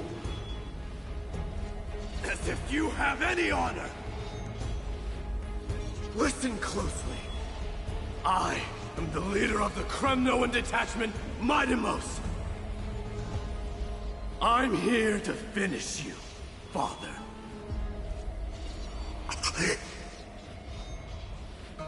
It is you, the beast spurned by all. So you did defy death. The prophecy was true. You will bring an end to my Kremnoan dynasty. Defy? You're wrong. Death fears me. It's the reason I have this body of steel. As for you, you already stand at death's door, Father. You were the one who threw me into the Sea of Souls. The one who tried in vain to enslave a Titan. And the one who desecrated the body of a god. Haikis! You're a weak king. So weak that even the lowliest hyena is a more noble existence than you. And now, fate's reckoning is upon you. Then swing your blade. Take my crown, coronate yourself with an old king's blood, and inherit it all. Become the new rightful king of Kremnos. No. I don't want the crown. Listen. There's only one end for the kings of Kremnos. Then the crown means nothing to me. All I want is your life. To avenge Mother and my comrades. But the walls of Kremnos will not fall with me. Do you truly think you can escape fate's grasp, my son? You and I, we're both the same. We feast on strife and fear. Now, kill me! The son of Gorgo is destined to be crowned in blood!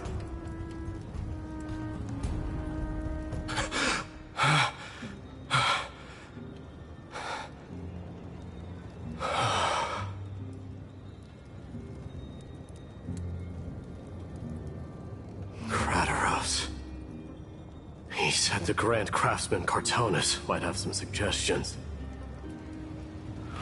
Might as well go see him. Grand Craftsman, how have you been? King of Kremnos it is. That you would come, I knew. You knew I was coming? Your matters, I've heard. The path forward you seek. Many questions you have. But before that, take this. What's this?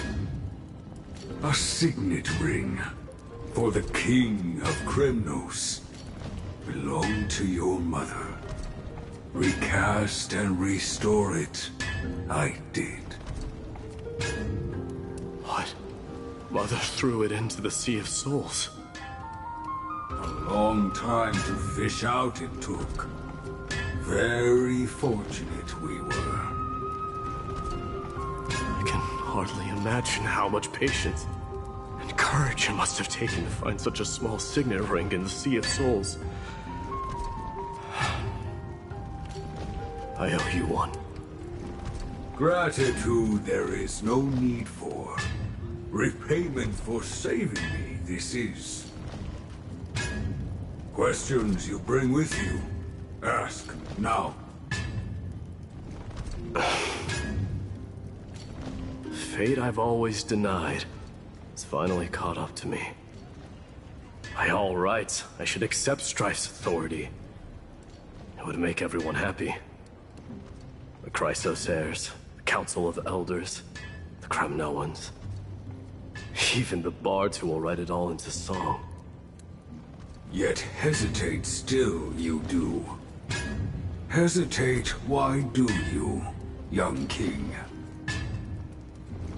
Because of my people. Be they men, women, the elderly or children. The hearts of all Kremnoans yearn for home. They've all been waiting for this day. For the day their king returns. Children of Strife would then be able to go home and embrace the old traditions. Never mind that most of them have only ever been heard in these so-called traditions and song. They would then gather around their king and throw themselves into battle. This is not a good thing, you believe. The Kremnoans have been trapped in a cycle of bloodshed for the past 1,000 years. They seek vengeance, start wars, become prosperous, and decline. How much innocent blood flowed into the River of Souls in all those years? How many needless sacrifices could we have avoided? I accept that fate and become the totem of strife that lead my people into repeating the same mistakes. Then of course I would be terrified. I'd be terrified of becoming king. A different kind of Kremnoan you truly are.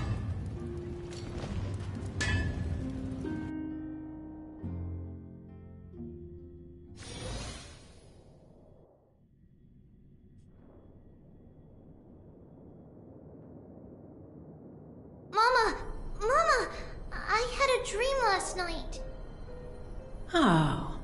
Now what did you dream about, my darling Trebios? I had a dream that I turned into many me's. Then we made the moon into a ship and made the stars into our sails. Then we floated on the ocean and let the wind blow us in any direction it wanted. Well, that sounds like a lovely dream. Yeah!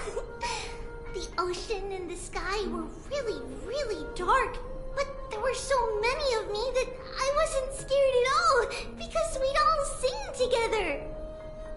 The ocean wind blew us onto an island where the wind tasted like flowers.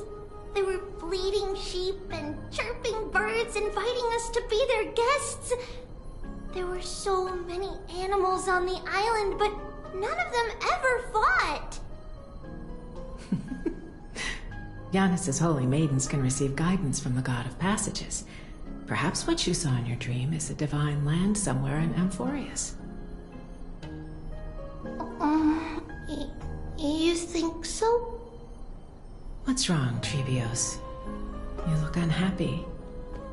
Because on that same island, I saw a dark mountain on the other side of the ocean. And it was very, very tall. The mountain looked alive, and it kept getting closer to the island. Then I realized it wasn't a mountain, but a very, very tall wave made of water. When the wave smashed against the island, it looked like it was going to eat the island up. The small animals tried to chase it away, but they couldn't stop it.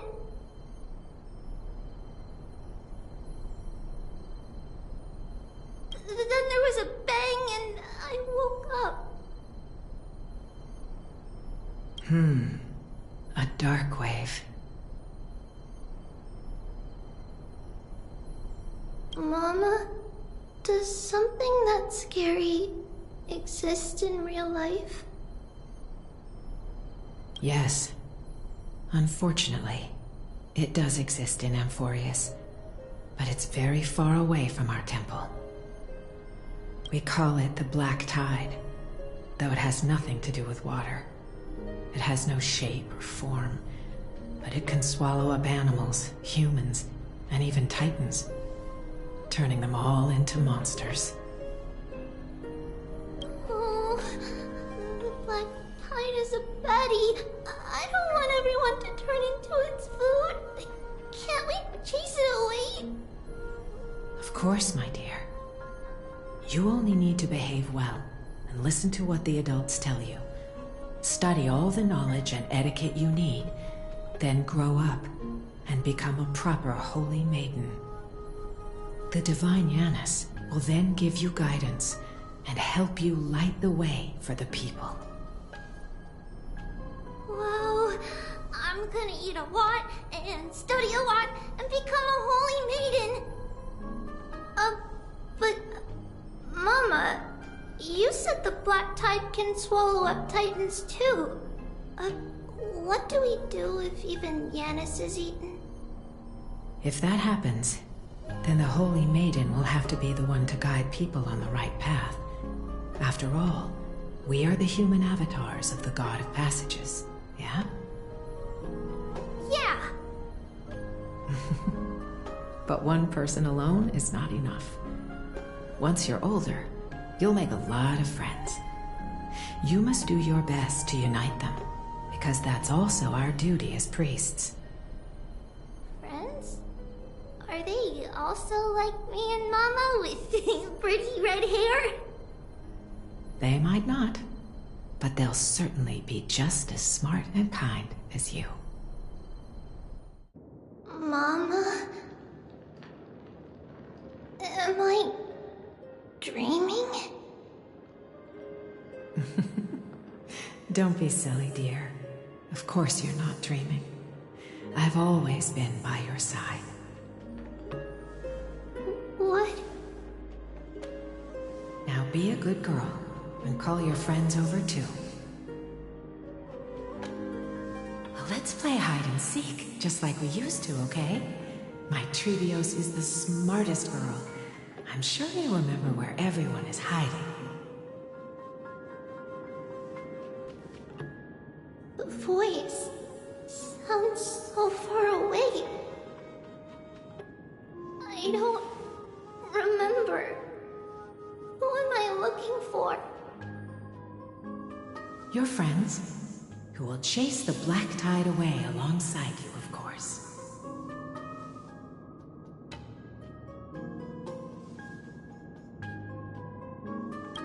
Is this from my childhood? I don't remember. Use the spindle to connect everyone. There will be an amazing captain on that big ship. She's cheerful, optimistic, bold, and cautious. She'll be able to get everyone together.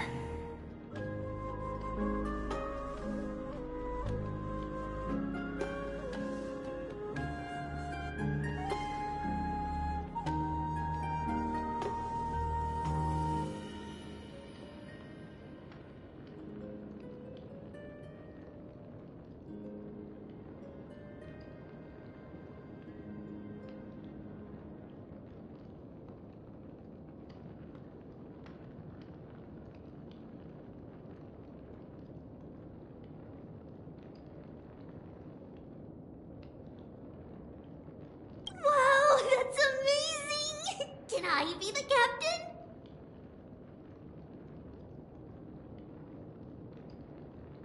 Of course you can.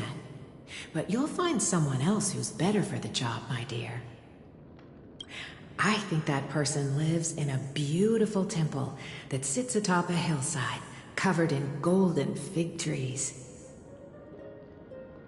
There's a noble girl there who's very smart, but also very delicate. Just like Mama? Perhaps. But before we find the captain, the ship also needs someone who can navigate it. Who could that be? Let me think. I know! She's Treevy!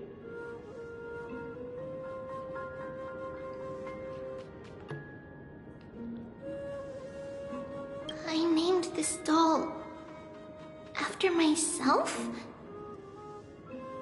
I don't remember it all. Is this a dream or something that happened in the past?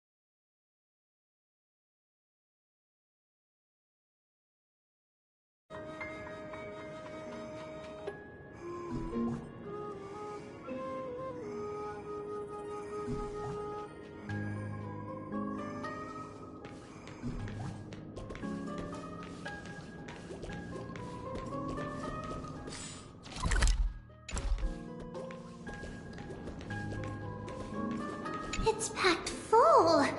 Mama must have left all of these for me. All the words are blurred out. Could it be that my memory is fading?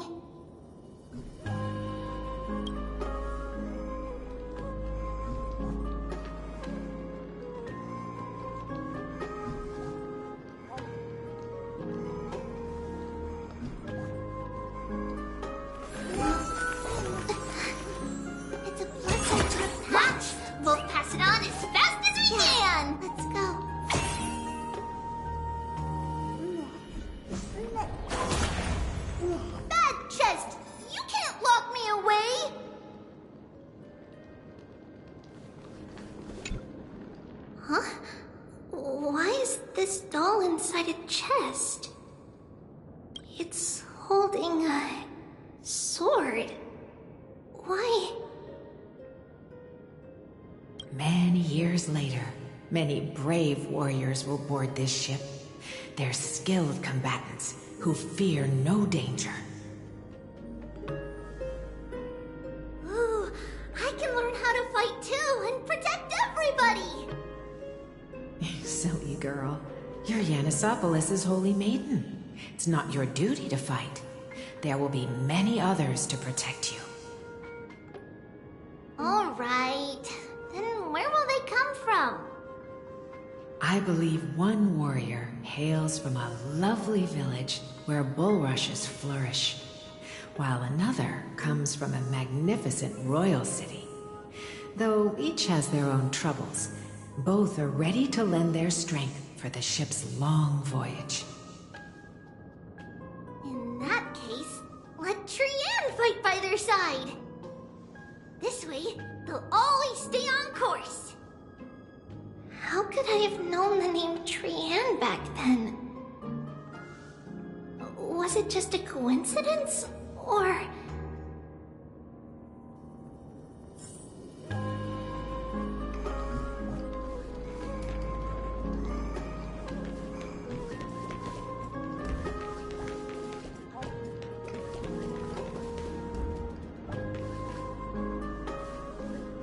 learning can change your destiny!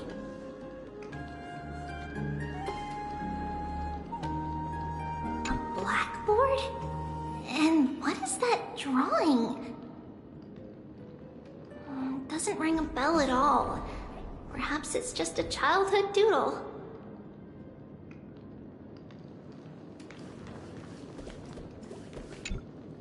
When navigating at sea, you need to know both astronomy and geography. Isn't Yanis's knowledge enough? Oh, sweetie. The ocean isn't like the land. It's easy to get lost. That's why it's important to learn to recognize the miracle of Aquila. Alright! Even though my brain is already super-duper smart, I'll still try my very best! Circe also favors children who try their best. They will send a wise scholar as everyone's teacher to help you reach your dreams. I want to be a teacher too! Oh, wait. I'm super duper smart. So I want to be the teacher's teacher! Why not? But if you're going to be a teacher, you might need to tone down that hyper energy of yours. Then Trinan can do it! She's well behaved and would make a great teacher! Mama and the others always said that I had a great memory. But now, I can't even tell if this is a memory or a dream. Come, let's line them up.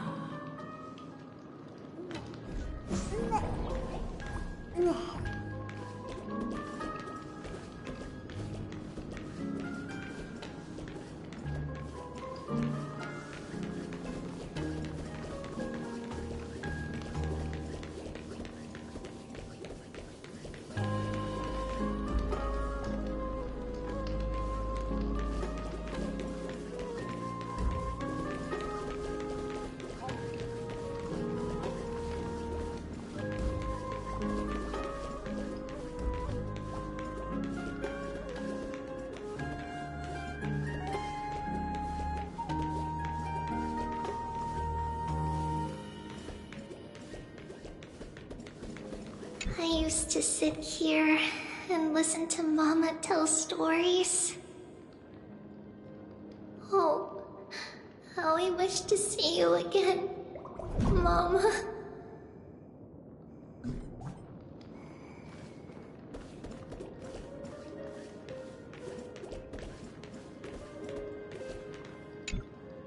Now, Treebios, set them on this music box and let them compose a melody for our song. Music box? What's that?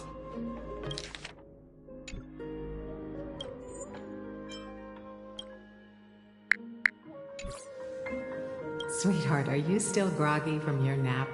You invented it. I invented it? What does it do? Oh, my lovely Treeby. You're usually so bright. What's gotten into you today? Well, you might as well see for yourself. Put your good friends on it and see the wonders it can do. Put the dolls on. It's rotating, and I can hear something. That's right. It's a music box. If you place the dolls in the right spots, it will start rotating and play beautiful music. Out of all your inventions, this one is my favorite.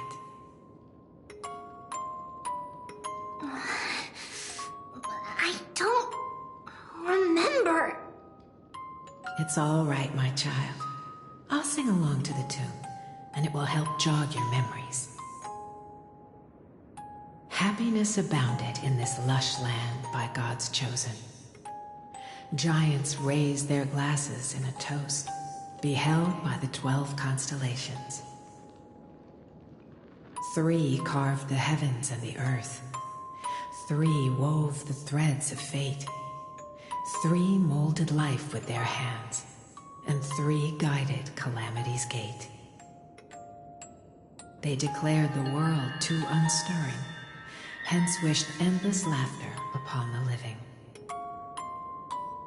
Thus you and I were created, with words and song to weave, and love and intimacy to give. Thus creation was complete. Who then will bear the weight of humanity's souls, to lighten the steps of the living as a whole? O great Kephale, all-knowing Father of stature so tall, yet low does their gaze willingly fall. With light of dawn heavy upon their shoulders, golden blood spills unto the land, converging into a boiling river that flows to the heroic heirs of this world.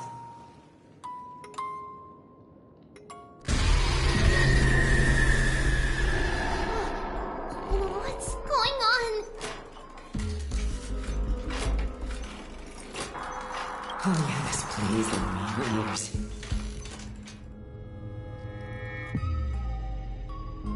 In the black mist, as death and fate draw close, on the bloodied earth, the living and dead, but ghosts. What is this world? It mirrors your maze-like fate. What is this world? A silent lament without a trace. What is the past? Wandering ghosts that linger.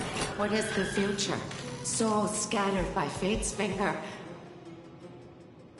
What is the start? A voyage born in solitude. What is the end? A spirit, lonely and subdued. Lonely and subdued. And subdued. And subdued. Subdued. Subdued. Subdued. Subdued. Subdued.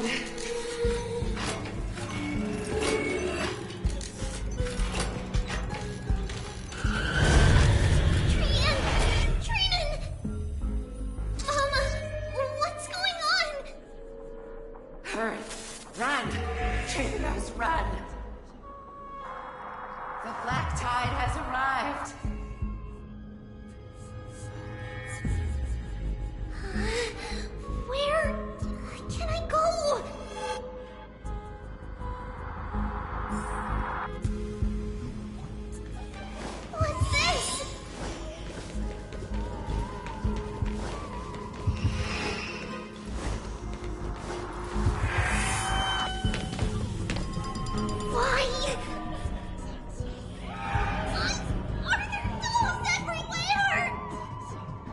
This is the sacrifice of a holy maiden. You won't make it to the...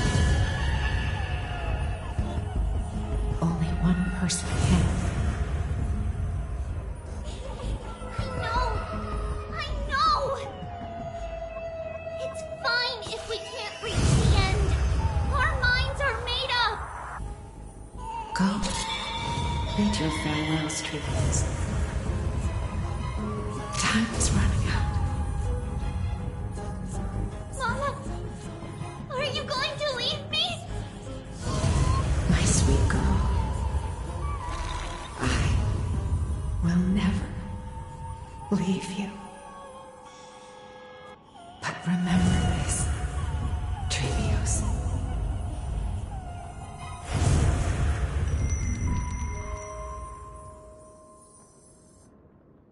All shall bid farewell to one, and that person alone will witness the miracle.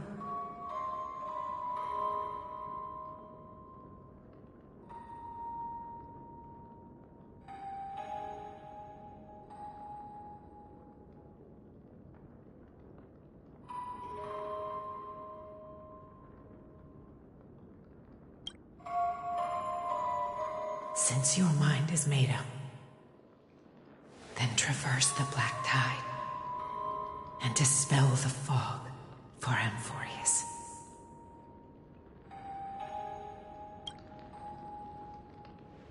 I shall see you tomorrow, my dearest Trevius.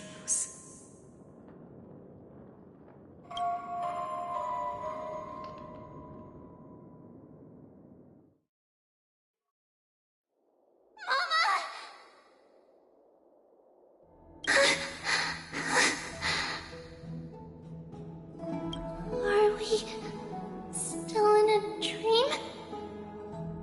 Did you have a nightmare? Maybe. But it's been a long time since we had any dreams. It's not yet the entry hour. You still have plenty of time to rest. No. Our heart is still racing. It must be that reckless Kremnoan soldier who startled Treenan. And you as well. If you want, I can pass through his chest with the golden thread right now. Aggie, cut it out with the scary talk.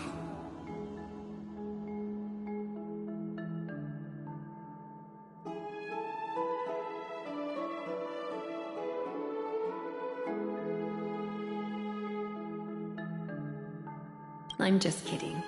If I were serious, I wouldn't have waited until now.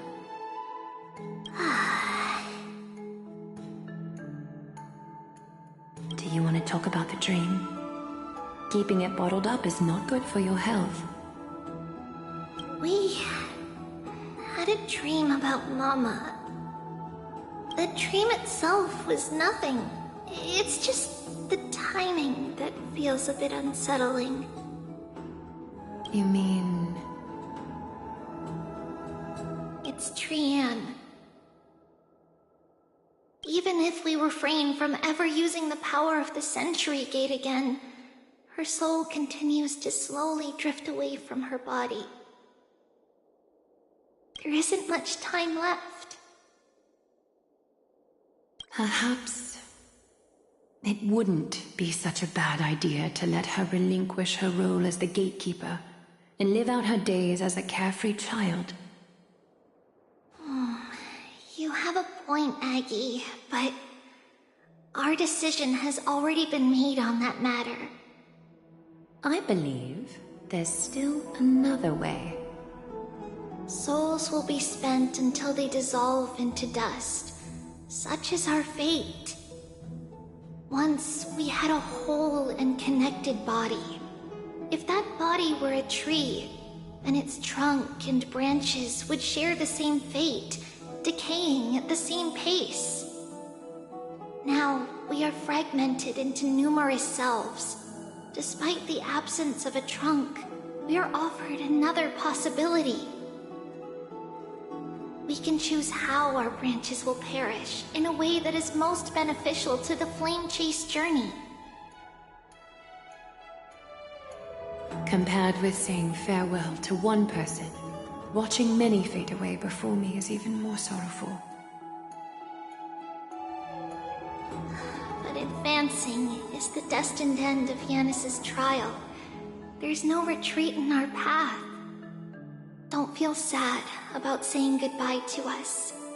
We've already agreed on this, right? It won't be long before I forget what sorrow tastes like.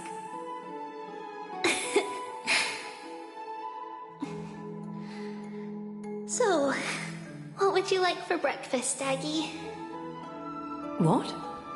Where did that come from? After all this talking, we're feeling a bit hungry.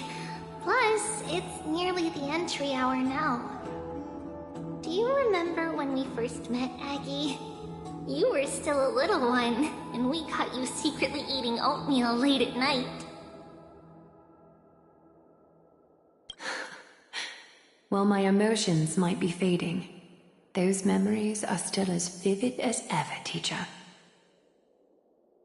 Please, let me do it. What would you like to eat?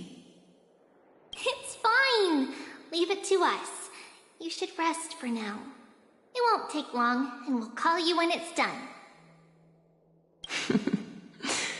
In that case, thank you. Then, see you tomorrow, Aggie.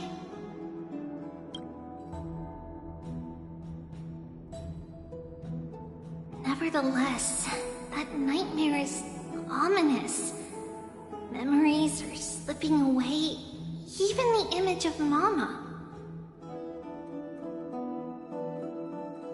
Just as expected, another trip must be made into the abyss of fate. Hopefully Orynyx will be willing to help us.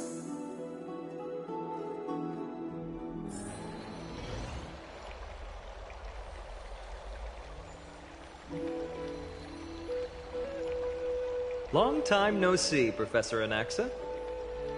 Who are you? It's been a while. I'm the one who once overthrew the entire classroom in that spiritual physics lecture. Oh, it's you. No way. Do you really still remember that, Professor? I remember that glib tongue of yours. What brings you here? Surely you're not here to reminisce. You could tell. Of course. You only beat around the bush when you have a hidden agenda. That's not true. I'm here to seek enlightenment, as always. Could you please teach me everything you know about the black-robed swordmaster? Rumors sure travel fast. Unfortunately, I too know nothing about it. I can only tell you that it is clad in a black robe and wields a greatsword. At least, it looks like a greatsword. It's shaped like a twisted half-sun, and a peculiar dagger resembling a crescent moon. By the way, take this with you. I got it from the sneak attack. It's yours now. Oh. I was right. It is this thing. The one who torched Aedes Elysiae to the ground. And killed everyone. Don't try to be a hero. No one in Akama stands a chance against that thing right now. Is that what the Titan said as well? Not at first. But the god relented after having had a taste of its power. Even with the god possessing me, I couldn't fight against that blade. That incredible power doesn't seem to be granted by any Titan. Are you suggesting that it originates from beyond Amphorius?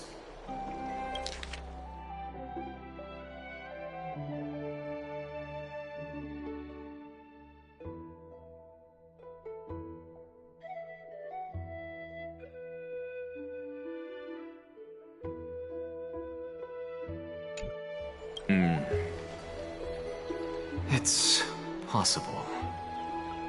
Much like the Black Tide, no? Nonetheless, it's an enemy we must overcome. We?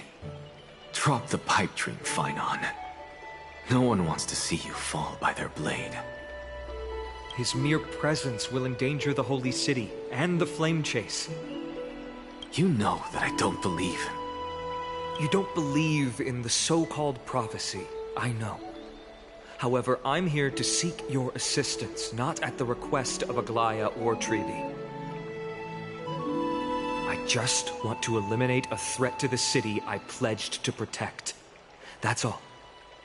The tragedy at the Grove must never happen again. Take a seat. Since you are sincerely seeking enlightenment, I suppose I can tell you one more thing.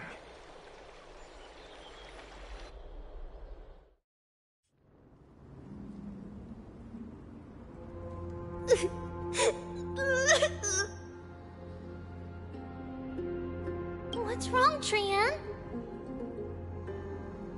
Nothing. Just remembering what happened at the Grove. The monster in the black cloak. So scary. Everyone in danger. Nightmare. I can't forget. Don't be scared. There are no bad guys here. Didn't you save everyone with the Century Gate, Trian? Trian threw it away. Far, far away. It's never coming back. We got back safe from the Grove because of you, Trian. You're the reason the Flame Chase journey can continue. Sorry. Trian feels a bit dizzy. Why are we here again? For the same thing, of course. Remember? Tomorrow we will reveal the prophecy's past to everyone. First, we need to restore the memories that have been blurred by the fragmentation. We hope to present the full truth to everyone, without hiding anything. Since Yanis caused the fragmentation, we can only turn to another Titan, Orynyx, for help. Also, remember to get breakfast ready for Aggie before the Lucid Hour tomorrow. Oh, yes! Trian remembers now! Oh, on that note, we had better prepare some saffron before we meet with the Titan. Saffron? Huh, it's an essential offering for rituals in the Temple of the Three Fates. You think we shouldn't go to Orynyx empty-handed? Yes, it's also a symbol of Yanisopolis. If we are to replicate memories, we need to use something that has experienced those days. And when we first met Aggie, we added that to the porridge we made for her, and she really loved it. I see! It's like killing 3 birds with 1 stone! But it all depends on whether Orynyx is willing to help us. This could be a problem. After all, it was us who took the core flame from Yanis, from Orynyx's kin. We will have to give it a try. If there's truly no other way... In our current state, we probably can't do anything to them. We'll cross that bridge when we get there. Leave it to Trian. Trian knows how to play cute. In any case, let's look for saffron first. I hope there's still some left in the temple, untouched by Mikador's soldiers. I remember that aged saffron is preserved in sealed jars. Let's be on the lookout as we go.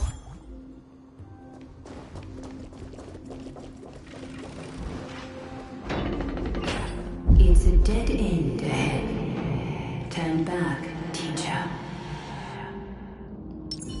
What? Aggie? No. It's an illusion.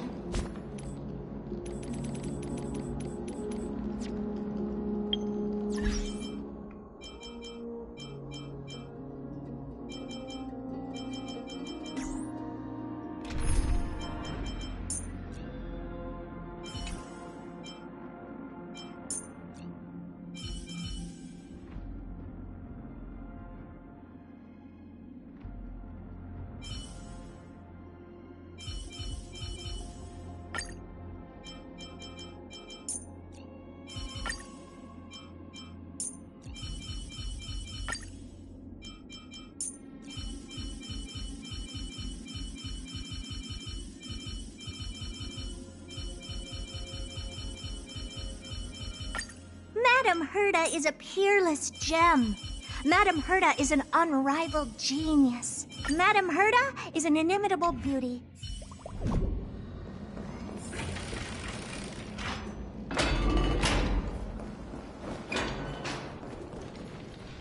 Wow, this room is huge! Trina, did you? Yeah, I saw it. Was that a warning from Oryx? What are you two whispering about? Treevee? Trina? Trian can't even hear our own telecommunication. Well, never mind. Trian suddenly feels like this place is quite familiar. Oh, there's a whiff of safari in this room. It's right over there. Over here! Follow Trian! Trian, slow down!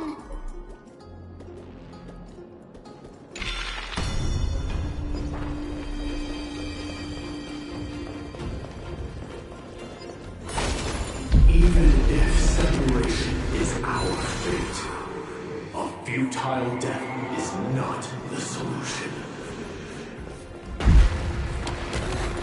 It appeared again! Right here! I summon thee, Oryx! Stir up ripples of past reverie! Something's appeared! Wait, we should read it first.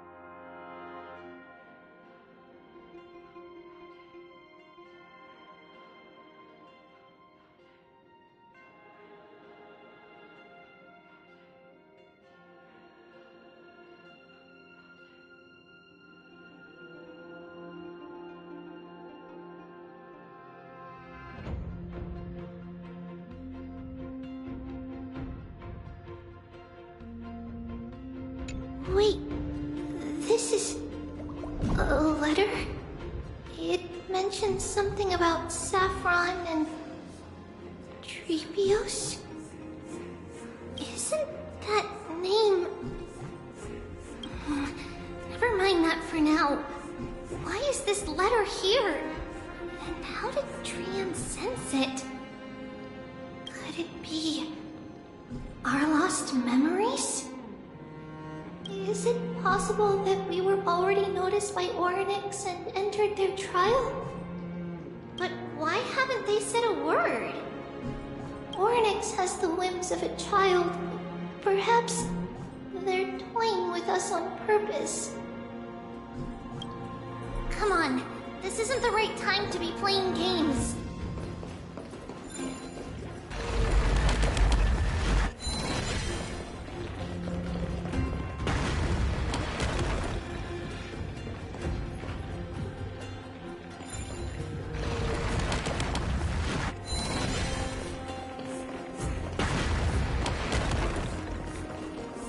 Separation and death are two sides of the same coin. Reconciliation doesn't come easily for a mortal. Are these visions also fragments of the past?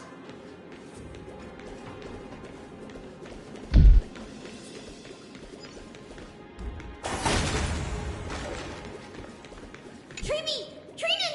Look what I found! Is this the safari? Coming! We'll take a look. But Trian, there's nothing in here. What? It was right in the stolium. Huh? There's really nothing here. That can't be! I swear I saw it! I swear! Trian is telling the truth. It was right there. Where did it go? Trinan, Triby, why aren't you saying anything? Trian can't seem to hear you at all.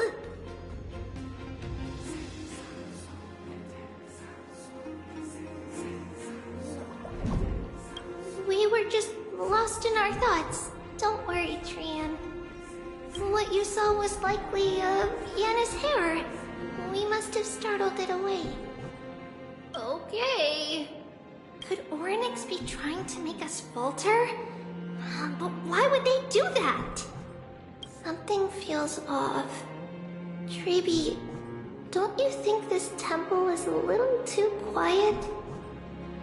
What do you mean? It might just be an illusion, but Trinan wonders. Is Oryx really putting us through a trial?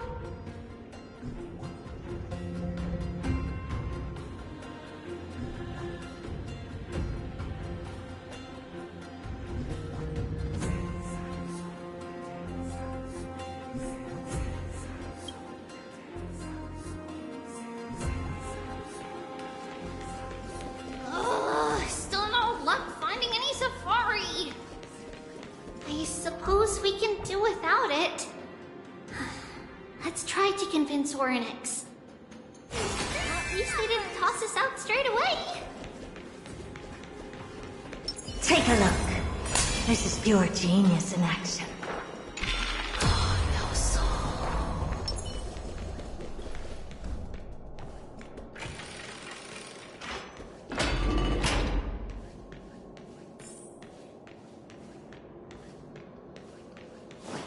Whoa, Treeby, Trinan, look at this! So cool! There are so many of us now! Trian!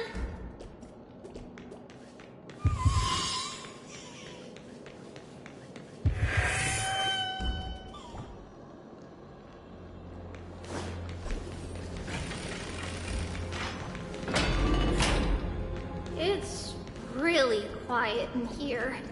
Do all Titans live in dark places like this?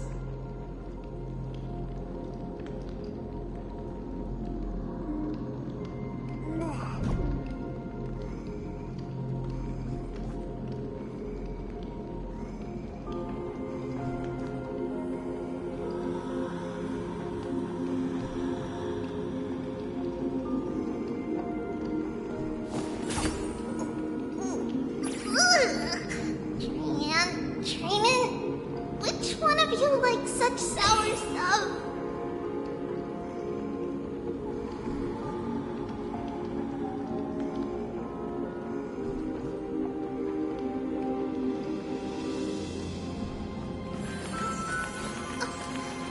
It's a letter to the future. Watch. We'll deliver it as fast as we can. Let's go.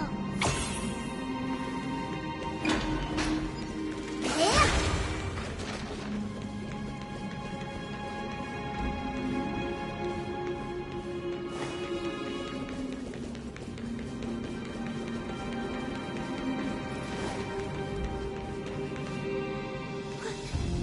What's going on? Oryx disappeared?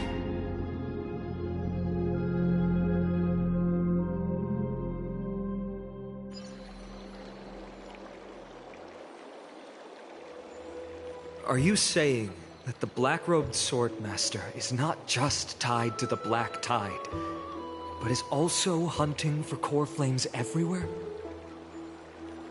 This is the most plausible possibility. First, it has a vessel that can hold core flames. Second, I'm one of its targets. Let's start with the first premise. Its peculiar ceremonial blade can interact with a core flame, as evidenced by the pull I felt when it stabbed into my chest. I hypothesized that the blade can sense, absorb, or even retain core flames. The second premise is even more explicit. When it was engaged in fierce battle with many of us and was heavily distracted, it remained consistently focused on me. Or rather, on the Titan Cersei's inside me. So it's plundering the flames. But if your argument holds up, wouldn't he be headed to Akama soon? The vortex of Genesis is full of the Titan's core flames. Not necessarily. Let's call that person the Flame Reaver for now. If my presumption holds, that person has 3 targets. The first target is me. The second target is Oryx, who hasn't yet fallen. And the third is Akama and the Vortex of Genesis, where the core flames are housed.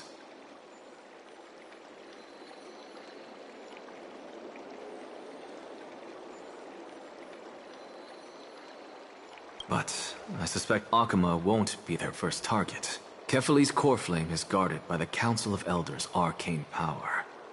And Fagusa's water curtain should be able to block out any external perceptions. What about Thanatos and Aquila? Their core flames are yet to be restored. The whereabouts of Thanatos remain a mystery to all. As for Aquila... Can you fly? No, I can't. Why are you asking that? Can that Swordmaster fly? Good point. But what if he does grow wings? If they had wings, I wouldn't have made it out of the grove alive. That's a relief. Anyway, since the Flame Reaver has 2 targets, we need to move fast.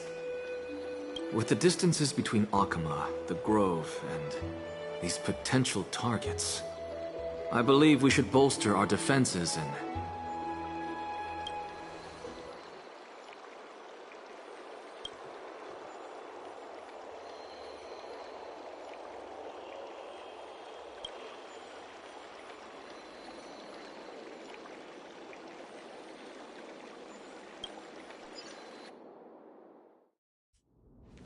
Oryx!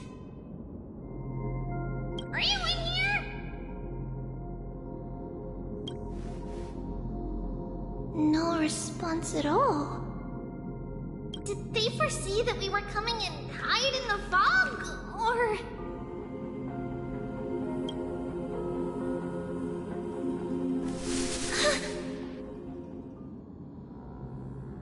Treeby, we should leave. This temple has other people in it.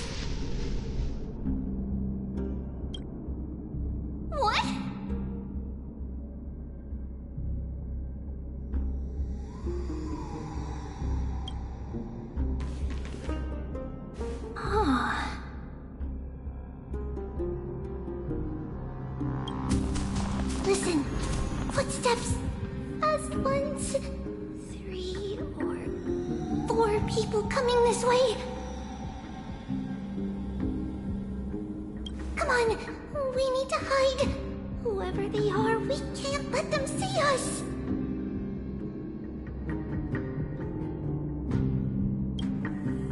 Treevy, Trinan, come check this out.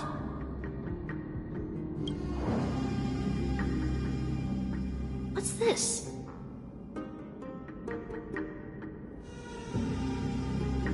Trian feels like it's so familiar.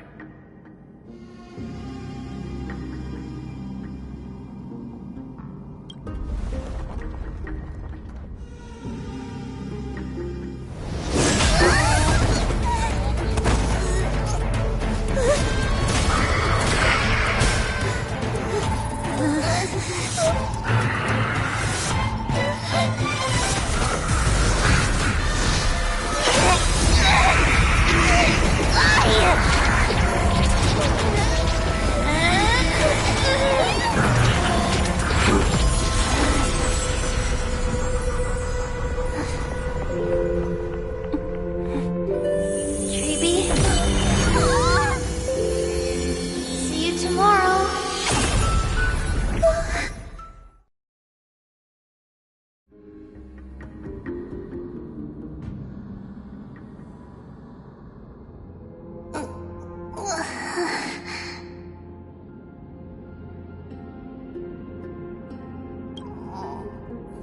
Where am I?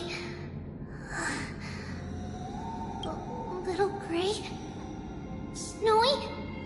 And... Wait... Where's Trian?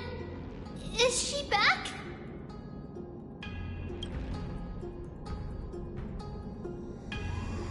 We only saw the two of you collapsed on the side of the road when we arrived. Danny and I looked around, but we couldn't find any traces of Lady Trian. What about the black-robed swordmaster? Blast it! Of course it's him. We were still too late. I fear something bad has happened to Orynyx's core flame. Then Lady Trian... She doesn't have much divine power left. We can barely sense anything. That you're both safe is already a blessing. Everyone, we must take action now. We should split into 2 groups. One group will stay in the Abyss and meet up with Aglaya's reinforcements, then search for Trian's whereabouts. The other group will come with me to pursue the black-robed swordmaster and recover the core flame.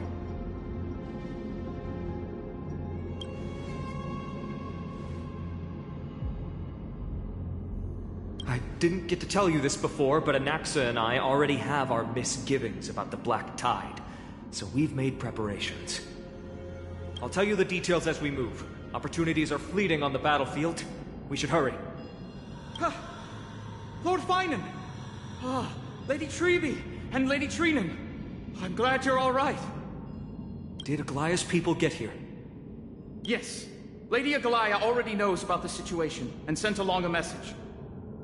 Finan, I understand that Swordmaster is of great importance to you. But if you charge in without a plan, I fear that you won't be the only one who dies in vain. I understand. Hatred is a hero's deadliest poison. I have no intention of fighting alone.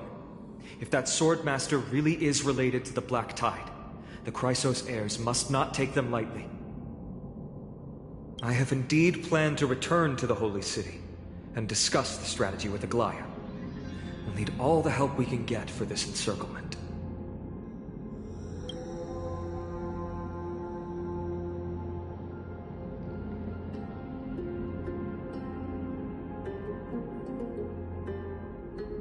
Trinan will stay in the Abyss too. That way, both sides can communicate with each other if anything happens. Thank you, everyone. Partner, Treevy, let's go.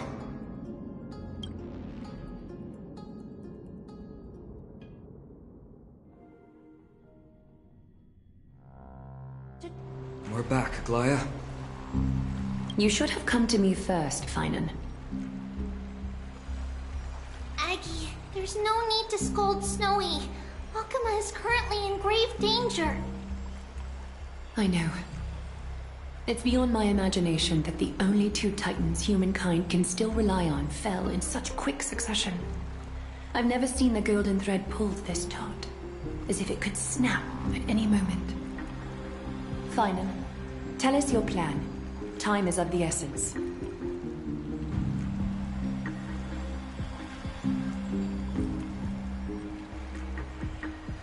This being is not just hunting titans, but taking the core flames too?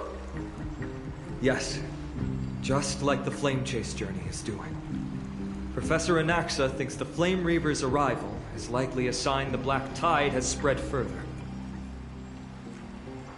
Regardless of whether you're right, this being is still far more aggressive than we expected. But its madness is also an opportunity for us. If its goal is the core flame, then that means us humans can lure it into a trap. Anaxa had already left the Holy City with Cersei's core flame while we were on our way to the Abyss, so he can make preparations for the battlefield. Tell me, what makes you think this won't end with us losing another core flame? Because this time, the power from beyond the sky is also at our side. She is the key.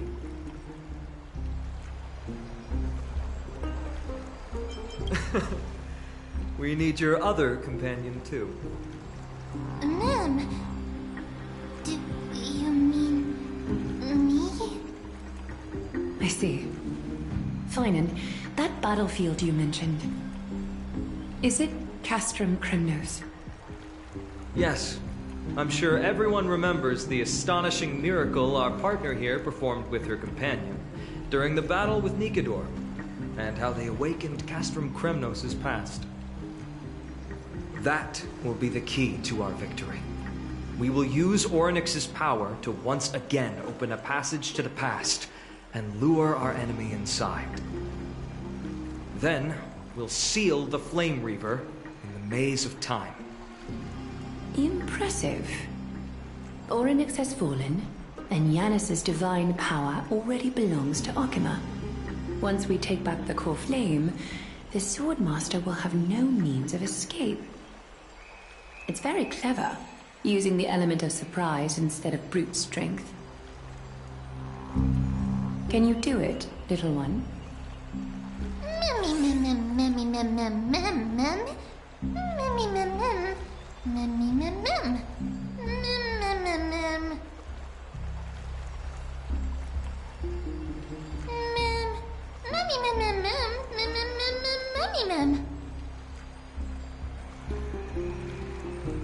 Oh, come on!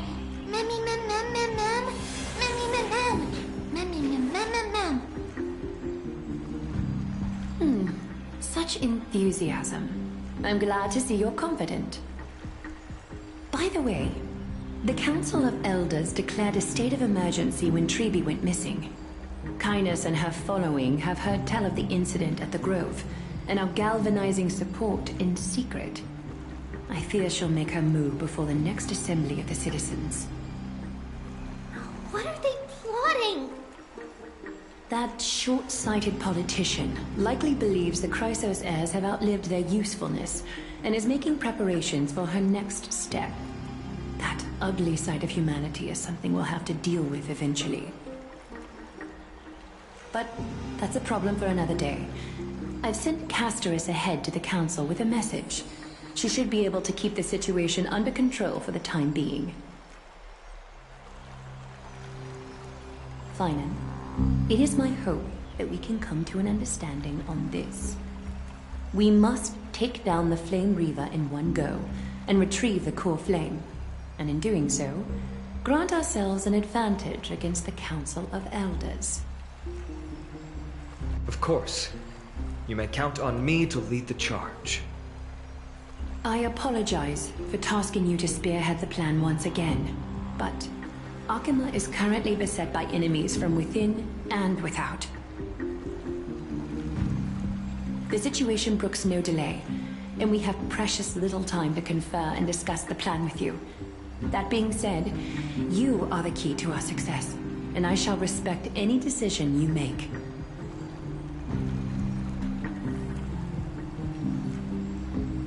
I may not be as masterful as Trian when it comes to the Century Gate. But even I can open a nice big gate if I have enough time. As for whether we can take back the core flame, that will be up to Anaxa's capabilities. Based on what I know of him, he can do it. I'll be honest, we can't. But the Flame Reaver will have to step over my dead body if they wish to do you harm.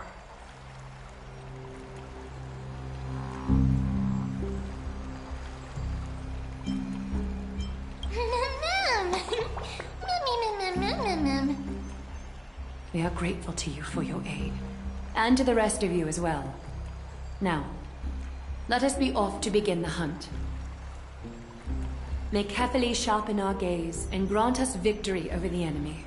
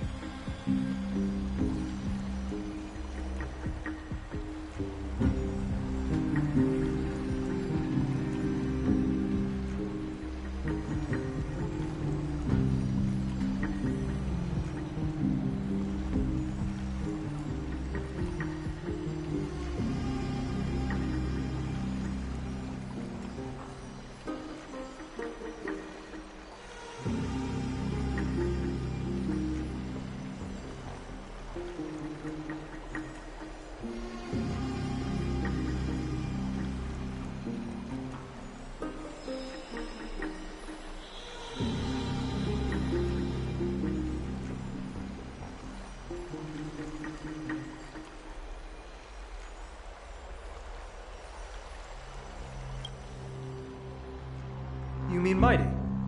He's dealing with a different problem. Don't worry, that man would never miss out on this fight.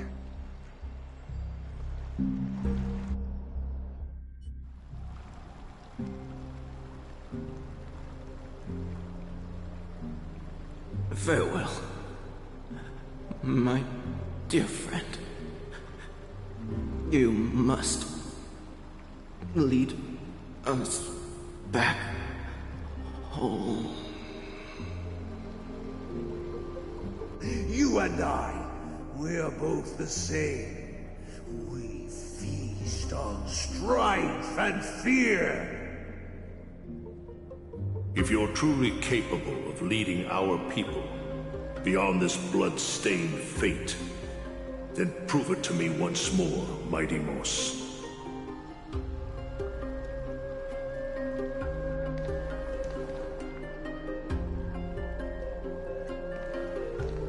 I knew you'd be here. I heard you're about to set off on an expedition. That's right. It's going to be a tough battle, and our destination is... turns out to be Castrum Kremnos. Is that why you're here? To pray to the dead Nikador? No, just the opposite.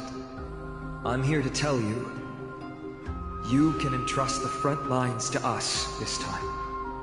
You can't afford to lose your upcoming battle either.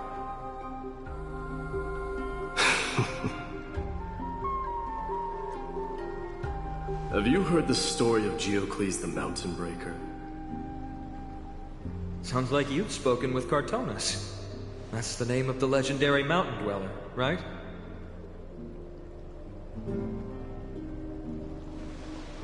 Let's have a chat before we go our separate ways. Cartonus told me that back in ancient times, the mountain dwellers lived in seclusion. They spent their days quarrying and gathering, living a simple and peaceful life away from strife. But Geocles was different. He resisted their traditional way of life, yearning for the world beyond the mountain. They're safe, but humdrum culture was like fetters around him.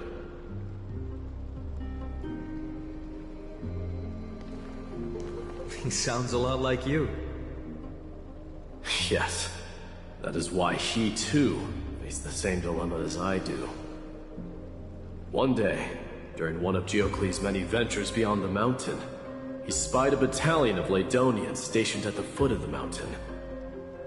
The Ladonians were at war with their arch-enemies, the Companions, and they used the mountain as a base to carry out guerrilla warfare operations. When Geocles, who had taught himself the common tongue, approached a soldier, he learned a shocking piece of news.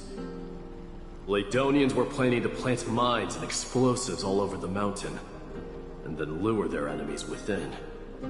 With danger lurking with every step, the mountain dwellers' homes were no longer safe. Geocles quickly returned to his village to bring the news to his people. But... let me guess. They refused change and chose to put up with the situation instead. That's right. The mountain dwellers were fearful of even the smallest change to their lifestyle, let alone leaving their home. Despite the imminent war, the elders would rather negotiate for peace instead of leaving the mountains. This made Geocles both angry and sad. But he didn't give up. If you were in his shoes, what would you have done? Lead my people on a resistance, perhaps. I'm not sure. I can't think of a solution that would make everyone happy. A solution that would make everyone happy, huh? That's how naive we are. Well, let me tell you what Geocles did. He took the mountain dwellers' store of gemstones and traded them with the Ladonians for a massive amount of gunpowder. But he didn't do this to fight the Companions. Under the cover of night, he set ablaze the forest surrounding the settlement, forcing his people to flee the mountain. That great fire marked the beginning of mountain dweller history. Since then, their people became part of civilization, and giants became a common sight in the Holy City. Meanwhile, that mountain they once lived in has turned into little more than foam inside the black tide. But leaving their homeland also brought many mountain dwellers misfortune. They were hunted by Kremnoans or enslaved. Indeed, that is undeniably also part of their history. But that is Geocles for you. The merits of his actions, or lack thereof, have been scrutinized by many, but historians nevertheless hail him as the Mountain Breaker. Why do you think that is? It's simply because he took action and enacted change with his own hands. He didn't try to make everyone understand him, nor did he even waste time trying to make everyone happy.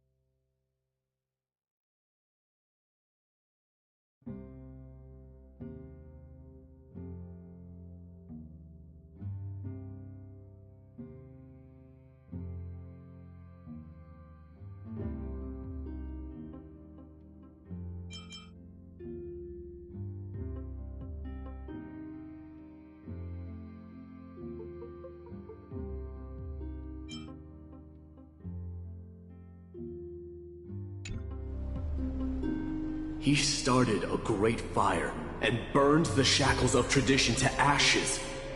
And then forced everyone to march toward the coming of a new era.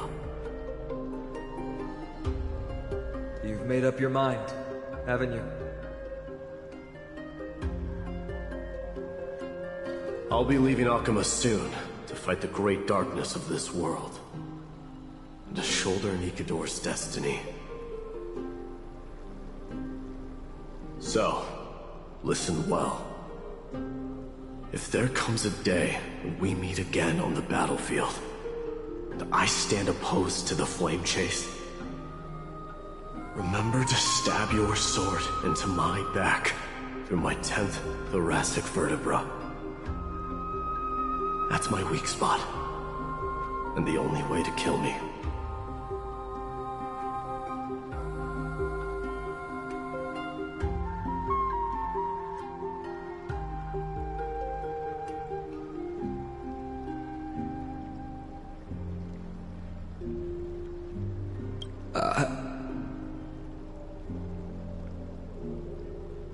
You have my word.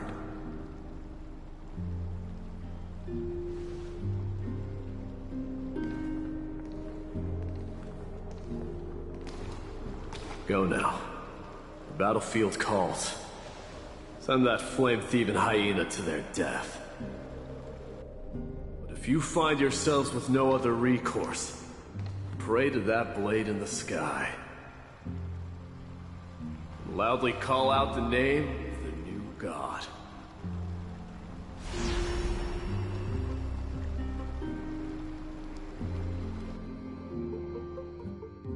That's the sound of an all-out war. Not the kind of ruckus Professor Anaxa can raise on his own. Let's hurry.